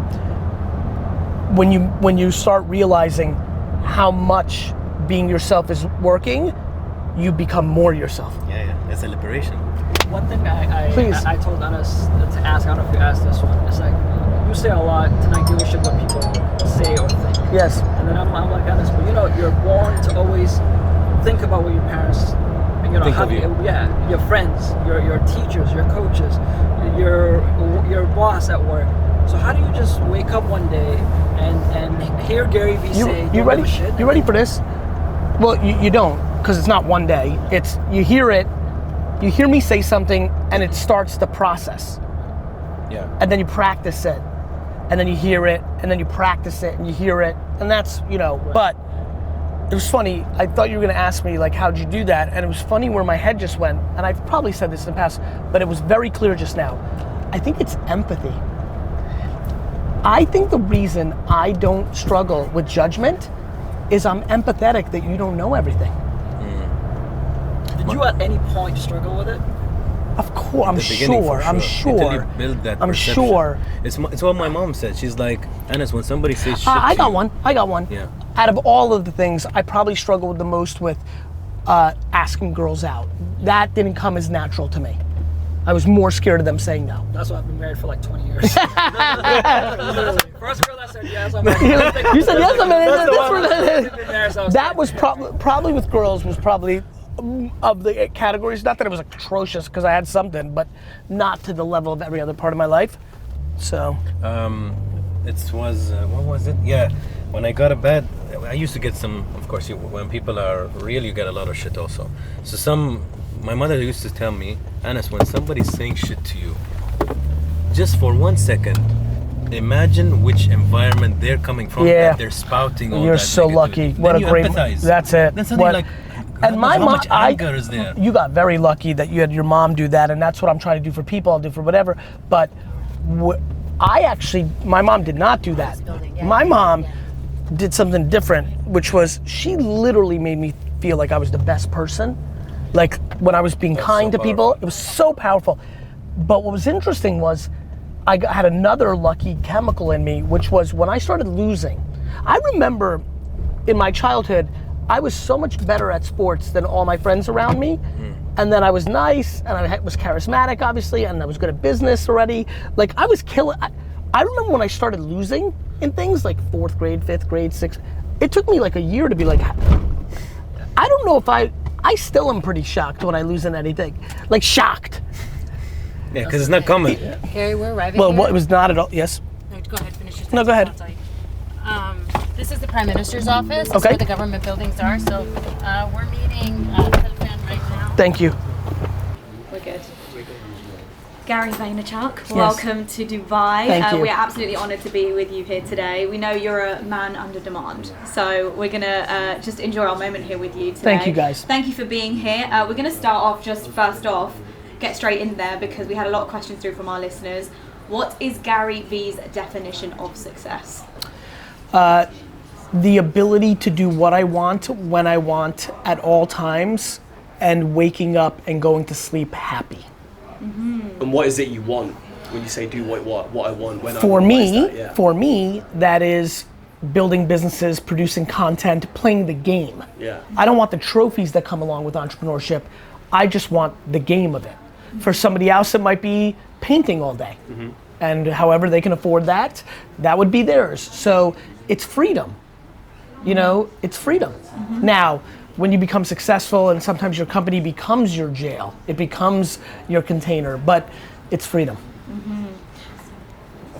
Well, let's talk about something that we just spoke about, which was sleep. Now, this is something that has been a running theme in a lot of your content and a lot of your speeches when you go around the world and talk about this. I'm gonna hands up, straight up. I'm the worst at sleep. We do a morning breakfast show where we wake up crazy I'm early. the best at sleep. And I he's get 8 the to 9 opposite. hours. I love it. Really? Good for you. He's the opposite, but I actually find I work better with less sleep. When I've done a 4-hour sleep, I get on the show and I'm better than I would be. Do you catch up on weekends or on? I try to as much as possible. Look, here's what I would say on this. I'm such a big fan of work ethic, but I'm very concerned that people think just working 20 hours a day means you're successful. It does not. And so I think it's important to have balance, and yeah, I'm a very big proponent of sleep, and I think people should have more of it, not less. I think people should be more productive when they're awake. If you have huge ambitions, it's about your production while you're awake, not the fact that you don't sleep. Now, I saw you in Sharjah last year, and just you on stage blows me away. You're incredible, you're inspiring, and you're always on the pulse. So the thing that stuck with me that you said, and I went home and I did it straight away, was Insta stories is the thing. Promote your Insta stories, get that sponsor post, and you said 99% of people aren't going to do it. Proud to say I'm one of the 1% that did. That makes me happy. But what is the next thing? What's TikTok. Okay. And it's never the next thing. It's always the current thing. I never know what the next thing is. I'm not Nostradamus. But I do know what the current thing is. And by far the current thing, especially in this region, is TikTok. It is. People laughed at us when we got into it. We literally just opened one 2 weeks ago. People laughed at everybody when they got a Facebook, because that was for college kids. People laughed when everybody got a Snapchat or an Instagram or got on YouTube or started their own podcast. People always laugh until they don't. Until they're the ones doing what you're doing as well. Until they're sat. All the celebrities, all the real models laughed at the Instagram models until they did it. So true. Very true. So listen, I will continue to let them laugh at first and then admire me later. TikTok is the underpriced platform, and it has already aged up. It is obviously littered with tons of 9 to 15-year-olds, but it has already started to penetrate the 20 to early 30-year-old set, and unless a competitor can create a feature and stop its momentum the way Instagram Stories did to Snapchat, unless it will go on to become a massive global platform. And oh, by the way, it already has 1.5 billion users. Is 1.5 billion users. Unbelievable. And we got 123,000 views on one of ours. Yeah, By the way, let's talk about that. It's the one platform that you could have no followers on any platform, put up your first video and get 1 million views, because there's so much attention and there's not enough content yet. And that will change in 4 years. And then it's just gonna be like Instagram now, where you post your first thing and gets 3 views. But right now, that's exactly right. One TikTok, I bet you this is what happened to you. One of your TikTok posts got 197 views, and the next one got 247. That's literally exactly what happened. I saw one of your TikToks, and you went round, I guess, your local area where you're from. Garage sailing. Yeah, and you were going, it was a garage sailing, you was looking at the lemonade stalls, and you were over, you were giving them $20 instead of the $1. What made you want to do that? So that was when I was garage sailing. In America, when you garage sale, you go to people's lawns and you buy stuff from them. A lot of the kids will set up a lemonade stand. That was my first business. Wow. And so that what I'm doing when I'm buying lemonade that's 25 cents and giving the kid a $20 is I'm passing on one of the great moments of my life. I had a lemonade stand in 1985, and a bike rider drove by, and he gave me his water bottle, you know, like the water bottle. He goes, how much if I fill this up? And I look at it, and I think we were 10, this is 1985.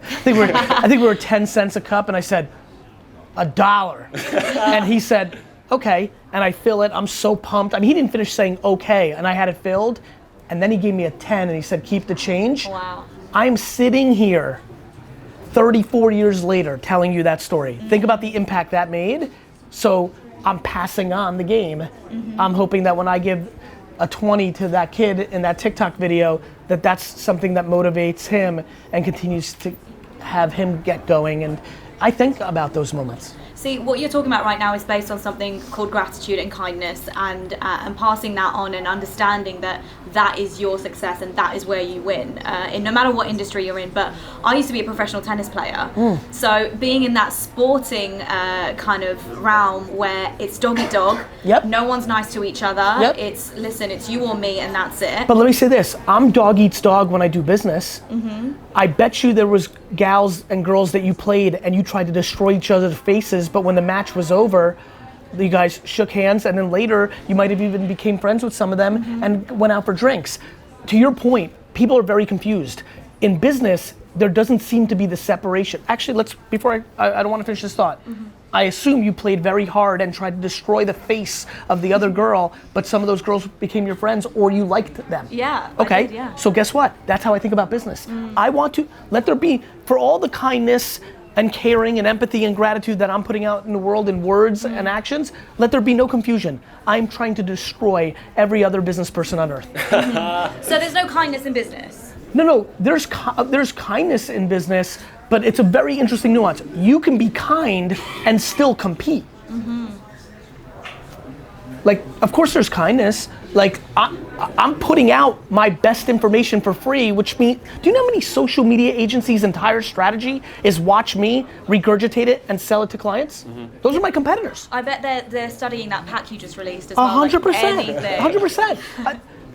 But it still doesn't mean that when I go for a pitch against that agency that I don't want to beat them. So, you notice? Yeah. Got it. So it's like dog eat dog, and then a little bit later in the day, dog feed dog. Well, there's a couple things. In a tennis tournament, somebody ends up winning in the micro, just like in a business pitch.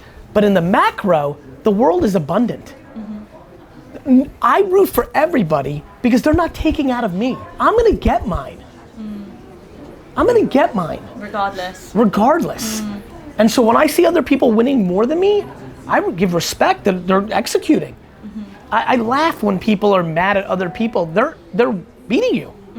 Like, sorry, you know, just like in tennis, like you had more natural talent or you put in more work. It's not super confusing. Natural talent, work. Natural talent, work. That is the framework. I know we've got to wrap this. One more question, last thing. Gary, I have one fear. My biggest fear. Snakes? No. Okay. No. My biggest fear is getting a call that, you know, my parents are no longer here because they have been brought up in a generation, let me quickly tell you, immigrants moved from Africa to the UK from a young age. They were in a generation where survival was key. They didn't have the privilege of us, you know, where we talk about 18 to 30 years old, experiment, if you fail, get back up, it's fine. They didn't have that privilege. Yes. So now they're edging towards 60, nowhere near retirement, they're still healthy, they're cool. Of course. But how do you, as a child, you're also a parent, how do you then flip the script? Because right now I'm worried for them. I'm like, when are you going to slow down? I'm still going and I'm good to go. Well, first, how do you look after yourself? Well, first of all, you're a youngster because I can promise you right now, 58 and 57 and 59 is ridiculously young. Yeah. That doesn't feel like that for us now because it's so far. Like, when you get to 59, I hope you remember this interview. Yeah. You'll be like, man, he was right. Like, I promise you, every 59-year-old that's watching this right now is like, I'm living. So A, there's that, and B, all you can do is anything. It's what I do every day. All you can do is educate. All you can do is say, hey, mom, stop eating bad food. Hey, dad, go to the gym. Hey, are you guys checking in? You know? Yeah, but in a generation that is so cultured that work, even though they've done well for themselves and achieved beyond their dreams. But that may be their happiness. Yeah. You know, your ideology for them maybe is going on beaches and relaxing, but that's not what they want. In the same way that parents often tell kids what they should be, engineers and doctors, but they don't want to be. It's just the reverse. You just love them, that's all. Got it, just support it. Yeah, and communicate your truth. Sweet. Gary, thank you Awesome. so much. It's been an Thank you. honor. Have a Thank you. great rest of your time here. Round of applause for Gary Vaynerchuk. Thank you. Thank you. Thank you, guys. Thank you, Gary. Yeah. Do you mind if we get some Photos? Sure. together? How we doing? Good. Get photos together and then solos. Okay, one side, sorry. Yeah.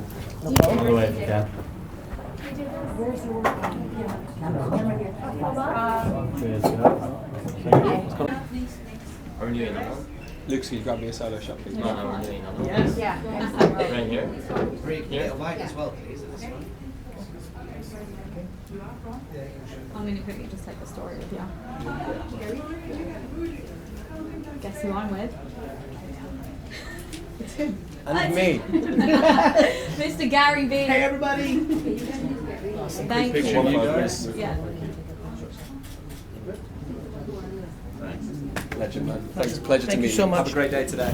Yeah. I'll take one too, so we have it. Katie wants it. Got it? Yeah. Awesome. Cool, man. Real Thanks pleasure, again, bro. man. Thanks. Yeah. Really pleasure. Definitely catch up soon. How are you? Good to see you. Ahmed from Bristol Media. Such a pleasure. Such a pleasure. It's a quick 5 minutes for success research. Okay. Oh, can I make on it? Yep. Thank you, DJ. Thank you. هل يبقى تحت؟ هتحضر صح؟ Okay. Stella, ready? Thank you. Thank you.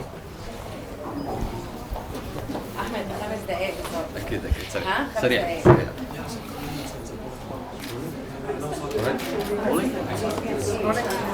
Gary. Yes, sir. Welcome back to Dubai, man. Thank you, my friend. Nice seeing you again. Great to see you again. So tell me, Gary, I want to ask you a couple of questions. Sure. First of all, we're only a month away from 2020. Yes. So it's really close. It's really close. What do you say? What's going to happen in the marketing and entrepreneurship sector? What's going on? What should we focus on for 2020? I think it's about written, audio, and video content on the 10 platforms that matter. I'm very consistent on this. I don't need to talk about AI or machine learning or VR or, all that stuff is coming. What's going on now is content at scale, contextual to the platforms of the LinkedIns and the Snapchats and the Facebooks and the Twitters and the TikToks.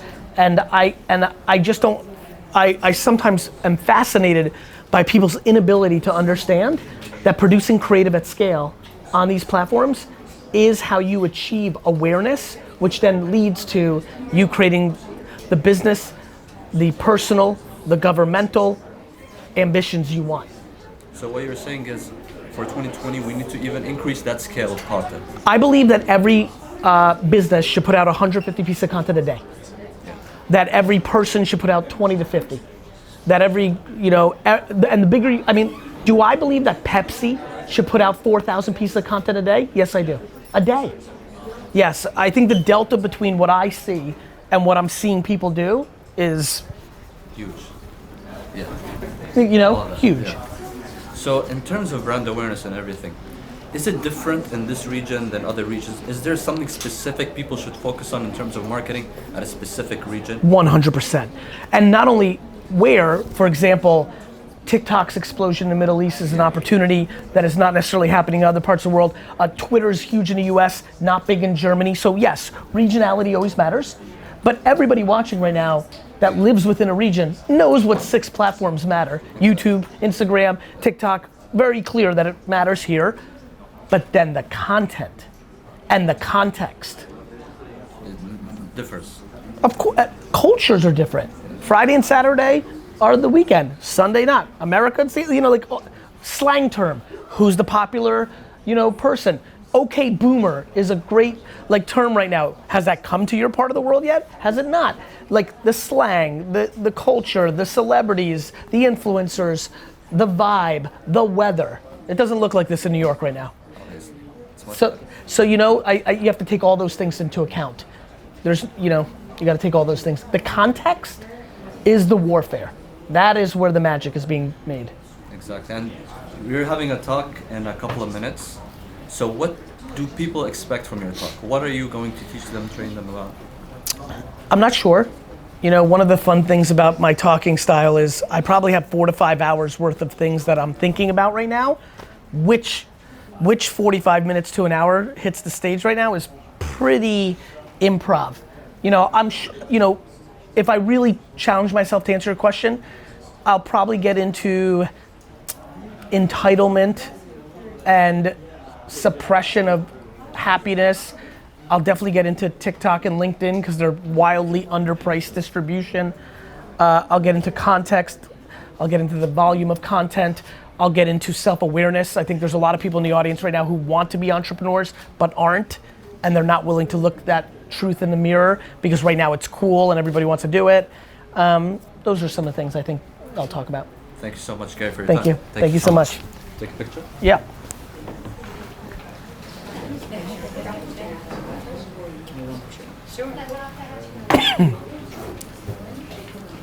Yeah. Hey guys. How are you? Awesome. Thank you, Gary. Thank you so much. Thank you so much. Thank you. Pleasure meeting. Such a pleasure. Nice to meet you. You want this one? This is.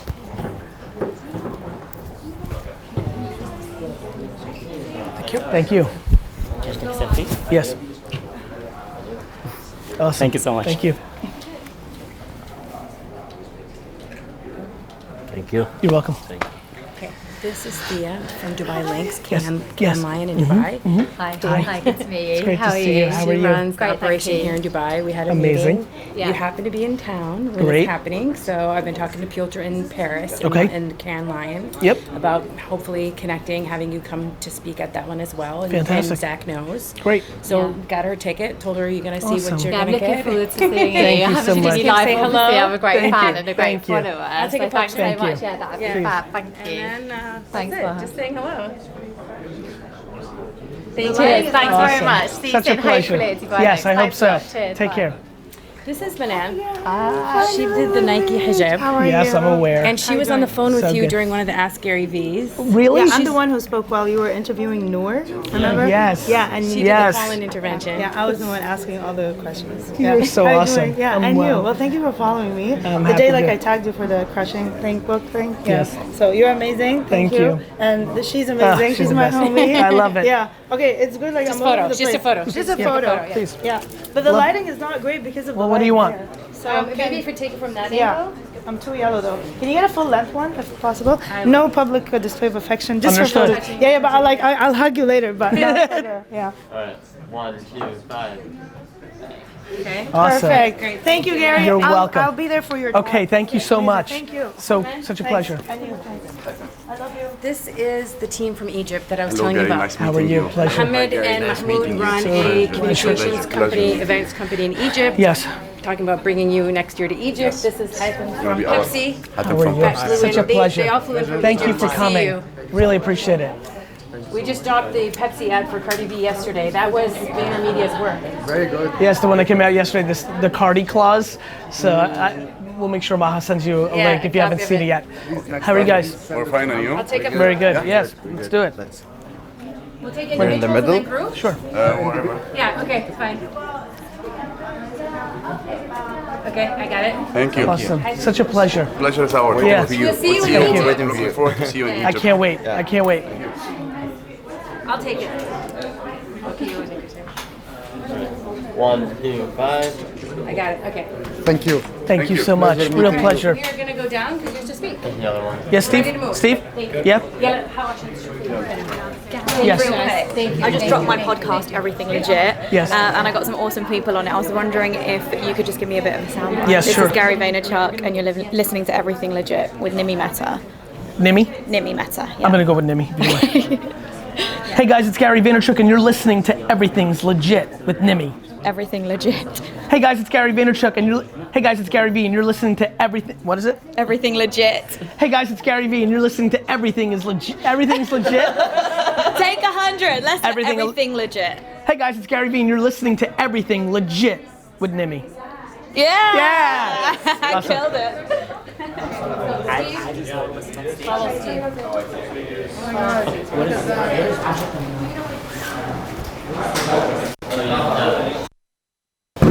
You anticipate the framework for that. That's how many walk. 1,000 people.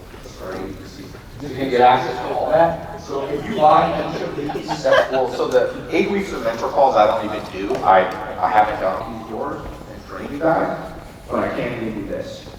And then 8 weeks I'll be there personally. Me and my business partner Alex. He just sold his company last month. Sorry, August for $300 million. He, New York City right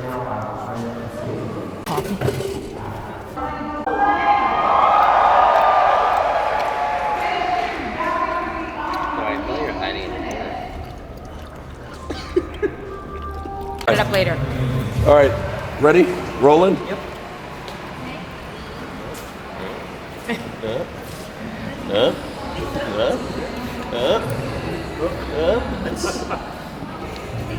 Rolling? Ladies and gentlemen, on the behalf of Forbes Middle East and Mental Unblocked Media, we are joined here by the amazing GaryVee. Really excited to have you here in Dubai. Thank you, my friend. It's not your What's up, first everybody? time. Not my first time and definitely not my last. What brings you back?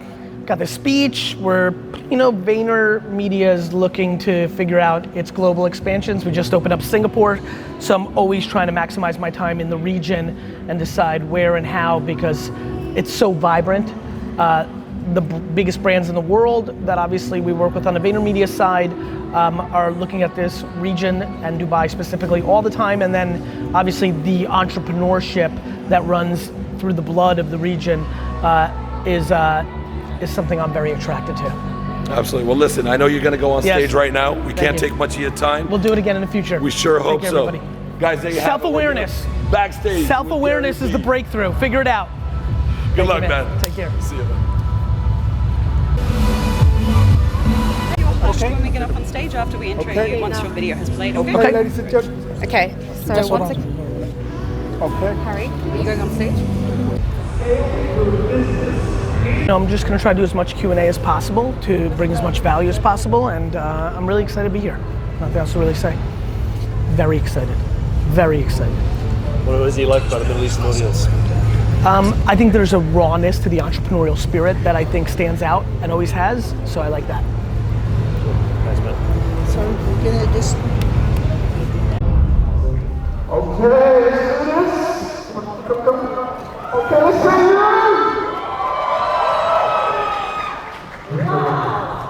Okay, are you guys ready? You think you're ready? She says she doesn't think you're ready. Are you guys ready? Well, here's the first thing we've got to do. We each have to acknowledge somebody. We know there's someone very special that's coming from far away. What do the others? Very, very privileged to have with us. Christian Mansour.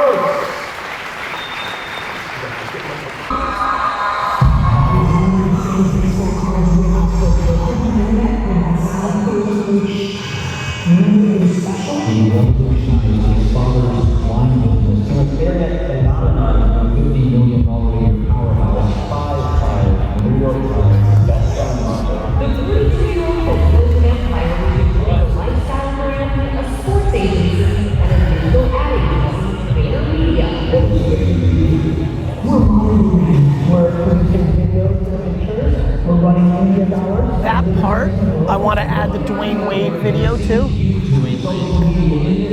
And the Cardi B Pepsi thing we just did. I think it'll play culturally, you know?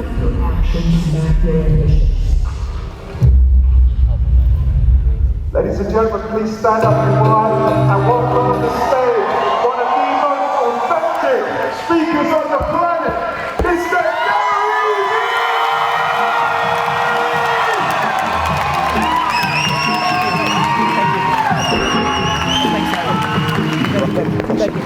Hello! What's good? Thank you, thank you, thank you, thank you. Thank you, thank you. I will read that sign shortly. All right, thank you. So my plan here actually is to do quite a bit of Q&A because the reality is the more I do this, the more I realize how simplistic my point of view on marketing and working out or health. You know, the reality is trillions of dollars, and working out at the gym every day is the actual answer. Yet people are looking for celery or apple vinegar or surgery to execute that for them. And the reality is that's basically how I see business. The reality is it's actually quite simple. And more importantly, for everybody in this room, we are here during an extremely special time because this device is wildly underrated by all of us. Dubai, this is an amazing moment in our lives. This man does not own a smartphone. It is more likely that an alien comes from space and joins me. Get up here, get up here. I believe it's more likely an alien. What's your name? Ziad. Ziad. So nice to meet you. Let's clap it up for this legend. Legend. No smartphone.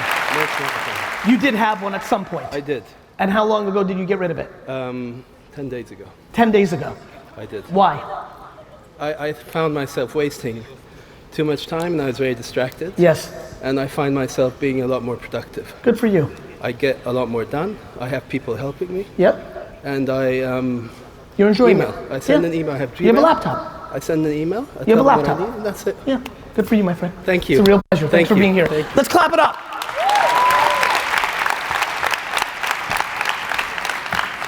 Now, for the rest of us.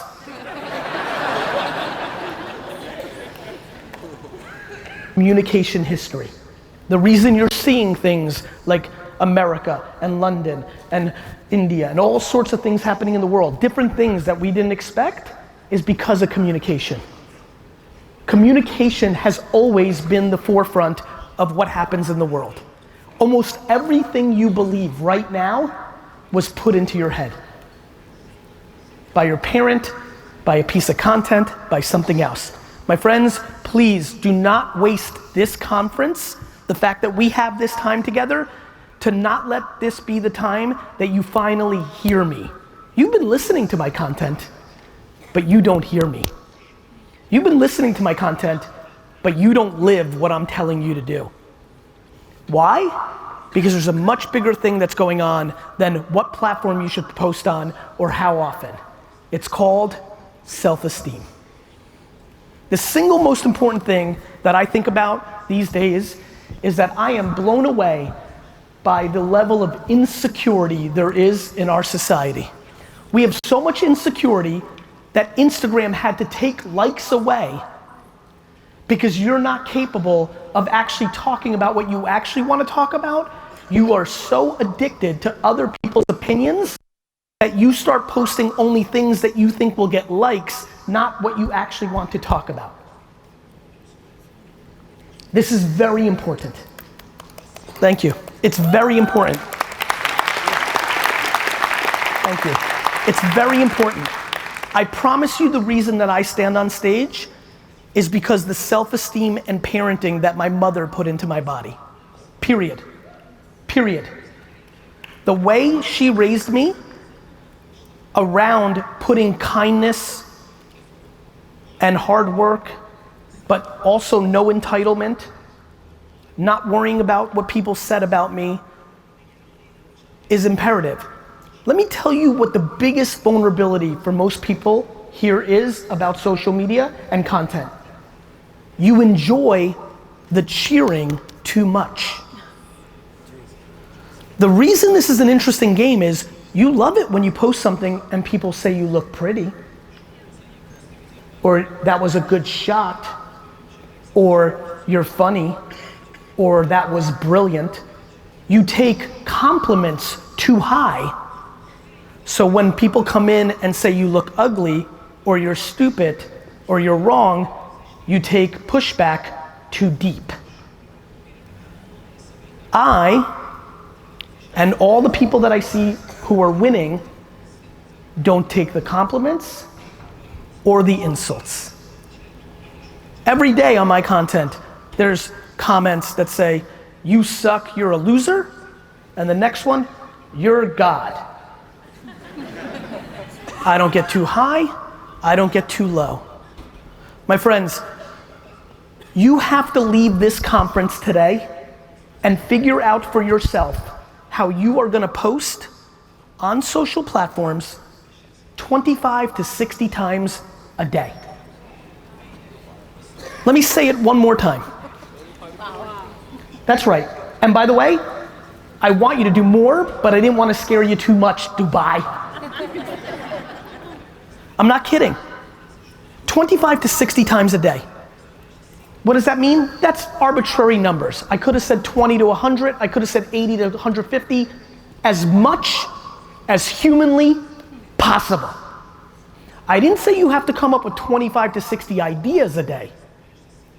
I said you have to make 25 to 60 pieces of content a day. When you make an Instagram story, maybe you save it and you go to Twitter and you post it and you write a couple of extra lines, and now you've made 2 pieces of content from 1 video. Maybe you take that video and post it on YouTube and write 3 lines a sentence, now it's a 3rd. Maybe you take a still shot and then draw over it and it's your snap, and now you're on 4. 25 across all platforms, right? I want you to be on every platform, all of them, all of them. They go up, they go down, they go up, they go down, but people don't go on platforms because they don't have a lot of followers on it and they feel insecure. So you stay on Instagram because that's where you have 7,000 followers. You don't want to go on Twitter or Facebook or YouTube because you only have 15 subscribers there and you feel like you feel sad. The person in this room who decides to stop listening to everybody else is the person that's going to win this room today. Right? You understand? So that's it. You know, I hate when people call me a motivational speaker. If you look at my content from 2011, 12, 13, I tried to do nothing rah-rah or high up. because I didn't want that after I wrote Crush It. I'm a businessman, I'm a strategist, I'm an executor, I'm an executive. But over the last 3 years, I had to look myself in the mirror and say, I'm doing what I tell people not to do. Because I don't want to be a motivational speaker, and that's how people see me sometimes. I'm not giving away the best information I can give. I was being selfish. So over the last 3 years, I've gone into these subject matters. If you thought that I was ever gonna talk, I never thought I was gonna talk about parents, or self-esteem, or entitlement. If you thought I thought 5 years ago that I would ever make a video that goes like this, and this is for everybody. If you're 22 years old or older, and your parents give you money, you're in bad shape. You know what's funny? I don't feel like you're a loser, I feel like you're in trouble, mentally. Because what is happening is you're getting more insecure, not less. You're getting resentful of your parents, and I promise you, your parents are resenting you. I never thought I was gonna make that content, but that's the content that I watch for when I see people take photos. And by the way, Dubai is a disaster in this. When I click on Dubai, every photo is private jets and Louis Vuitton and Rolex watches. I take a throw up on Dubai.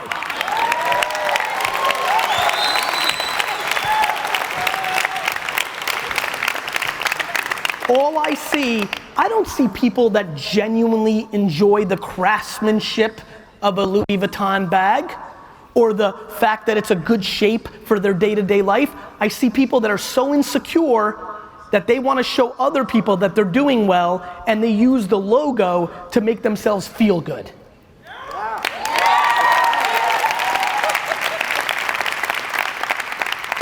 And for anybody who's in the crowd who doesn't know me or is confused right now, I do not come to this amazing place to razz on people or hurt feelings. I'm here trying to help.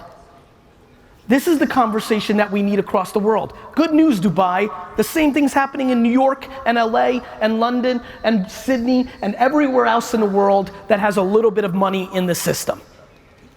We, as a society, have to change the conversation. No longer is it acceptable, in my opinion, for humanity to put money on a pedestal.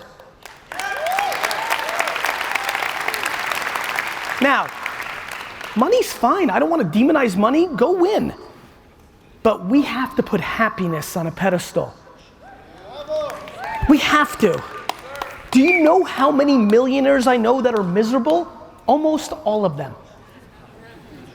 We have to change this conversation. Let me tell you why. It's not sustainable. People want to blame suicide and all the gun violence and all the bad stuff on social media. Let me tell you guys something. There is no social media. Social media is empty. We fill it. We're social media. Social media is not making you bad. You're bad. Social media is exposing us. It's not changing us. You're in control. Not the phone, not Instagram, you. And if you want to get rid of the phone, good. And if you want to limit your time on Instagram, good. And if you want to stop looking at the likes and post what you actually want, or instead of exposing your body for more likes, good. You're in control, not them.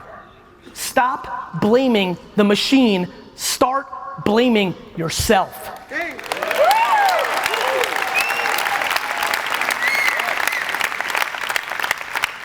My friends, I can see it in your collective faces. You know I'm right. I know I'm right. We all know it's right. My question is, what are you gonna do about it? Do you have the courage to take the way you're feeling right now and leave and go make a post without the perfect lighting, with no makeup, without the right angle, and actually talk the truth? Do you have that courage? Because I promise you, you will be much happier as a human being if you start doing it. Much. Enough with filters and angles and glow lights. Enough with guys buying fake watches and suits. You're tricking no one, Dick. Tricking no one. You're tricking no one. This is a warfare of happiness versus perceived happiness. My friends, this is a warfare of happiness versus perceived happiness. This is the greatest generation of perceived happy. People are gonna go on vacation this holiday season just for the Instagram photo to send back for everybody to see. Gonna go on a vacation they can't afford to make it look like they're successful. Who else is tired of this bullshit?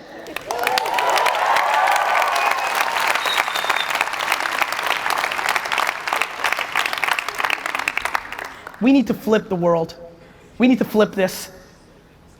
Both work, like, again, it's very important you hear this. I'm a businessman. I'm trying to build huge businesses. But I like the process of building it, not what it can buy me. Almost every fake entrepreneur in here wants to start a business to sell it to buy something. That's why you're not gonna build it. My friends, if you're building a business right now and thinking about how quickly you can sell it, I can promise you, you already lost. And this is all happening while the economy is phenomenal. This has been over the last 10 years when everything's easy. This is the easiest time. How many people here are entrepreneurs or startup founders? Raise your hands. If you're one of those people and your business is not crushing it during this time, you suck. And that's okay. I suck at a lot of things. As a friend, if you just raised your hand and you've been doing it for 3 years and it's not annihilating it right now during the easiest time in the history to build a business, you need to really go home and look yourself in the mirror. Because let me remind you, being the number 2 or the number 4 or the number 8 at Tesla or Facebook or Instagram made a lot more money than the number 1 of your bullshit startup. This is about self-awareness. Do you know yourself? This is about finally having the conversation that you need to have, and you need to tell your mother or father you're done living your life based on what they want. It's time for you to tell your spouse, sister, brother, husband, that you're done living your life for them. Hardest conversation. I do not stand up here and say that so easily. I just know it's true. I don't think it's easy. I don't think anybody's picking up the phone and calling and be like, hey mom, screw you. It's hard. I got it. I know it's hard. But my friends, this starts at an early age. Do you know how many, everything I just talked about, it's called high school and you're still in it. We have to get out. We have to get out. So that mindset is why you're not posting. I'm posting so much because I'm not scared of what you're gonna say. I'm posting so much because I'm not scared if it's not gonna hit the same metrics as last time. I'm posting because I have something to say. I'm posting because I wanna talk. I'm posting because I love people and wanna interact. But the majority is not. People who say things like, but I don't know what to post, are already stuck in the judgment of the post. Period. End of story. The entire opportunity in your life is writing words, making pictures, and making videos for 10 websites on your phone at the biggest scale that you can. It's happening right now. This is the greatest land grab of attention in the history of mankind. I have nothing else to say. There's no system. I have no products. I have nothing else to say. Go do it. That's it. Dude, you're going the wrong way. You were first to move and now you're like 11th in line. It's over there and over there. You're dealing with is you've got something you want to do practically for your priority, but you want something for yourself. And the way to do that is to actually do that for yourself. You're just gonna have to put in 2 hours a day at first because you don't have the luxury to put in 15. But if you nail those 2 hours, by the way, my first book was just this, and I have thousands and tens of thousands of stories of people for 4 years doing it for 1 hour after work, and then finally something clicked, and they were able to make the switch. This just requires one very difficult thing, patience. That's it, brother. And that's your weakness. It kills me. I know. I respect that. I've seen videos of you, you say it's not about what you do from 9 to 5, it's about what you do from 5 to 9. And I admire that. And that little sentence has got me very far. It's good. I've developed amazing things from that. But the patience thing is killing me. Bro, but let me tell you why I'm tricky. Let me tell you why I'm tricky. I just realized this very recently. I'm like, oh right, I'm saying a lot of things. I didn't realize you had to do all of them. It's like cooking a meal. You might be good at the hustle part. You might be good at understanding people. You might be good at giving. You might be good at taking care of people. But if you're bad at patience, the whole thing falls. If you're great at patience, but you don't have the work ethic, it falls. If you're great at patience and the work ethic, but you treat people bad, it falls. I'm like, oh right, this is why it's challenging. You need to get all 16 ingredients right to make this actually work. And the patience for the ambitious is the hardest. Do you know how ambitious I am? If I didn't have patience, I was in a liquor store at 27 years old ringing up my friends at the register. I had a patience.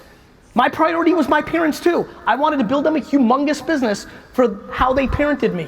I left that business at 34 years old. I didn't have any money. I started VaynerMedia in a conference room in another company because I didn't have enough money to pay for rent. I was patient.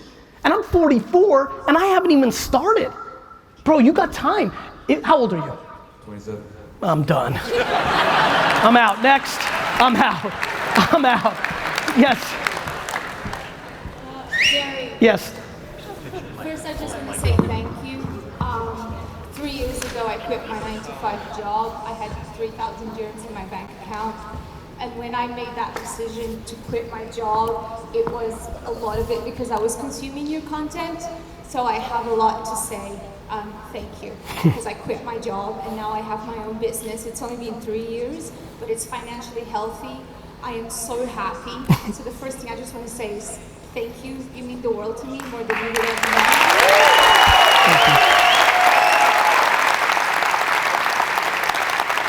By the way, I'm sorry to apologize. There's a lot of people thinking right now.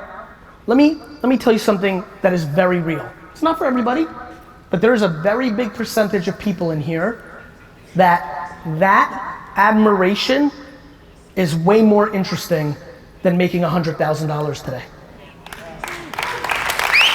And if you're lucky that your DNA is similar to mine, it's about providing value with no expectation. None. I love you too.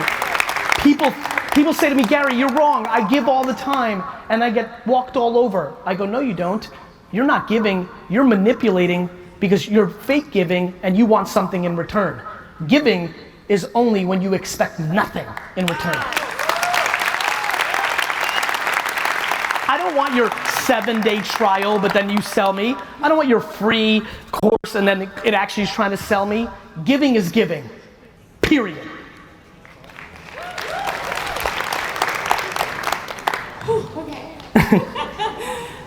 So I just want to first say a huge thank you. I love you so much. Thank you. Really, you are still playing such a huge part on how I'm running my business. All of your advice, all of your content, the practical advice that you give. I really, my business would not be where it's at. And it's only 3 years. I love it. But it's financially healthy. And I'm so happy and I work my ass off. And Dubai is really hard. I'm self-funded. I'm independent. It's just me. So what can I answer for you? Okay.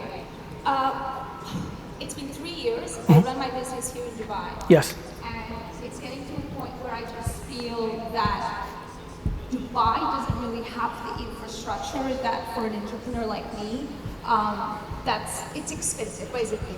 It's expensive. What kind of business is it? Social media marketing. Keep going. So I pretty much help people build their own businesses and side hustles. And it's just the expensive of running the business here in Dubai, now that it's getting to 3 years, I just feel that it's just weighing me down and it's not making me feel happy anymore. So move. And so my question then is, I know, because I knew you would say that, Alex, then just move. But then what happens when all of my businesses, a lot of it, like 80% of my business is here. Save money. Save money. Yeah. Move and do it again. You said the most important part, Alex. You said you're not happy. Yeah, and I'm not. I don't. You were not happy in your job, you quit it, you made yourself happy. Now you're 3 years in, and you're not happy, so move. The good news for you is, unlike for a lot of people here, you've already taken a jump once. Do it again. And I'm happy here when I'm with my clients doing what I love. I don't care.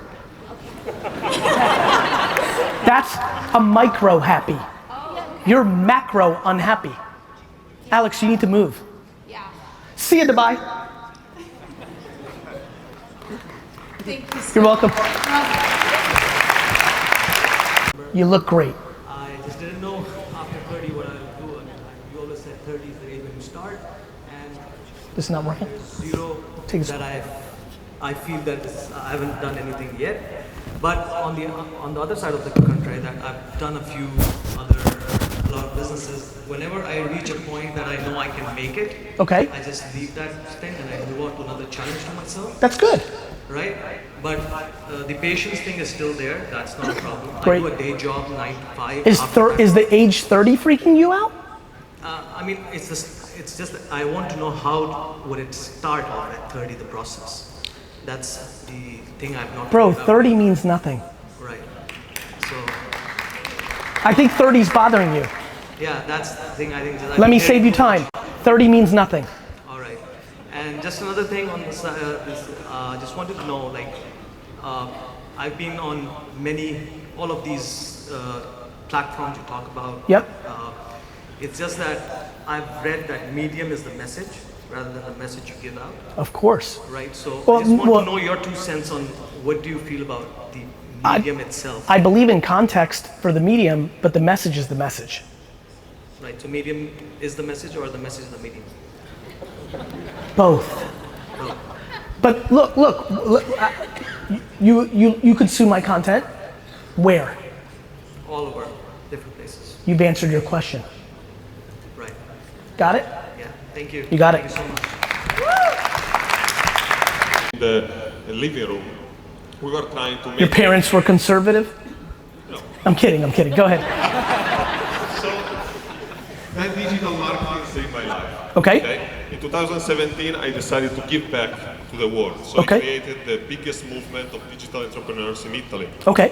With thousands of people. And I even make it stronger with a movement called all-inners, with people that go all in and want to make it a game. Okay. So now I'm like you. I created content every day. I like eat every platform. I have a team editing the content, making it for Yep. every platform. Good. But I would like to have my message go out there more organically, because even if I know the algorithms of YouTube, maybe like I know a little bit, I know how to write keywords, content, I'm a marketer. I feel I'm going too slow. I want to impact more people. And I started in Italy because I'm Italian. I got it. Then I speak other 2 languages Clearly. to impact the world. Okay. So how will you help, like give me an advice 2 to things. go faster and eat? 2 things. The quickest way to not grow faster is to want to grow faster. Let me tell you why. What worked for you was something that mattered and it caught fire. Now that you want to grow faster, you're trying to hack strategies to make you grow faster in numbers. The message is getting diluted. Because maybe I'm getting tired of creating too much content. The reality is that I'm getting tired on, bombarding the social. It's not that, it's that your North Star is to grow in numbers, not to be thoughtful, to come up with new things to say. So what's your advice for me? My advice is stop trying to grow faster So take my time and say things that matter. Yeah. Without filter. Correct. In your face. That's right. That's what I do. You got it, you got it. So I currently run 2 businesses in the US and Canada. However, here in the UAE, I don't think anyone really Collects. knows. Yeah. Okay. So I've been trying to talk to my friends and send some companies about it and educate them about it. Yep. However, I'm not really successful in building a community for the niche. How long have you tried to build the community for the niche? Like 2 months. Okay. You know where I'm going, right? I mean, first of all, you've got to obviously look at proper football cards for this niche, right? There's a much better chance, like maybe basketball, definitely not football or baseball. Like this is gonna be a football market, a proper football market. It will happen here if it continues to go the way it's going because people are making a fortune on it. And a lot of people, when they get educated that they can make more money in sports cards than they can in cryptocurrency and cannabis, will run towards your game. You just need to stay patient. You just told me that you're struggling after trying to do something for 8 weeks.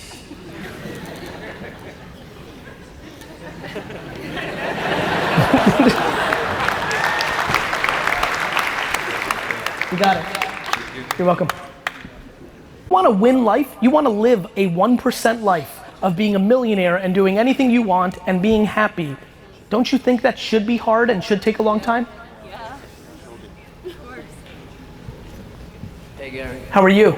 Good, how are you? Super. All the, I don't know what you call it, like drilling ideas. Yes. It's just been crazy. I've been working on it for long. And another thing I want to say, the 180 cent yes. rule, it works. So everybody go for it. I've been doing it for 3-4 weeks now.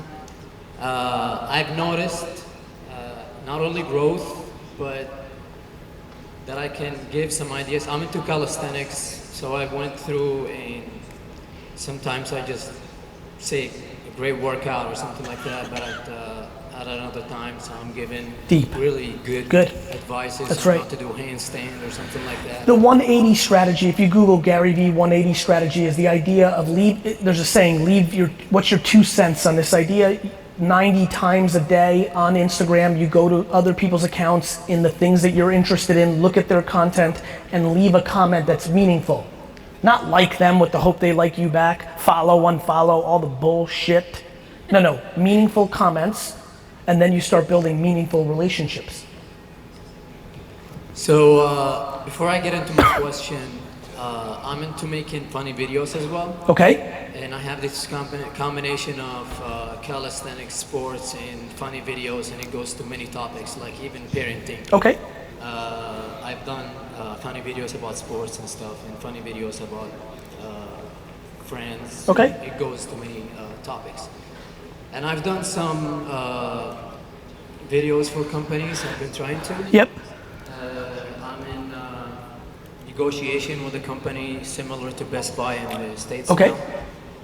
And I made 3 videos for you. I wish that you can, I already DM'd you on Instagram, D-Rock and Team GaryVee. I showed you 2 videos. I made them really quick because I was coming here and it's shitty, so I can remake them. Okay, fine. And the 3rd scenario, I haven't made it yet, but it's written and I just want to... I can't wait to see it. Send it. Want your advice on Okay, it? Or I'll take a look. opinion? I will.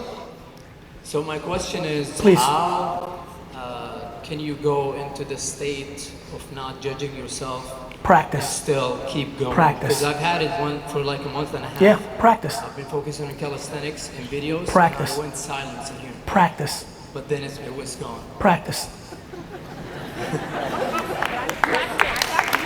You gotta practice. You gotta read the comment and play with it. You suck, you're not funny. Read it, read it, read it. Now here's where it gets good. If you read the comment from somebody saying you suck, or are you judging yourself, or are you struggling with the judgment of others? Somebody saying it's a stupid idea that you're doing this, or a comment that's bad? I mean, I didn't get anybody saying it's stupid. A lot of people liking it. Okay. But for me, like continuing the work, for this month and a half that I've been talking about, I went through like putting my workouts, putting videos, putting funny. And you burnt out? Huh? Are you burnt out? You don't want to do it anymore? No, it's just for some reason I slacked and I didn't do anything. I had this conversation with somebody and just went out. And Why? I don't know. What do you think? I've been thinking of maybe the combination of 2 is not good sometimes, and is slowing me down, and I'm not putting as much content as I want to. I What do you just- think of the combination, like putting sports and Good. advices Good. and funny videos? Good. Everything is good. I think you might be impatient because you went so hard for a month and a half and the numbers didn't get to as high as you want them by going too hard for a month and a half. And an opinion is perspective. Right? Because the reason you're asking yourself, is this a good combo, is you didn't see the results that you expected. Let me promise you one way that you can consistently make yourself unhappy. Having expectations. I'm gonna move. Thank you, brother. Hey Gary, we got the microphone up. I love it. Let's do it. We got the bit up the top. Who has the microphone up the top? Please start waving and ask your question. Thank you. Love it. Go ahead. Hold on one second. It's not working. Keep talking though. Nope, still no. There we go. Thank you. Thank you, Gary. Thank you. I appreciate this. My name is Mireille Souza. I'm the founder of Global Woman, and I work a lot with women entrepreneurs. And most of them who come to the club, they never have done a video live in their life. Okay. And the issue here is that they really like their private life, but they still want to be successful in business. Okay. What would be your advice for all women who are watching this video now? How can they get that confidence to break that fear to take the phone and make a live video in social media? There was something you said that I didn't fully hear you. Were you saying that they're scared to do it because they want privacy? Yeah. Well, they go together very easily. I'm the most public, private person on earth. You guys know nothing about my family. I post 0.0 about my family. You look them in the face and tell them you don't have to post about your family. And what would be your advice for them right now? To post. Awesome. What's that? What if they have another work to do and they need money? So they're working for something and they're getting money out of it. Okay. And they have a side thing that they love. Okay. And which is post. It's just balance. It's just time management. It's also what's the alternative? People come to me all the time and they say, well, Gary, I can't balance my job that I have to do and my side coaching or whatever. I'm like, okay, then don't. But they love both. Then There's do money both. living Then there. do both. It's hard. Of course it's hard. Everything's fucking hard. Love you, man. I love you too. Go ahead.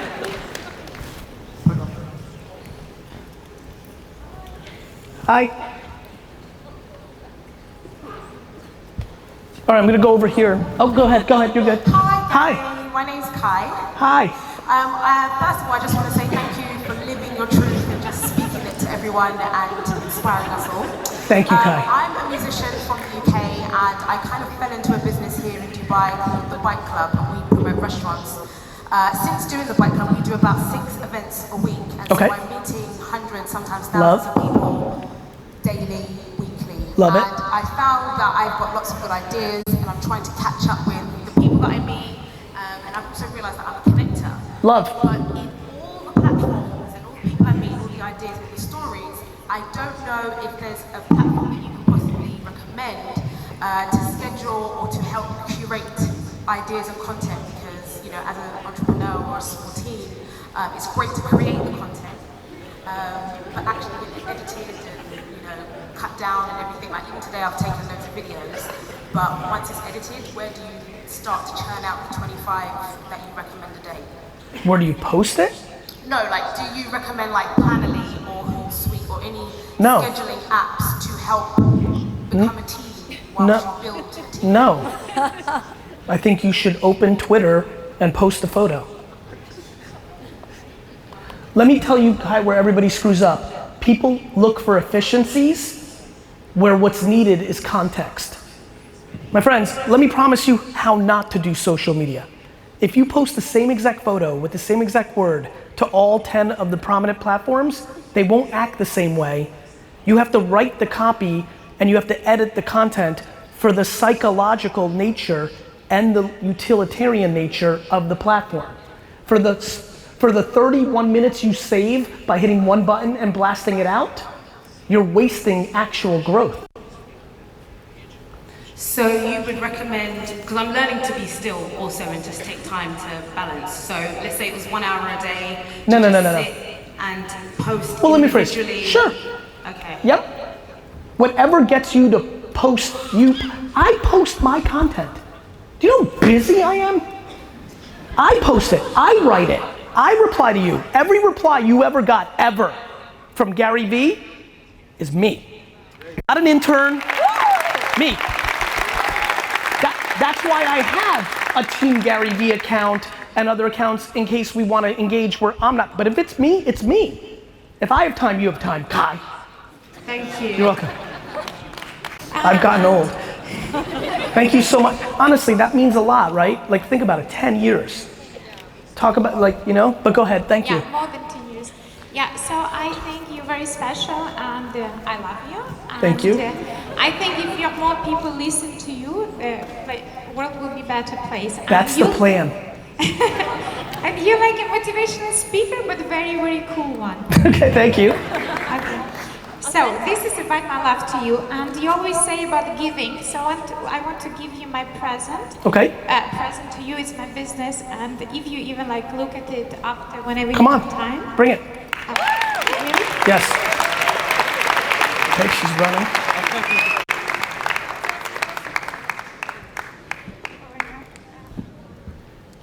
You can. Thank you. Yeah, Give me a hug. Oh, wow. This is like, wow. You're welcome. I have a question, right? D-Rock. So basically, D-Rock. Go this ahead. product Yes. is offline, right? Okay. Or Offline. online, Yeah. Right?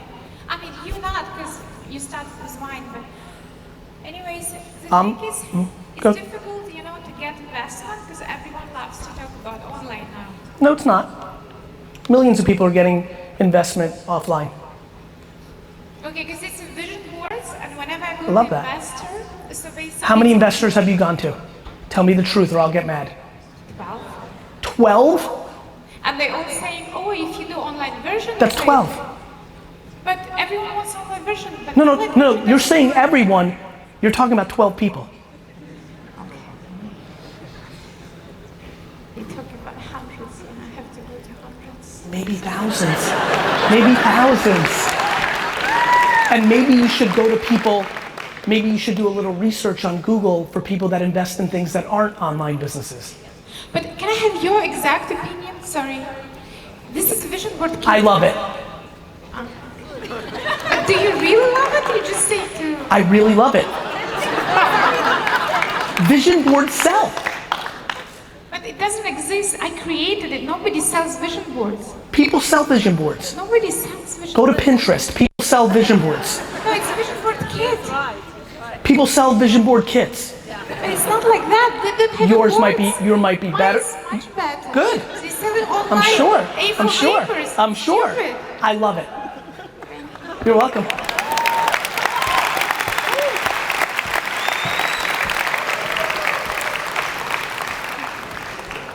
Hi, Gary. Hi. My name is Mariela, and I'm a first-time business owner. Awesome. Actually, I worked for about 10 years in the corporate world. Okay. I broke a lot of glass ceilings around the world. Good for you. And especially as a mom. I love it. Let's clap it up for her. I wanted more. Good for you.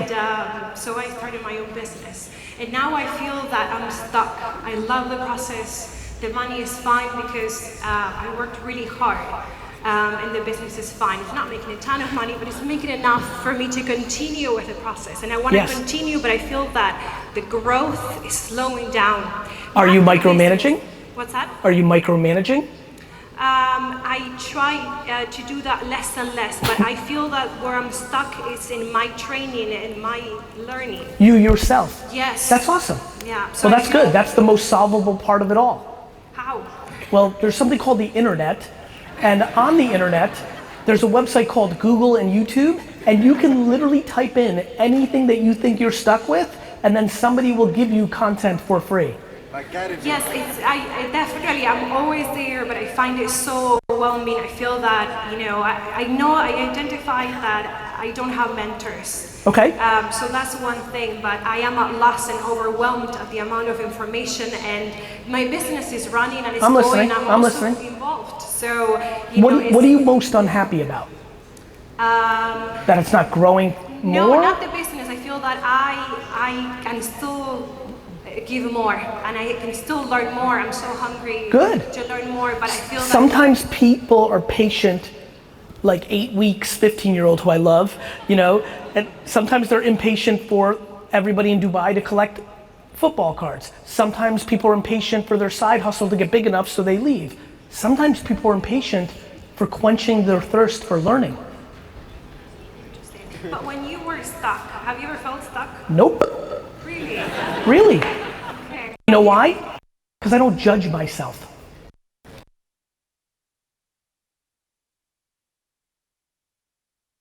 Haven't you been in a situation where you just don't know what to do? Every day. Right. So what do you do when that happens? I make it up and pick one. I love losing. I love going through the process. I learn that way. Every day I have a situation. The reason I'm good at business now is I've done so much. I have such pattern recognition. I can do this. But other things happen to me all the time. Right? Like every day. I pick something, and if it goes well, I'm like, I knew it. I pick something, it goes poorly, it was D-Rock's fault. I'm kidding. I take that loss, and I keep evolving. You might also not be stuck. You might have decided you're stuck. Thank you so much. You're welcome. Well, see, I was wrong. It's still not working.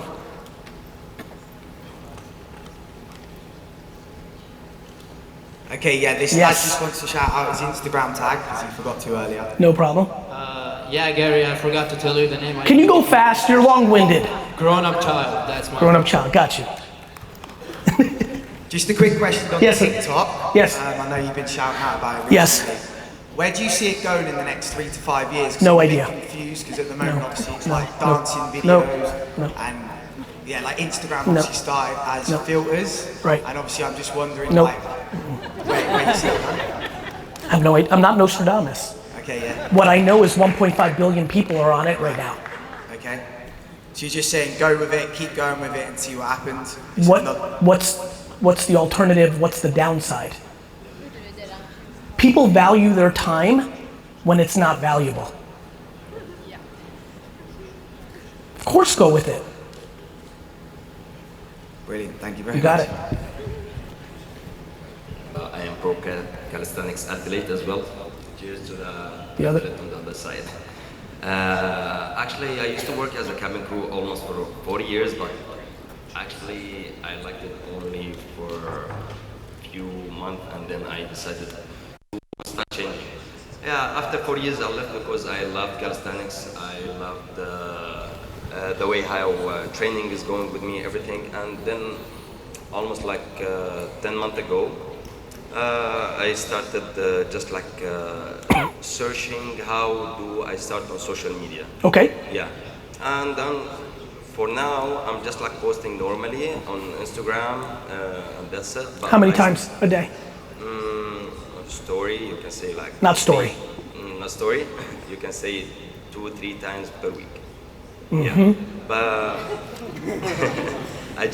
so basically I just like bought my domain, and I'm starting my website soon, and literally like 2 to 3 days ago, I made all the accounts on almost all the platforms. Good. Now I want to ask you something. Actually, Please. I have a problem, which Okay. is like if I don't have a plan, let's say if I want to go to Everest, if I don't have a map, I cannot go to the top. That's bad. Yeah. That's why I take too much time to plan my thing. Why? Advice. That's the game. Why? Because I feel like if I don't know the way how I would reach to the top. Yeah, listen, this is why a lot of people are not entrepreneurs. Your framework is an incredible number 4 executive. I need you to work for me. It's unlikely that you'll build anything successful with that much fear of the unknown. So, one of two things. Start practicing on doing things without a map, okay, or put the map down and go follow somebody else. You understand? That's your only 2 options. Got it? And there is, listen to me. There is nothing wrong with following somebody else. There's nothing wrong with being a number 2, 3, 4. This whole generation that everybody has to be a founder and CEO and entrepreneur is ludicrous. It's ludicrous. In the same way that everybody should have been good and went to college 20 years ago. It's ludicrous. So if you want it so bad ideologically, you gotta start going into the forest without a map. You gotta try. If you're incapable, you're gonna have to take a step back and say, I'm gonna follow somebody else. Thank you. Thank you very much, Gary. All right, they're pulling me off. I'm so sorry. I love you, Dubai. Please, oh my God, please, GaryVee. I've been following you for 5 years. Please. If you were following, visualize this. I can't believe you're right in front of me. You ready? You have my vision board. I beg you. You'll never believe this. They just told me, had you been following me for 6 years, I could have asked you. No, go ahead. Go ahead. Go. You were very loud before. Still not on. There you go. Okay. Firstly, I just want to say, I have visualized this moment for so long, for the last 4 or 5 years. I think you're unbelievable. Because of you, I have got so much more gratitude in my life, and I can't thank you enough for that, honestly. So this is a really big moment for me, and I'm fighting for it. And I really appreciate you, and I want to say that I want to hug you after I talk to you. Just one hug, 2 seconds, please. Done. Thank you. Okay, I love you. I moved. Don't worry, I'm staying. You're not gonna lose me now, don't worry. I'm waiting. You got me? Here we go. I moved to Abu Dhabi when I was 20. I'm now 28. I'm a teacher here. Okay. I have a side business that I'm building. Before you judge me, yes, I'm a life coach. I don't have everything figured out. I know I don't. I'm using my experience of being an expat to hopefully help people in expat in their life. So you're not a life coach, you're an expat coach, which I love. Keep going. You know why? Because you're actually an expat. Yes, I am an expat. And I have found a niche where I really want to help people. I like that. Keep going. I didn't have, I'm looking inside for my niche, right? Who do you think GaryVee is? I'm the person the 12-year-old me was looking for. Yeah. I understand. I took that from you to look inside yourself, Yep. I'm kind of torn between right now. I am a teacher full-time. Yep. I'm trying to build Nova Coach. Yep. That's my business. Okay. For expat teachers, but also my energy has now been taken away a little because I'm obviously still teaching. Okay. But I've been now implementing a coaching program into my school. Okay. In Abu Dhabi around building a culture of innovation and trust, which is actually turning out to be pretty unbelievable. Amazing. And I'm kind of torn between what do I do? Like, I know I need to leave teaching. I'm an incredibly passionate person, and I know I'm meant to be doing something with coaching expats or building culture of innovation and trust in schools. Great. I'm stuck. I don't know where to put my energy though, because like right now my content is a bit stale online because I've been pumping my energy into teaching and also building this culture of innovation and trust in my school. Your actions are speaking. Sorry, am I? Your actions. My actions? Your answer is what you're doing. Right now, you're more passionate about this culture thing because you've now innovated and said, wait a minute, maybe this is what I need to be doing. But I mean, I'm extremely passionate about the expat experience. No shit. You know? Yeah. You can tell. If you heard my heart beating now, it'd be crazy. Sorry, I'm just so nervous. I love that you're passionate about that, but your actions are speaking about this. Yeah. So see this through and see where it takes you And then so just produce content as much as I want on my platforms. my Because I dear, am coaching my dear, expats as I'm well. so glad we got your question in. This is what everybody does. You're judging. Myself. Correct. Yeah. Do 6 months of this thing, and if it doesn't feel good anymore, start doing more expat. Because I'm getting a good response from the school and from the teachers around creating innovation, a culture of innovation and trust, because the buzzword right now is innovation, but people are afraid to take risks. So we need to create trust in schools. Yep. Yeah. I don't That's know. what I wanna do. I don't know why you're judging yourself for not finishing the expat thing when this thing came. See that through. Okay. I know you liked it. Should I change my content online? Yes.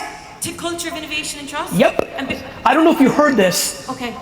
but for 7 years, I only put out content about wine. So you can Do you remember change- that part? But do I feel disloyal to the followers? Like, yeah. Do you remember that part of my I story? do. Yeah, yeah. So that's the answer. Okay, so it's okay to change. It's okay. I got to good news for you. Evolve. Everything's okay. Okay. Okay, thank you. You're welcome. Come on. All right, Dubai, thank you so much. Thank you. Sorry, can I just take my selfie with you, please? Gary, please don't selfie with me. Honestly, thank you so much. Take a selfie, please. Thank you. All right, get off. Get off. Take a selfie. Before the All right, fast. I'll get to India. I'm getting there. It's almost done. I will. I'm looking at you. Tony.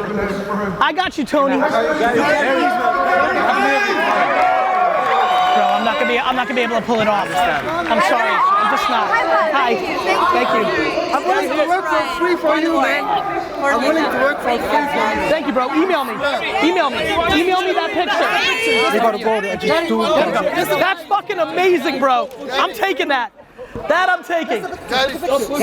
Thank you, Dubai. Thank you. Have a good one, Gary. See you guys. Thank you. Okay, let's keep going. Okay. All right.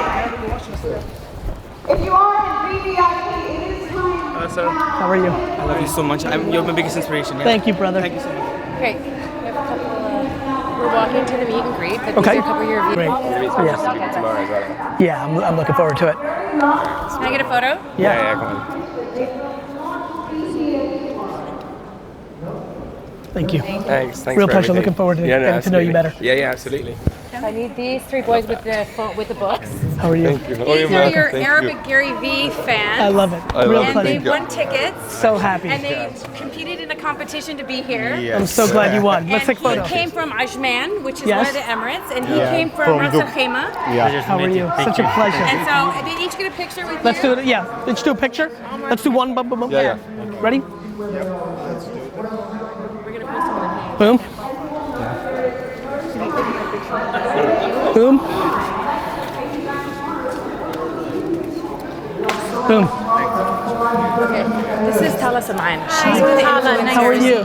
She Such a came pleasure. last year. She's been following you for years. She actually came to New York. And I went to your offices, but you weren't in. Such a pleasure. And last year she waited a long time to see you, but Well, I'm Sharjah glad was we made it. crazy. Yeah, Well, so I'm glad we wanted made it to make happen. sure. This was amazing. She's Thank in the you. front row. So we I took a saw her. picture. I saw her. Ready? Oh, this side. This side.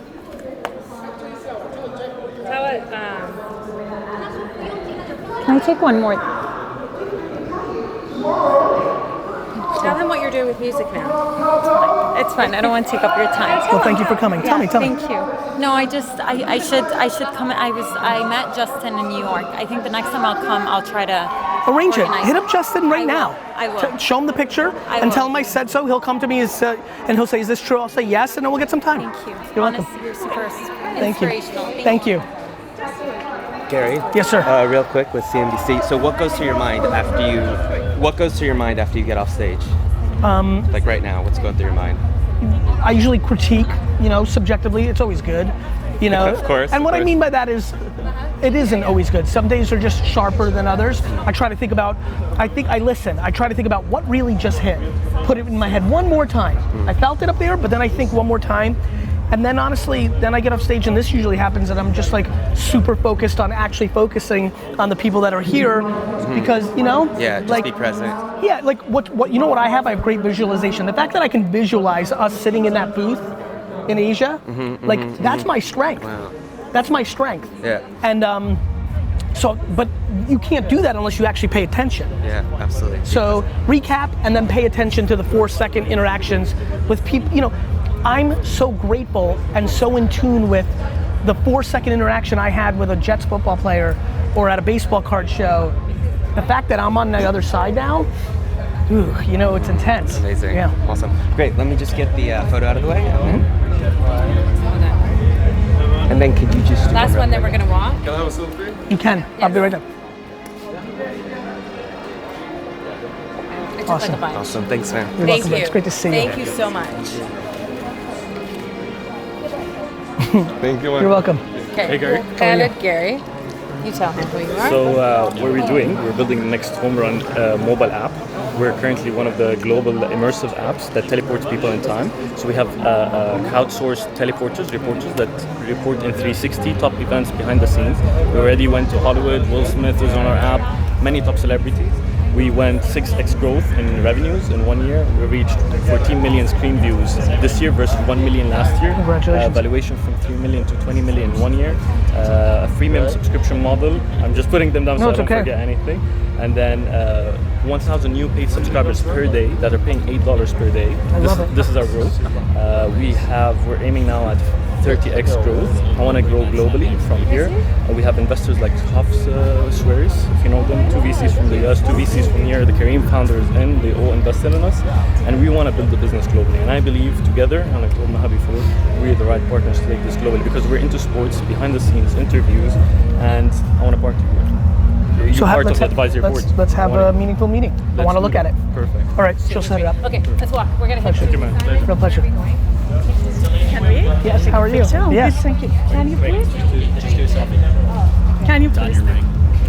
Thank you so much. You're welcome. Just do it this Yep. way. I'll get it. Gary, and then I have a question. We're going to have to walk though. Yep, let's walk.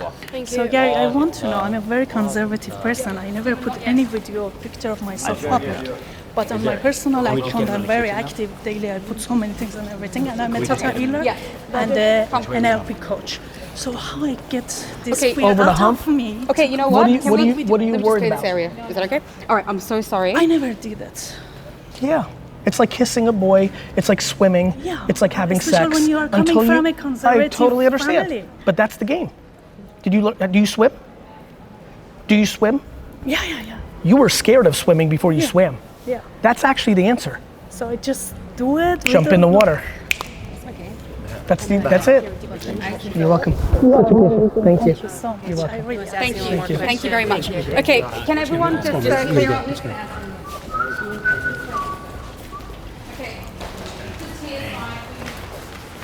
Here, I'm very passionate about digital marketing. I worked in a very big company, e-commerce company, company.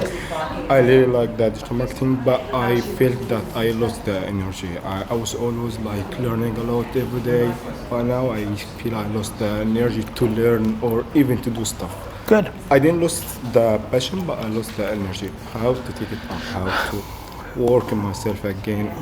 Well, maybe it's not as interesting to you anymore.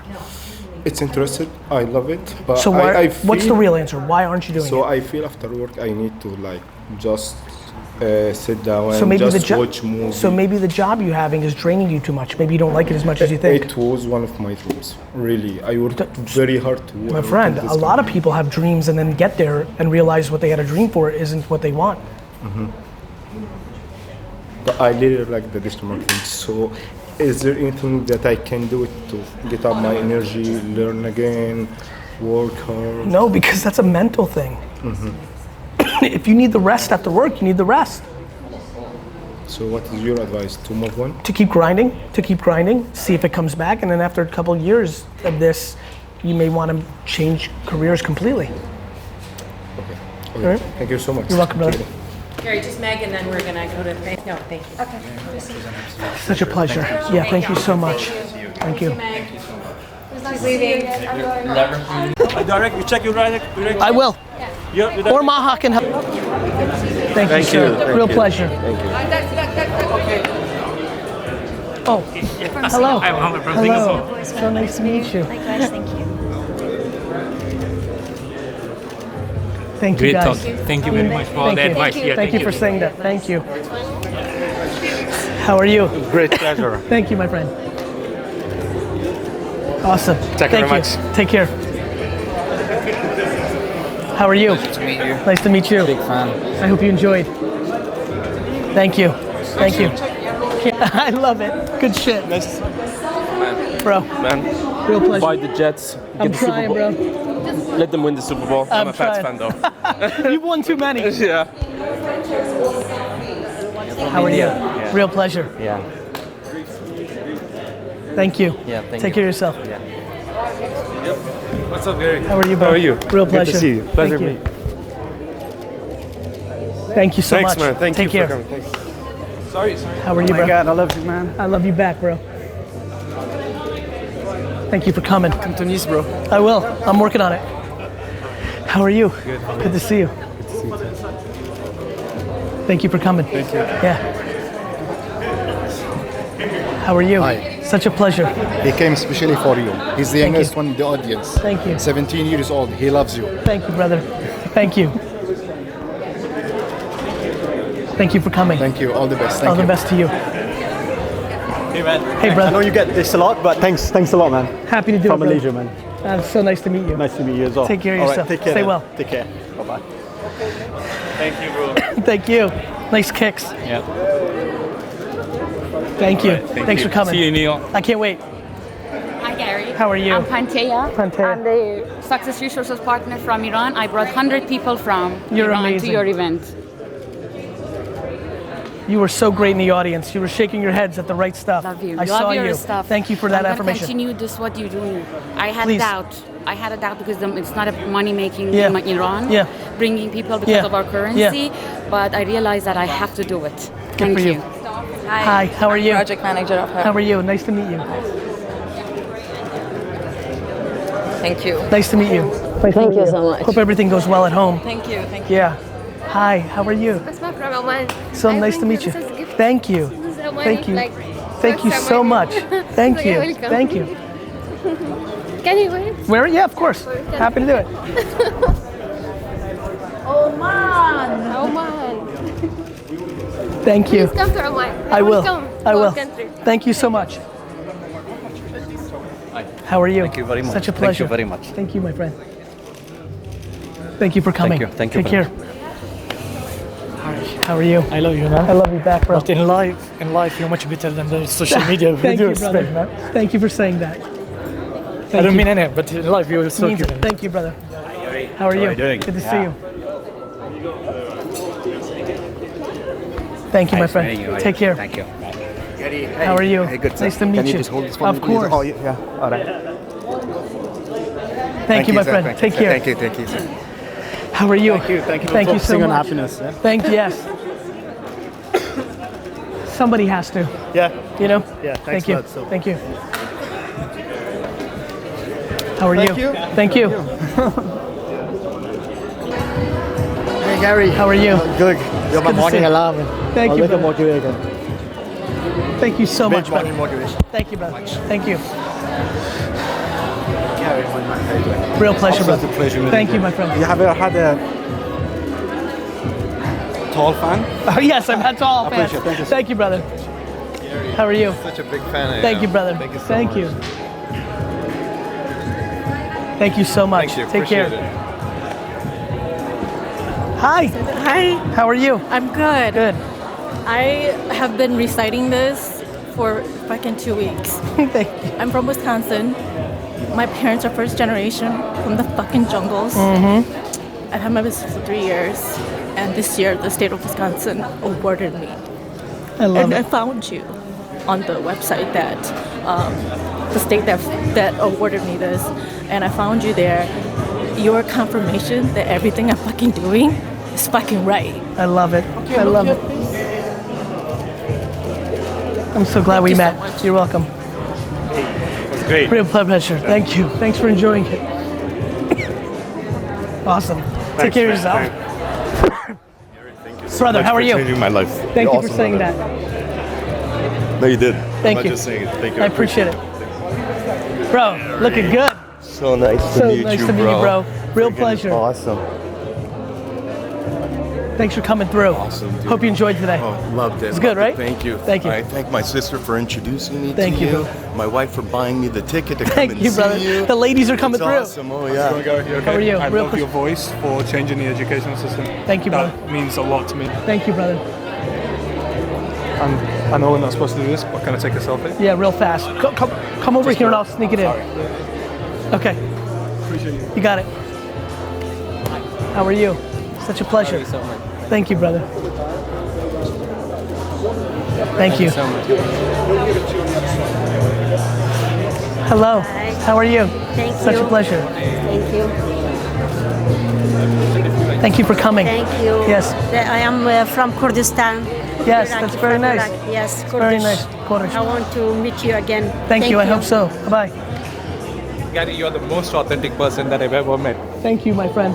I never knew somebody could be such a famous person like you, be so authentic. Thank you for touch. saying that. Thank you. Thank you. I have one very quick question. You know all this pressure and everybody's asking Let's me take a photo questions, and talk. and everybody's asking me questions and everything. Yes. You know, when you go home, yes. What do you do? Like you have. Like, I don't think about down it. bad. No. I feel bad for them. For us. Not for me. Because That's we don't right. know what to do. That's right. Thanks. Hi Gary. Such a pleasure. How are you doing? Nice to meet So you. glad. How's everything? Very good, my friend. I hope you enjoyed it. It's so nice. Thank I you. love you, man. Thank you, brother. So talented. Thank you. Take care. Brother, best shirt. Thank you, man. I Thank you, really brother. love you. Thank you, brother. You've changed my life. Thank you, brother. Changed my life. Look, just Yep. I love it. changed my life. Thank you, man. See you in Keep Birmingham going. next year. I can't wait. I can't wait. How are you? How are you? So nice to meet you. Thank you. See you. Hi. How are you? So nice to My meet pleasure. you. Thank you. May I ask a question? Or Yes, is it- go ahead. Okay, my social media is very active, but Yes. I'm not getting enough clients. What's wrong? Are you asking a lot of clients? I'm creating lots of valuable. Are you reaching out to people to get clients? No. You're waiting for it to come to you. Yes. Start reaching out. Okay. Thank you so much. You got it? You got to ask. And getting a lot of no's is okay. Yes. Hey man, actually I'm up again, but the reason is because I want to say what you do for social media adds a lot of value to teenagers. Means a lot. So, yeah, Thank you for saying I'm that. a bit older than that, but it adds a lot of value I to appreciate it, teenagers. bro. Thanks, Thank man. you. Hi. Awesome. Thank you. Hi. Hi. Hi. How are you? I'm great. Thank you. You're welcome. Thank you for coming.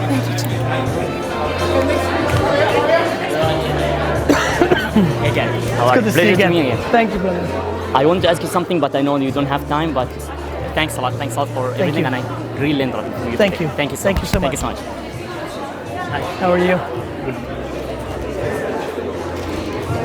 Thank you. Thank you. Take care. Hi. How are you? Good. Thank you for coming. Thank you. Hi. How are you? Good to meet you. Yeah. Such a pleasure. Such a pleasure. I already met you, but one more time. One more time. One more time. Okay. Oh, she's in. You in? Got it? No. Get up. 1, 2, 3. All right. Awesome. Thank you so much. Thank you. Thank you, guys. Thank you. Thank you so much, brother. Huge fan. Thank you, brother. Appreciate that. Thank you so much. You're welcome so much. Hi. I'm just going to interview him.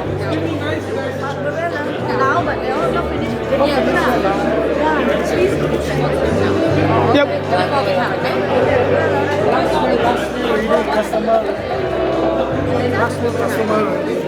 Okay, we got it. Thank you. Got it? No. Oh, sorry. Gary, you're not supposed to do that.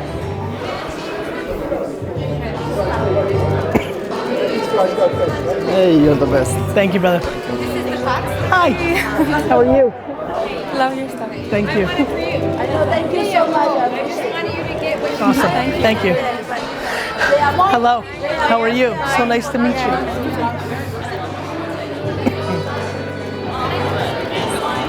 Thank you for coming. Take care. Hi. Good to see you again. Thank you, bro. Sorry, I also a sponsor for it. I love it. Yeah? Awesome. Great to see you again. Good luck. Keep going. I'm the only person who had Gary twice. I love it. Nice to meet you, sir. Such a pleasure. All right, look here, please. Let's do that. Give it to Ron. Is it turned on? There you go. Thank you, brother. Nice to meet you. Real pleasure.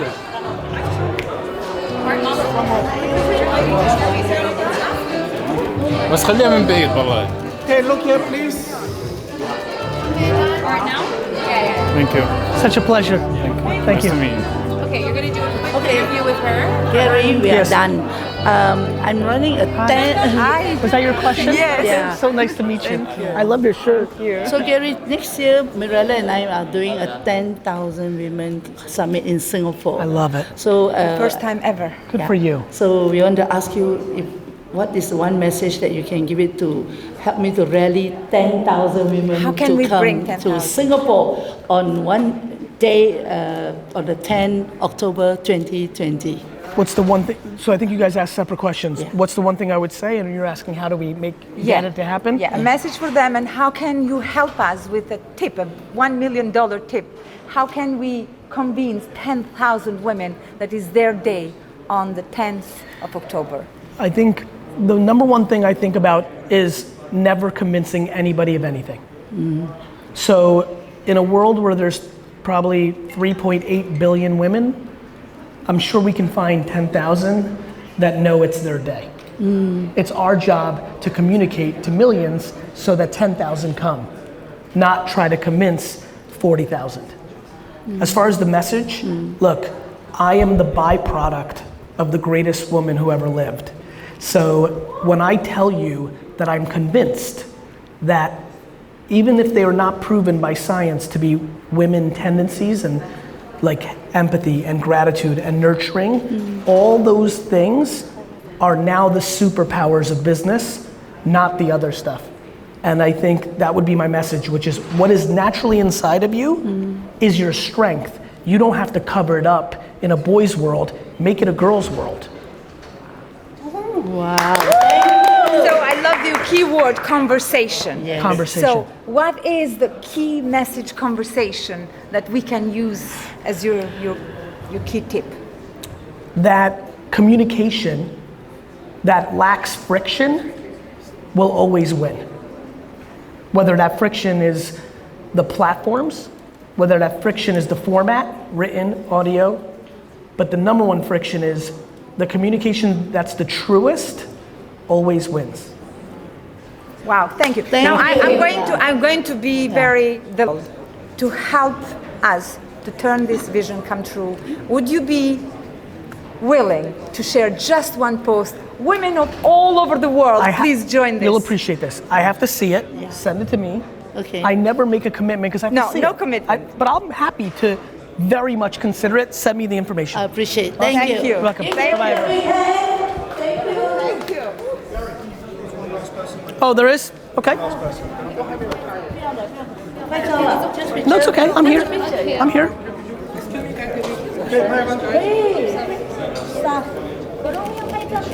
Douglas, Thank you. Douglas is important, man. He's been a good guy. Thank you again. Take care. Thank you. I got you. You're welcome. Gary, they're trying to throw me out. Just one selfie. Oh, that's cute. Thank you so much, welcome. Gary. Excuse me, bro. I got you. I got it. It's okay. Front here, yeah. Next time, don't do that, Yeah. please, all right? 2 minutes. Sorry, I love you too much. Thank you. We're gonna walk. We're gonna walk. Gary, just watch. Just watch. That's a great message. That lack friction always wins. Question. Yes, sir. Pretty cool, right? Gary, You got to go, yes. do you remember the request I asked you for? Douglas, in the back? Yes. For the video? Yeah. Yes. One second. Hi. Hi. Can I ask you for a very Yes. quick request?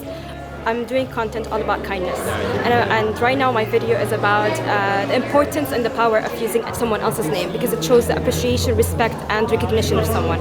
So I'm trying to get people just to say, "Hi, my name is." Okay. Can I get your? Sure. Perfect. And do you want me to say, hi, my name is Gary? Gary. Yeah, okay. Thank you so much. Okay. You're welcome. Can you get on the background one?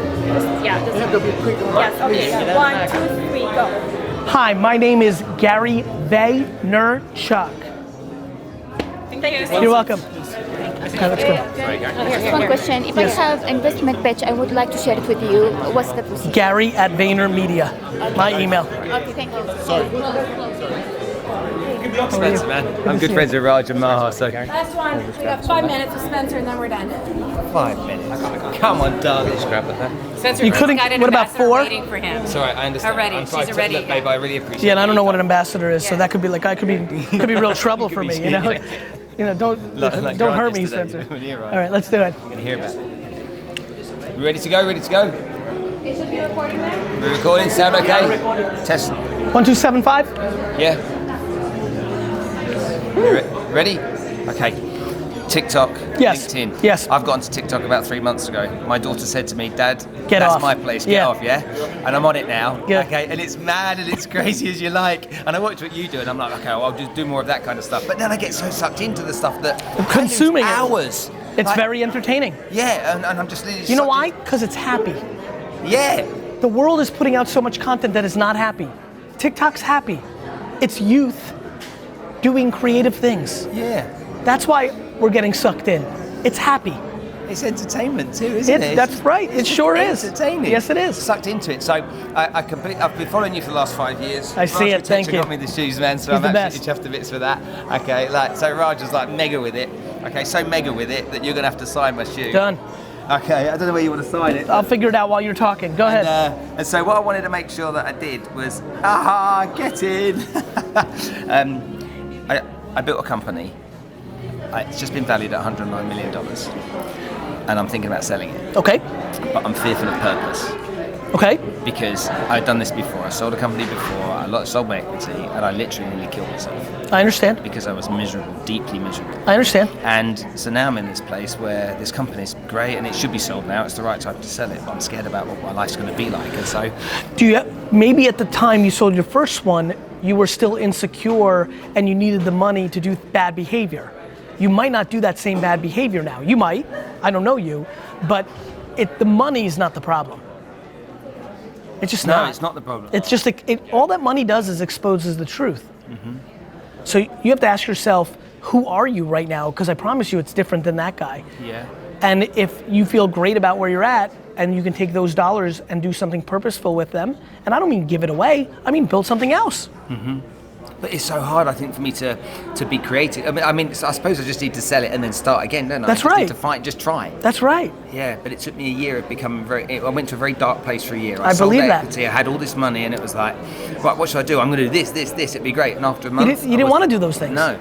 I don't want to do those things. I don't want to go skiing. I don't want to lay on a beach. Yeah. I don't want to buy a Maserati. I want to build businesses. I may want to build other businesses. I'll build other businesses besides Vayner. You can sell this, but you just need to go build. You're a builder. Yeah, I guess I am. You're a builder. It's funny that you said that. You've done so extremely well at trying to influence people, but I heard Ty Lopez say something recently that he said the most influence he has is people under the age of 25, because when you get over 25 or a little bit past that, it's harder to learn.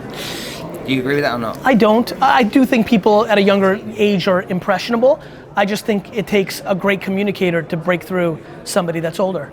Just got to find your angles. You broke through to me, and I'm 49 years old, so I that appreciate that. answers that, doesn't it? Yeah? Yeah. Absolutely. And the last thing I want to ask you about is you come to this place, you Yes. go all over the world, work Yes. with Success Resources. Do you enjoy being on the road all the time? I do. Yeah. I love people. There's no chance of me meeting these people. And so it's fulfilling to me. I love the process. And of course you miss your family. Of course, there's sometimes you just miss the same routine locally. But I get enormous joy out of interacting with people of all shapes, sizes, creeds, religions, cultures. I can't replicate this in New York. And so I get enormous amounts of joy from it. And when we lastly think about how social media is impacting people all over the world, yes, and what you're doing about getting that message out there, I look at that and it resonates with me. It took me 3 years of listening to you Yep. But then the message right to sink time. in, and I went, no, stop arguing with yourself. Stop fighting this. Just Yes. start doing something about it. And in 2017, January, is when I started my journey. I love it. And it was like, and I produce videos every single day now, just like you said to do. I'm on TikTok like you said to I do. love I'm on it. LinkedIn like you two said to do. And I can't understand why people won't take the action. The same reason you did it. But I did. And they will too. You sure? I think so. Mate, I appreciate Thank your you, time. bud. Okay, Thank you. take care. Take care. Thank you. Thank you, brother. Okay, we gotta walk to the kitchen this way. Okay, Okay. Gary, thank you so much. Thank you so much. Good to see you.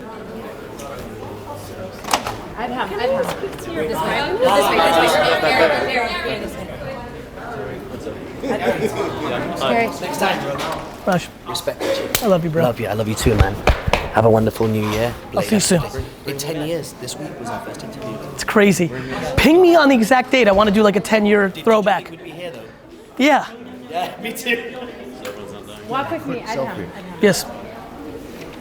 This is one of your Guys, you guys already taking a picture, right? clients. Adham. How are you? Hey, Nice how are to you? meet you. Good to see you. How are Hey, you? Hassan, nice to Good meet to see you. you.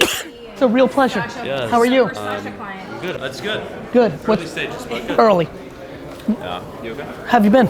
Good, man. How Good. So couldn't purchase a ticket, so volunteering here now. Can I Yes. get a picture quickly Sure. with you? Sure. Staff already, you're taking your picture. Come on, please, all right? Can we get a picture with Adham? 100%. Oh, my phone is ringing right now. Who got a camera? Take this photo. Sorry, my phone just rang. 2, Oh, there it goes. 3. Adham, look. Thank you. so much for coming. Thank you.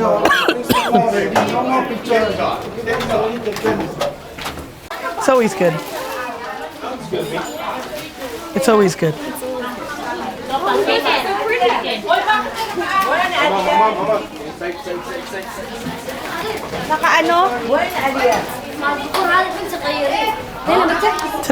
Today's speech felt good. It's a good one. Yeah, definitely. Oh, the crowd loved it. But you've spoken here before, right? Yes. Where are you off to next then? Back New home? York, thank God. Oh, It's been busy. yeah. But that's why you like it, right? You like to be busy. Cost savings. Cost savings. Next time you come, you'll stay here. Hope you enjoyed it. Great talk. Thank you, brother. Thank Enjoy, you. man. Hope you enjoyed it. Take care. Cheers. We have Such to a tell pleasure. you. Yes. How are you? I'm doing great. How are you? Such a pleasure. Yeah, it's awesome. This is I believe in unicorns. Worry about your own zit. You It's a didn't good quite one. say that. You said like when you're going to high school and you're worried. Everybody's about your own worried zit. about their own zit. Right. Like everybody was so scared about their zit. Right. Meanwhile, when Right. you walked into school, they were all Everyone worried had about their zits. own zit. But I thought it was like worry about your own zit, motherfucker. Yes. 'Cause I've got mine. Yes. That was much more. Yeah. Someone's consuming content. I was gonna say, That was drilled. Ambassadors are saying that to you, Gary. I want you to know I have my own slogan. I have my own mantra. Which is? If you can see it, you can be it. Uh-huh. I'm a Good. fan of that. All my life. That's so good. It's what I was talking about 16 today. years old. If you see one person that did it, Yeah. that comes from what you come from, then it's, I believe in that. And it's not even see one person. If you can see yourself Yeah. doing it. I get it. And that's what I told No, my that's kids. yes life. Yes. It's yes life. Yes. I totally get it. I'm a So big fan. cool. Yeah. And then I had a lot of stories to tell, but I didn't tell them, so we'll have to get together again. Oh darn. Yeah. I'm looking forward to I it. know. And so tell me about your time. So you'll be in Abu Dhabi. How many? For 3 years. Yep. Yeah, I just How? got announced. What percentage of your time will you be there? 100%. You won't travel. I understand. I You mean, won't. I travel a You bit. won't have to be in Canada 30 days a year. I don't know how it works. No, I'll be in Canada from time to time. I'm going in December for. He's gonna be so happy. Matthew, hey, it's GaryVee. I'm hanging out with mom. You know how that is. But I'm super frustrated because I was hoping you'd be here. We're gonna have to make that happen. Big news, I'm gonna be in Edmonton next year in March. So hopefully that will be the date. But hey, thank you so much for consuming the content. It means so much to me that it's brought you some value, and I just genuinely can't wait to dap it up and hug it up. And I'll talk to you soon. And your mom's rad. See ya. Oh, Gary, that was the so best. nice. Oh my God. I'm my like heart just melted. goosebumps My right heart now. just melted. Do you know how Matthew's gonna like? He's gonna- I don't even know Matthew, but like, It's he's the gonna best. freak out. Yeah, it's so sweet. He said, just tell him he helped me when I was down. I was like, yeah, he totally did. kids living the dream now. Let's take a picture. I want to get a picture of both of you so you have that. Yeah. And I'm going to send it to Anne too and say, look, Oh it my God, happened. Anne. Yeah. I'll Anne's give going to you die. I told her we're doing this, so she's excited. And yeah, so I'll definitely. Maybe we should. Give you my phone too. Of course. That's on video mode, photo mode. Yeah. Let's get the Bergelato. This is my good side though. Well, I know then- you said no glow lights. I was the one who said, don't fucking interest. Don't- glow lights. Don't kill the glow Speak for lights. yourself, fucker. You got the F-bombs Yeah, down. I know. Yeah, I did the fly. Where did you grow up? Okay, Montreal. Montreal. Best city in North America. Such a great. I'll try to take it with my phone so I can Okay. get it to No, yeah, stick with me. This is historic. It's funny, I failed all my classes but one, history. And I never understood why until very recently. History will give you the answer to this question. If you really want to nerd out about this, no matter how powerful AI is, or machine learning, or augmented cars, farming was what everybody did. And then tractors came along. Like, technology has always upended. You know how many people were in the horse business when there was no cars? This is historic. Yeah, but with the invention of AI. Yes, we've decided to demonize it. It's the reverse. I would argue. I'm not saying. But it's predictive. Sure, based on you putting in. You don't put in, you don't get predicted. You're in the framework. I would argue that nobody cares about privacy. I know that to be true. I can see the behavior. Yes, sir. Larry, thank you very much. My question is, I'm trying to place what you said into what we are currently Please. doing, right? Yeah, by the way, if anybody wants to go very, very specific, I'm here to bring value. I'm happy to answer something We'll very, go very- please. If you don't mind. So, we're in the middle of a coal mine acquisition in South Africa. Okay. So it's a distressed asset, 3,500 miners lost their job, and we've just started a social media campaign internally to target the actual miners and tell them with hearts and minds that we are going to be, that we want their votes in a process to vote for us, because we believe that because we will be paying them 100 cents of their previous salary if we would go in there and do what we did. You're trying to convince them that you're the right guys for it to go to. Okay. What has now happened is, because of the likes of the great hack, Facebook, all the comments that are flying about using social media to actually influence decisions, we've been told by the government to slow down our social media. Okay. Because they're saying that we should not be using it in an aggressive manner to influence outcome, but I need the votes. I understand. How would you see that? I see two things in that statement. A, I'd like to listen carefully to what was just said. What was just said wildly confirms so much of what I've been saying for a decade. We are now at a point where there's enough consciousness and data that governments this is why blockchain is the most interesting conversation in the world. Bless you. If blockchain hits scale, it has taken out all the leverage of governments themselves, except for bombs. Think about, so my answer to you, what do you do in that scenario? When you have to fight City Hall and they control the rules, you have to be very careful. I don't know, the game of chicken and bluff that you have to play with the government is not something I'll have enough context on. Right? I just wouldn't know I just don't have the dynamics. But because tonight, anytime I do anything, I want to bring value. Imagine, we are now in a place where governments are having conversations with institutions to limit their ability to use a free product. There's never been anything like it. Just so you know. And to your point, I would argue for the people that are the shrewdest here, much like real estate, it'll be interesting to see how much this could go away. Iran has unrest, they shut down the whole internet. There's nothing else you need to know.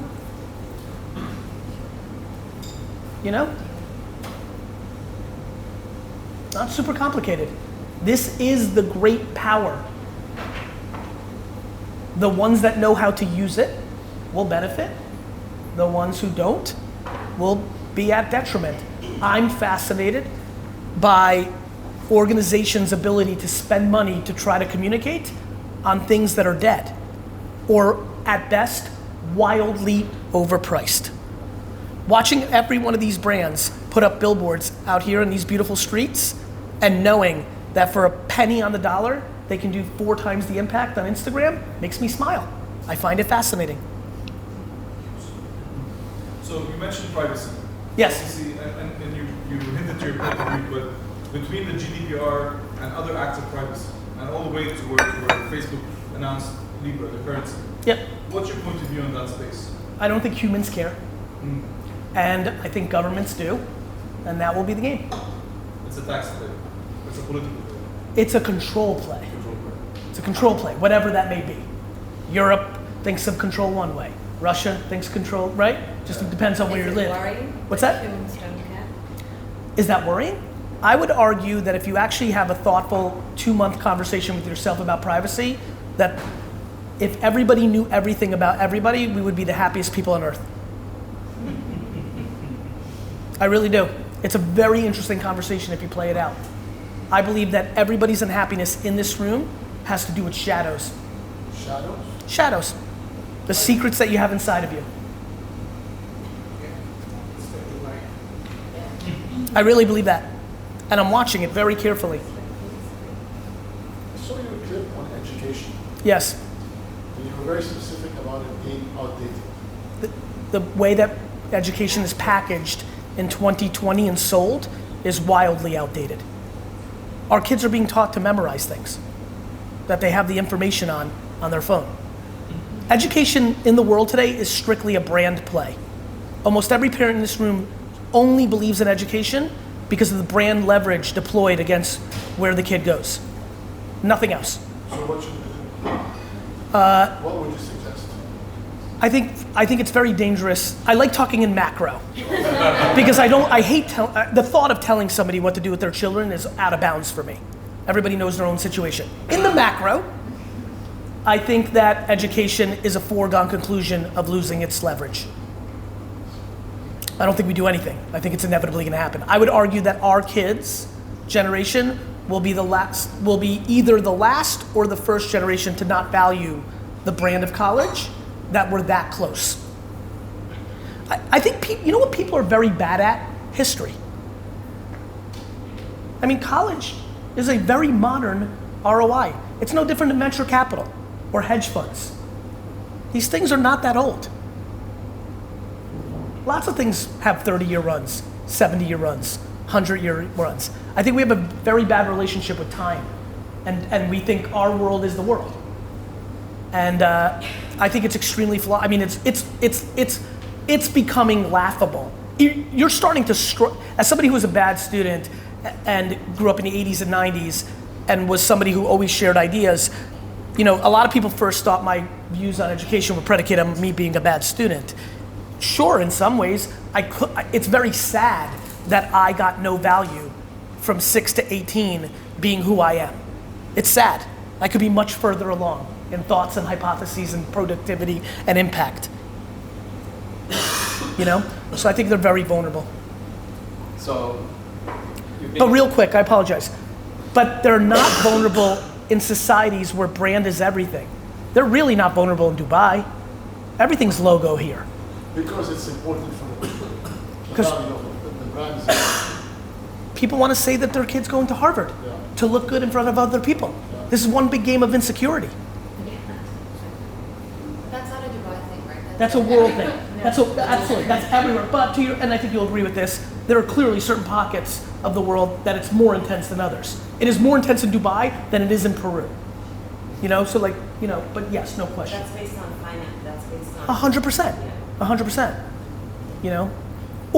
And as you know, like I think everyone's kind of bright here, there's also certain cultures where even if it's not financial, there is that variable or occupation, engineer, doctor, 100%. It's actually interesting to me that I'm like, oh no, I might be at the tail end of my business talk career. I might spend the next 20 years of my life talking about parenting. I'm very concerned about, I don't think people, especially of wealth, understand what they're actually doing. If a child is 22 years old and taking money from their parents, they are deeply depressed. But that is not a belief of the parents that are paying for their kids' apartments in New York City. That is not the belief. Don't forget, don't forget real quick, I apologize for interrupting, don't forget this. The majority of this room comes from the generation where they themselves, and definitely their parents, borrowed money from parents and paid back, but the thought of just giving and see you?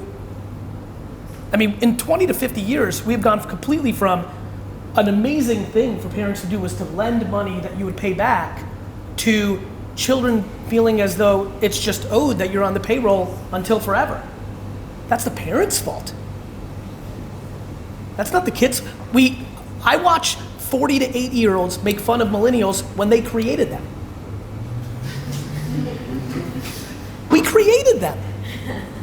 We've created incredible entitlement, and entitlement is the quickest path to a really sad place.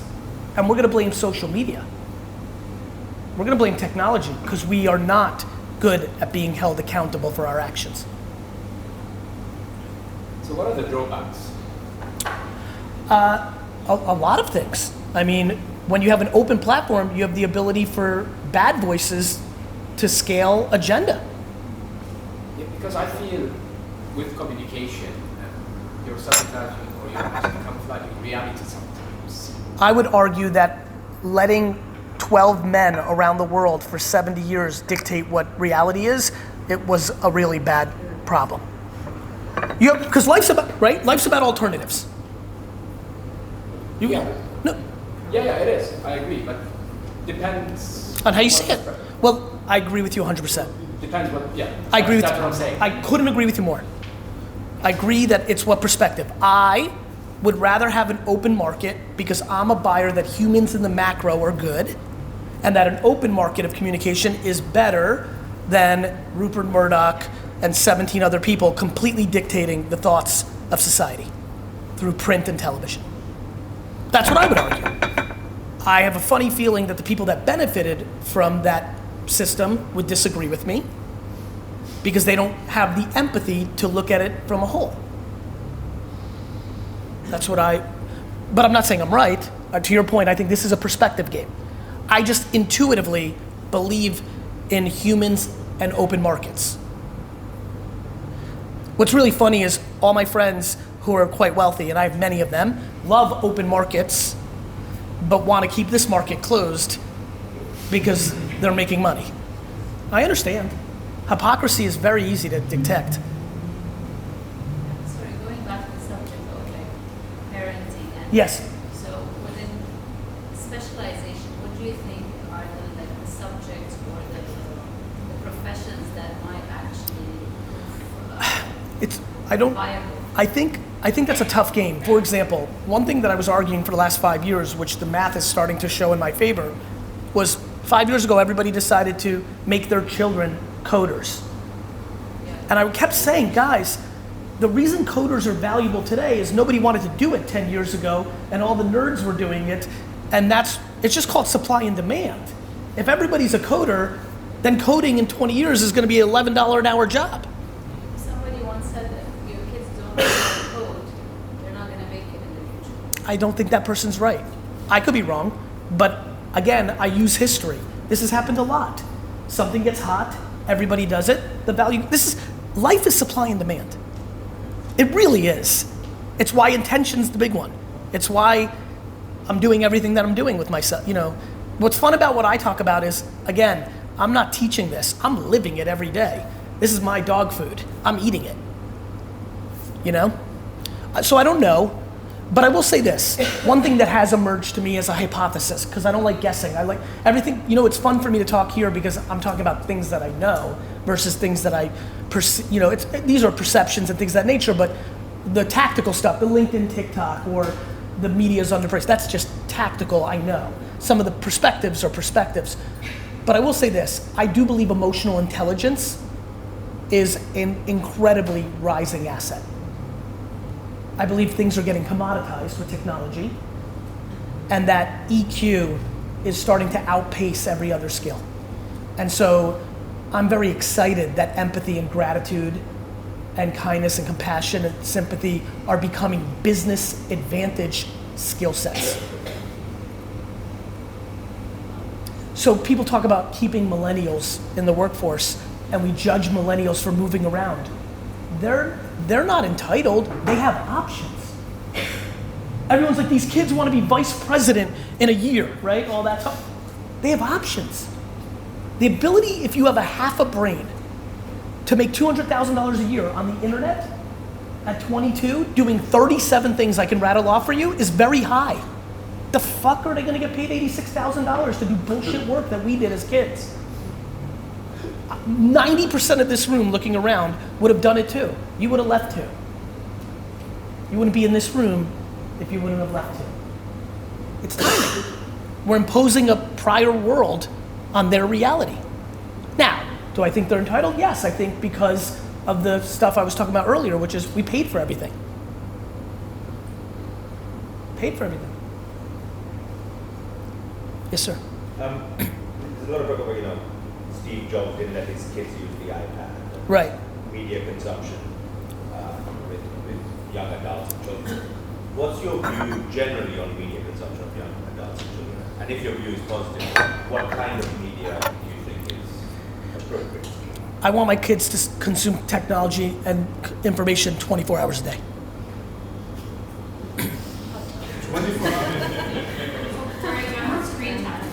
24 hours a day. They won't, and I understand. I think people really demonize the realities because they didn't grow up with it. Like, what world do you think our children are gonna live in? And listen, to your point earlier, which I think was the right point, everything in life is balance. And so, what I can tell you is, that doesn't scare me. I know they won't. I'll give you one. What people don't realize is the digital world is forcing people to be more active, not the other way around. People are living a PR'd version of their life, and they're doing more physical activities and different activities for the photo on the digital platform.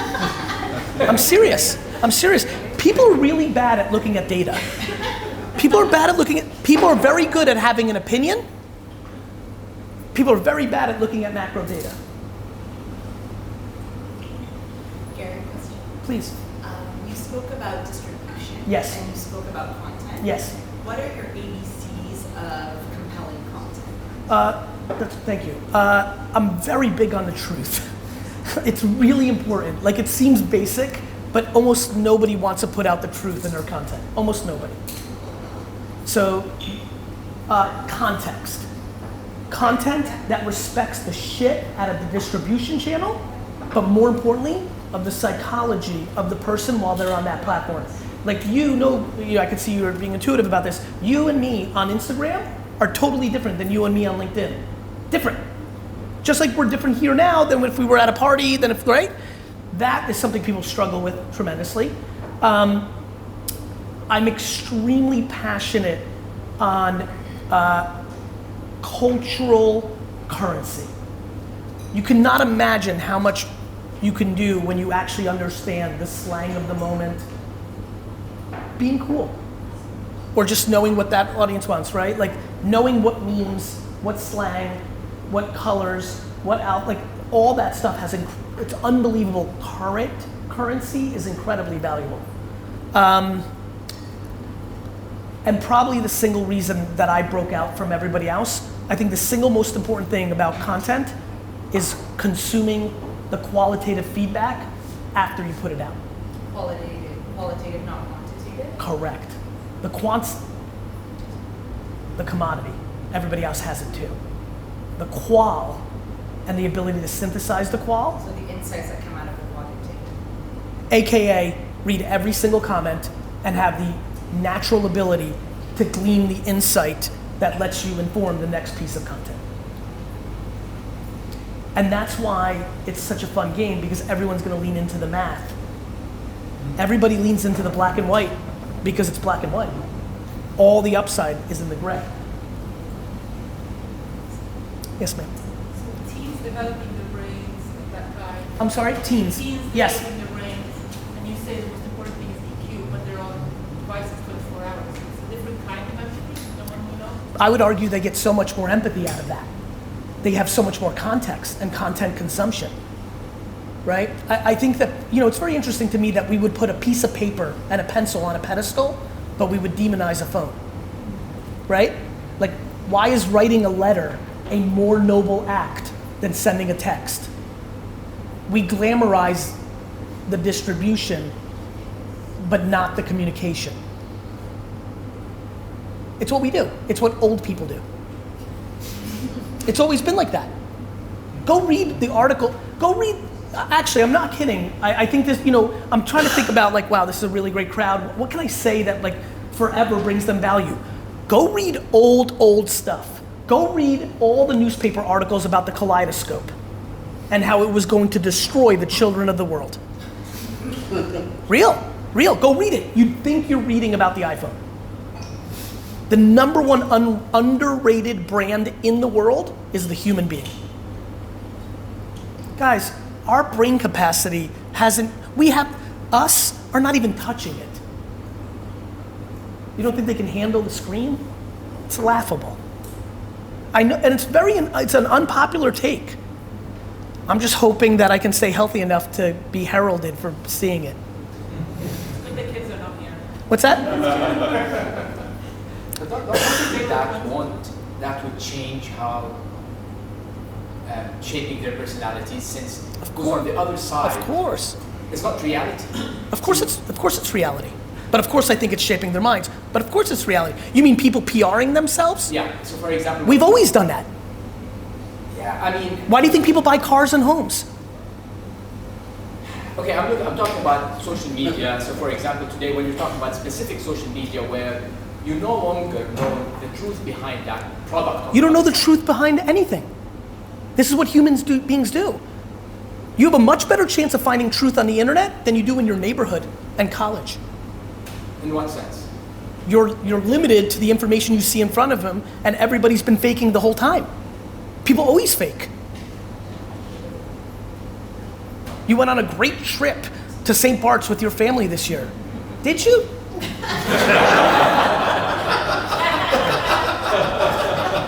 I mean it, guys, and you know this. You know it. It's always been like this. We're just seeing it now. Social media exposes us. It doesn't change us. It's the mirror. It's the mirror. It's the mirror. I'm telling you, it's the mirror, which is why the insights are so powerful. It's the fucking mirror. And if you get really good at reading the mirror, you know exactly where things are going. I agree with a lot of what you're saying, but I do think when you're interacting with someone face to face, that intuition and that reading of body language and those couldn't agree more. That are more valuable than, this is my opinion. Respect. And I'm happy to hear your feedback. Yeah, please. But I would argue that it's more valuable than, seeing a heartfelt post on whatever.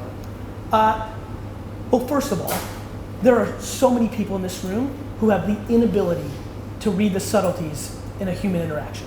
My father's ability to read any body language is zero. Yeah, but we're all white viewers, so we're very realized. So I would argue that they're just different. They're different skills.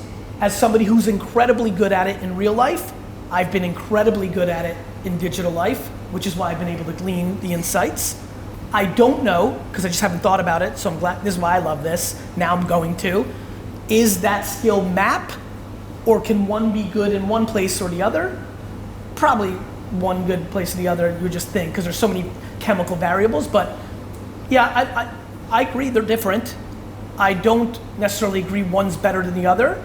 I would also argue that just because you're on your device all day doesn't mean you can't do the other thing. I know many of my daughter's 10-year-old friends who I analyze crazy, who only live in their phone, who have ridiculous body language understanding. I would argue that it's a natural skill, and sure, there's practice, but let's remember, we're still not in the era where these kids live in a bubble all day. As much as they're on their phone. My friends, we were on things too. We were reading magazines, but for people, girls in my high school looked at Vogue and Cosmo for 4 hours while being on a 3-way call with their girlfriends for 4 hours after school. The hell's the difference? You know, I'm telling you, this is what it is. It's when you take a step back, look at it from a different perspective, contextualize the past, you start getting into some very interesting things, which is humans are consistent and will always, and have always wrapped themselves around the modern technology and communication things. This notion that this is now the time where this is all gonna fall apart is audacious. You said something about big data. Can you say a little more of that? Yeah, it's an extremely fun buzzword in government and big business, and everybody's got it, and nobody's doing anything with it. So, but you can do a lot with it. Unbelievable amounts, but everybody thinks just having it is the win. That's like having a basketball. You know, I'm not LeBron James. What you do with the big data, that actually takes human beings. There are so many emerging jobs that we're not talking about. I'm hiring hundreds of people to just analyze data based on my belief, on my subjective belief, on their ability to be intuitive with it.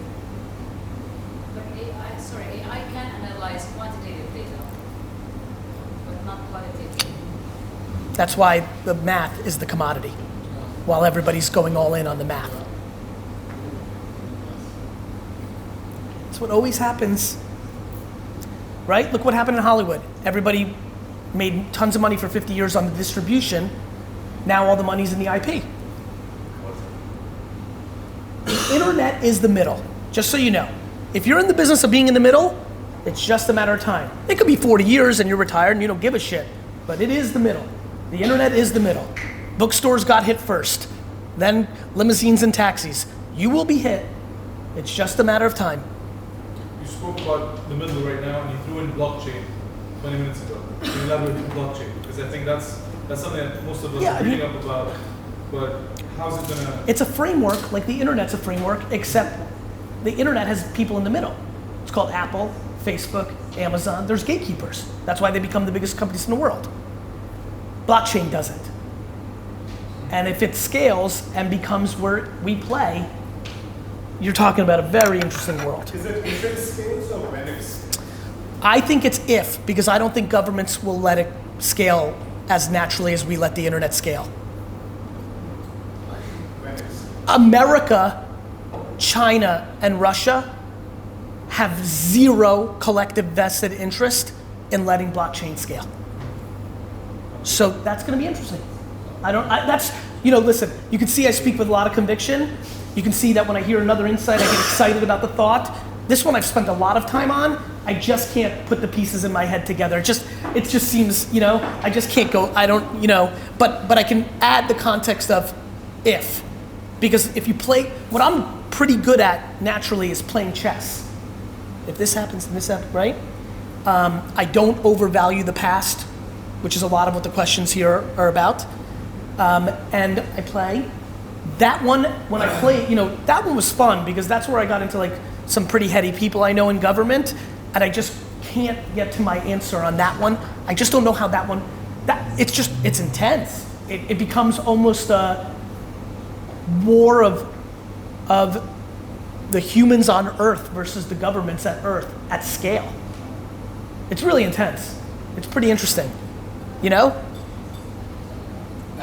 So a bit more specific. Please. I'm into manufacturing. Okay. So we manufacture water supply piping systems. So we're trying to get into the African market, for example. Yep, makes sense. And the way to do it is basically we have to go there, go into exhibitions. And do you think? Yes. The internet would solve my problem? If I had $100,000, $50,000, $10,000. You would sell a lot more pipes than a fucking exhibition. I mean, by you telling me who buys the pipes.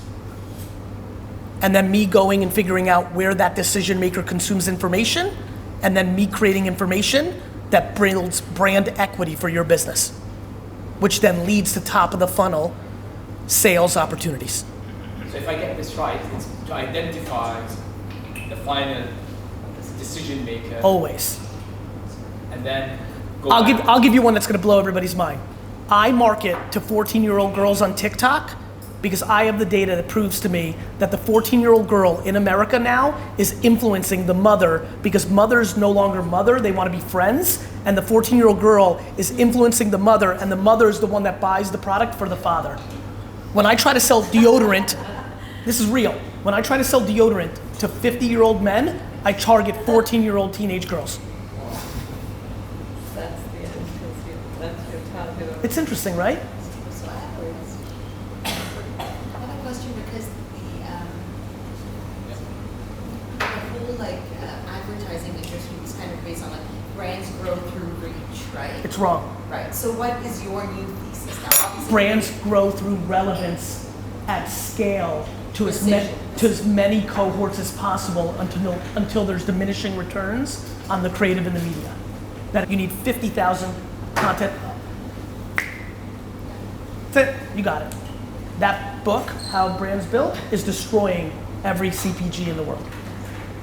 And I'm pumped. But by the way, just so you know what I'm up to, because I want to buy the New York Jets in America, I'm building this machine, waiting for the economy to collapse, going global so I have multiple arbitrages, and then I'm going to buy historic brands and refurbish them either in new geographic places or in contemporary communication. We have a couple of minutes, so any pressing questions, and then probably we have some time for pictures. So please go ahead. Yes, sir. Looking back into your crystal ball, forward 20 years, what startups do you think would be tomorrow's Facebook? These are always hard for me because what I'm much better at is this moment versus the future. But I will say this: I haven't invested in a long time. Once in a blue moon, but I'm saving a lot of money to invest in a specific thing. When the iPhone came along, I knew it was the next medium, and that's why I invested in Facebook, Twitter, Tumblr. I did extremely well. Whenever I think that the voice devices are at scale, I will invest in all the apps that are being built on top of it. That's what I'm waiting for. I'll give you an example. There's a startup I know right now that uses Alexa, that when you start reading your child in the room, they're how cool is it, D-Rock? So this is what I do. I get in early and I watch and I'm patient and I look for timing. The reason I don't lose a lot of money is all my friends invest in VR and AR. It's too early. The consumer's not ready. The technology's ready. We're not ready. When you start reading the book to your child, Alexa recognizes it and then starts doing sounds. If you're like, and the boy was running through the rain, Alexa's like, shh. It's amazing. And it was awesome. And it works already. It was a year and a half ago. And it was a year and a half ago. So, voice. Voice is the toll booth. What I'm very good at is investing in toll booth employees. I'm not good at building the toll booth. I'm a very good toll booth collector. I know that voice is the next toll booth, and then I'm going to be looking for the collectors. Got it? You understand the analogy? I'm not going to build the iPhone, but I knew to invest in apps. I'm not going to build Facebook, but I know how to leverage it for me. I know how to use it more than it uses me. I would argue that we can all use these platforms, but we've all bought into the headlines that they're using us. Let me remind everybody that these companies are so bad. They're free. They're fucking free. You're also more than welcome to not use it. When you watch television, they run ads too. They're using you. When you read newspapers, there's an ad when you turn the page. They're using you. Mainstream media is demonizing these platforms because they're about to kill mainstream media. People are not thoughtful. That is something I've learned. So you agree that, and this is an extreme case, like Cambridge Analytica, yes, the insidious influences, you agree that that's incorrect? No, I do not. I believe that if I put in front of you something, that it's your job to decide if that's true or not. I believe that those people wanted to believe what was put in front of them based on the behavior that they put into the machine.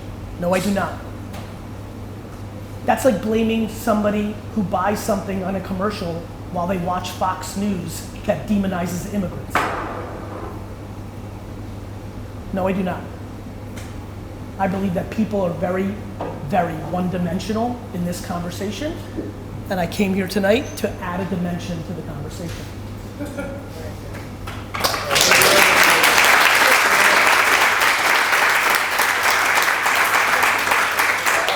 I wasn't lying when I told you it was going to be very provocative, so you saw that. Guys, real quick, I got D's and F's my entire childhood. I'm serious, because I know a lot of people probably have kids. Like, we need to have this conversation of self-awareness. We all have people we care about in our lives. We need to reverse engineer people one by one. We have the options. You know, like, I feel really weird right this minute. That like was a very good talk, and I'm like sitting and analyzing myself, and I'm like, fuck, how did this kid fucking get D's and F's? That's the punchline. That's the punchline. We need to figure this out. So not only better business people, but better parents. Thank you, Gary. Thank you, guys. Thank you. We'll remember Dubai vibe. Thank you, my friend. Thank you so much. It's a charity board. I'm on the board of both of them. The reason we're raising more money than most people is because of this. Also, I'll give you a huge insight. You'll never convert content that tries to make you feel No, we always try to talk this stuff, yeah. But I will get off another way. Thank you, Sadia. Thank you very much. I did. The bit which I'm still talking about.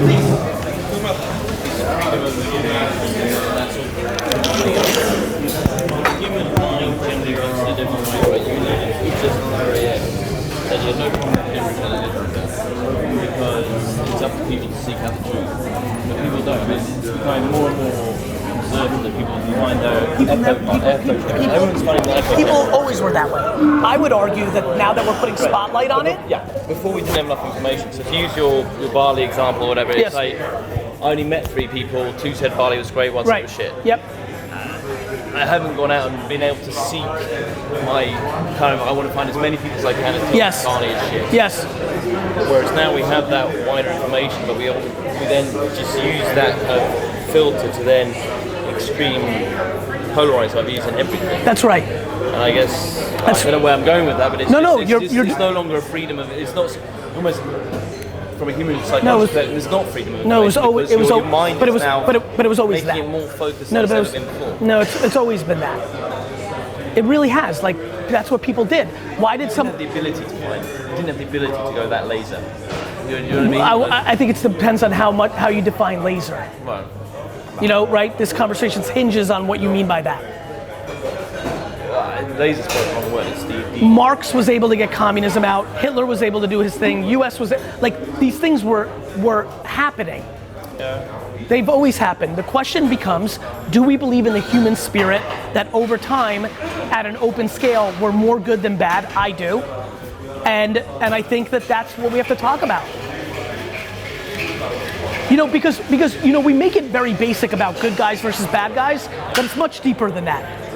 Like when you if you look at Europe is a non-functioning player in the world, but it was good, or was it? And if it was open, would have it gotten that entitled? You see where I'm going? And so what happened is Europe gets entitled, then America gets entitled, then China will get entitled, then Africa will get entitled. Like, it's the same old game. This is why empires, my debate is the reason that empires happen is that, but if you open it up, you'll eat a lot of shit, which is what we're doing now, but over the long term, the light is better than the dark. We're in the we're in the eating shit stage. The Cambridge Analytica is But it all depends, and he said it best. It all depends on the perspective. I don't think we're in the eating shit phase. I think I'm in the creating enormous legacy for myself stage because I'm going to use the tool instead of cry about the tool. People are crying about the tool and getting off the tool. One more specific question. So, our company sells medicines to the poorest in Africa, basically. It's low-cost medicine. Would you therefore argue, actually, my A&P dollars should go not so much in conventional media, but almost buying my pharmacists a smartphone so that they can then receive the digital stuff that I'm... Yes, I do. Yes, I would argue that. And what's fun about these conversations is, and why these are great evenings, is now you can at least have that as an even potential. Correct. You even have it as a day. I mean, you get a smartphone for $30 these days. This is why I win a lot. I have all your data points, and then I'm hypothesizing other data points, and then I'm A/B testing the data points, and then I'm making decisions. If you don't even create the other data point, you have no context. Yep. Gary, thank you very much. Thank you so much. It was really nice. Thank you for your questions and statements. Thank you for having me. Have a good evening. Thank you for coming. I love your pants. Did you ever come out the Africa side? Africa? Yeah. You know, it's funny. It's the next kind of place for me, right? Like, focus, please. It's very much on my mind. It's very much. I've spent some time in Ghana because I build schools there with Pencils of Promise. Okay. So we're doing water kiosks in Ghana. Love it. I mean, this is great. Can you? Thank you. We'll connect. Okay. Yeah. Some phenomenal data just last week has been presented to me. So we go to small villages to try and trace where the populations are 1,000 people or less. Love. And I was presented with Facebook data. We mapped on top of Ghana where the populations are of 1,000 people, because that's where Facebook is being used. It's really phenomenal. There's Facebook and that data. Everyone's going to talk about the kid that saw somebody bad on the internet and shot up his school. Nobody will talk about the 47,000 wonderful things that happened that day. This is what humans do. This is what humans do. Focus, rubbernecking. Right? Headline reading. Do you know how many opinions, including myself, do you know how many opinions we have here off of 2 headlines? We have deep opinions about stuff off of reading 2 headlines, not the article. Yeah, but the article is based on an opinion and the report. I love you for that. You're right. But forget about. You'll appreciate this. Couldn't agree with you more. I'm just saying, do you know how many opinions we all have, this smart room, including myself, on things completely based on one newspaper headline and one bottom line BBC line? That's it. That's completely formed. It's fascinating. My big argument in the room is we can get very heady, and we did a little bit here tonight, on a business front. Please pay attention to what's happening, because it is real estate. I mean, when I tell you everything I believe in is not as easy as it was 3 years ago, it's not. And it'll be less easy 3 years from now. And and people are not investing in these channels because of the headlines of I hate Cambridge Analytica, or they tried it once and it didn't work, because really they're a sales organization, not a brand organization, or a million other things, or the reports internally, or their CMO is old school and they don't even understand it, so they say it's shit and you have to believe them, or a million fucking other things I can tell you. Okay, gotta go? Thank you. Great pleasure. Thank you so much, Gary. Thank you so much. Thank you so much.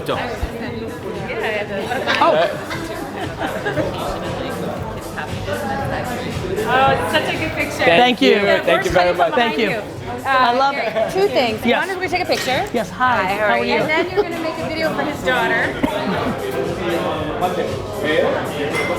Journey. She lost like 100 pounds. She documented the whole thing on social media, turned her life around. She's amazing. She's a big fan. His daughter. Right. So you have to say something. I know what to do. Lulu, so I got to... Lulu, it's me, GaryVee. I'm here with your dad. We're super proud. I'm super pissed we're not meeting, but let's fix that in 2020. See you. Thanks so much. You're welcome. Thanks a lot. Thank you. You're welcome. Thank you. All right, we'll just take a picture.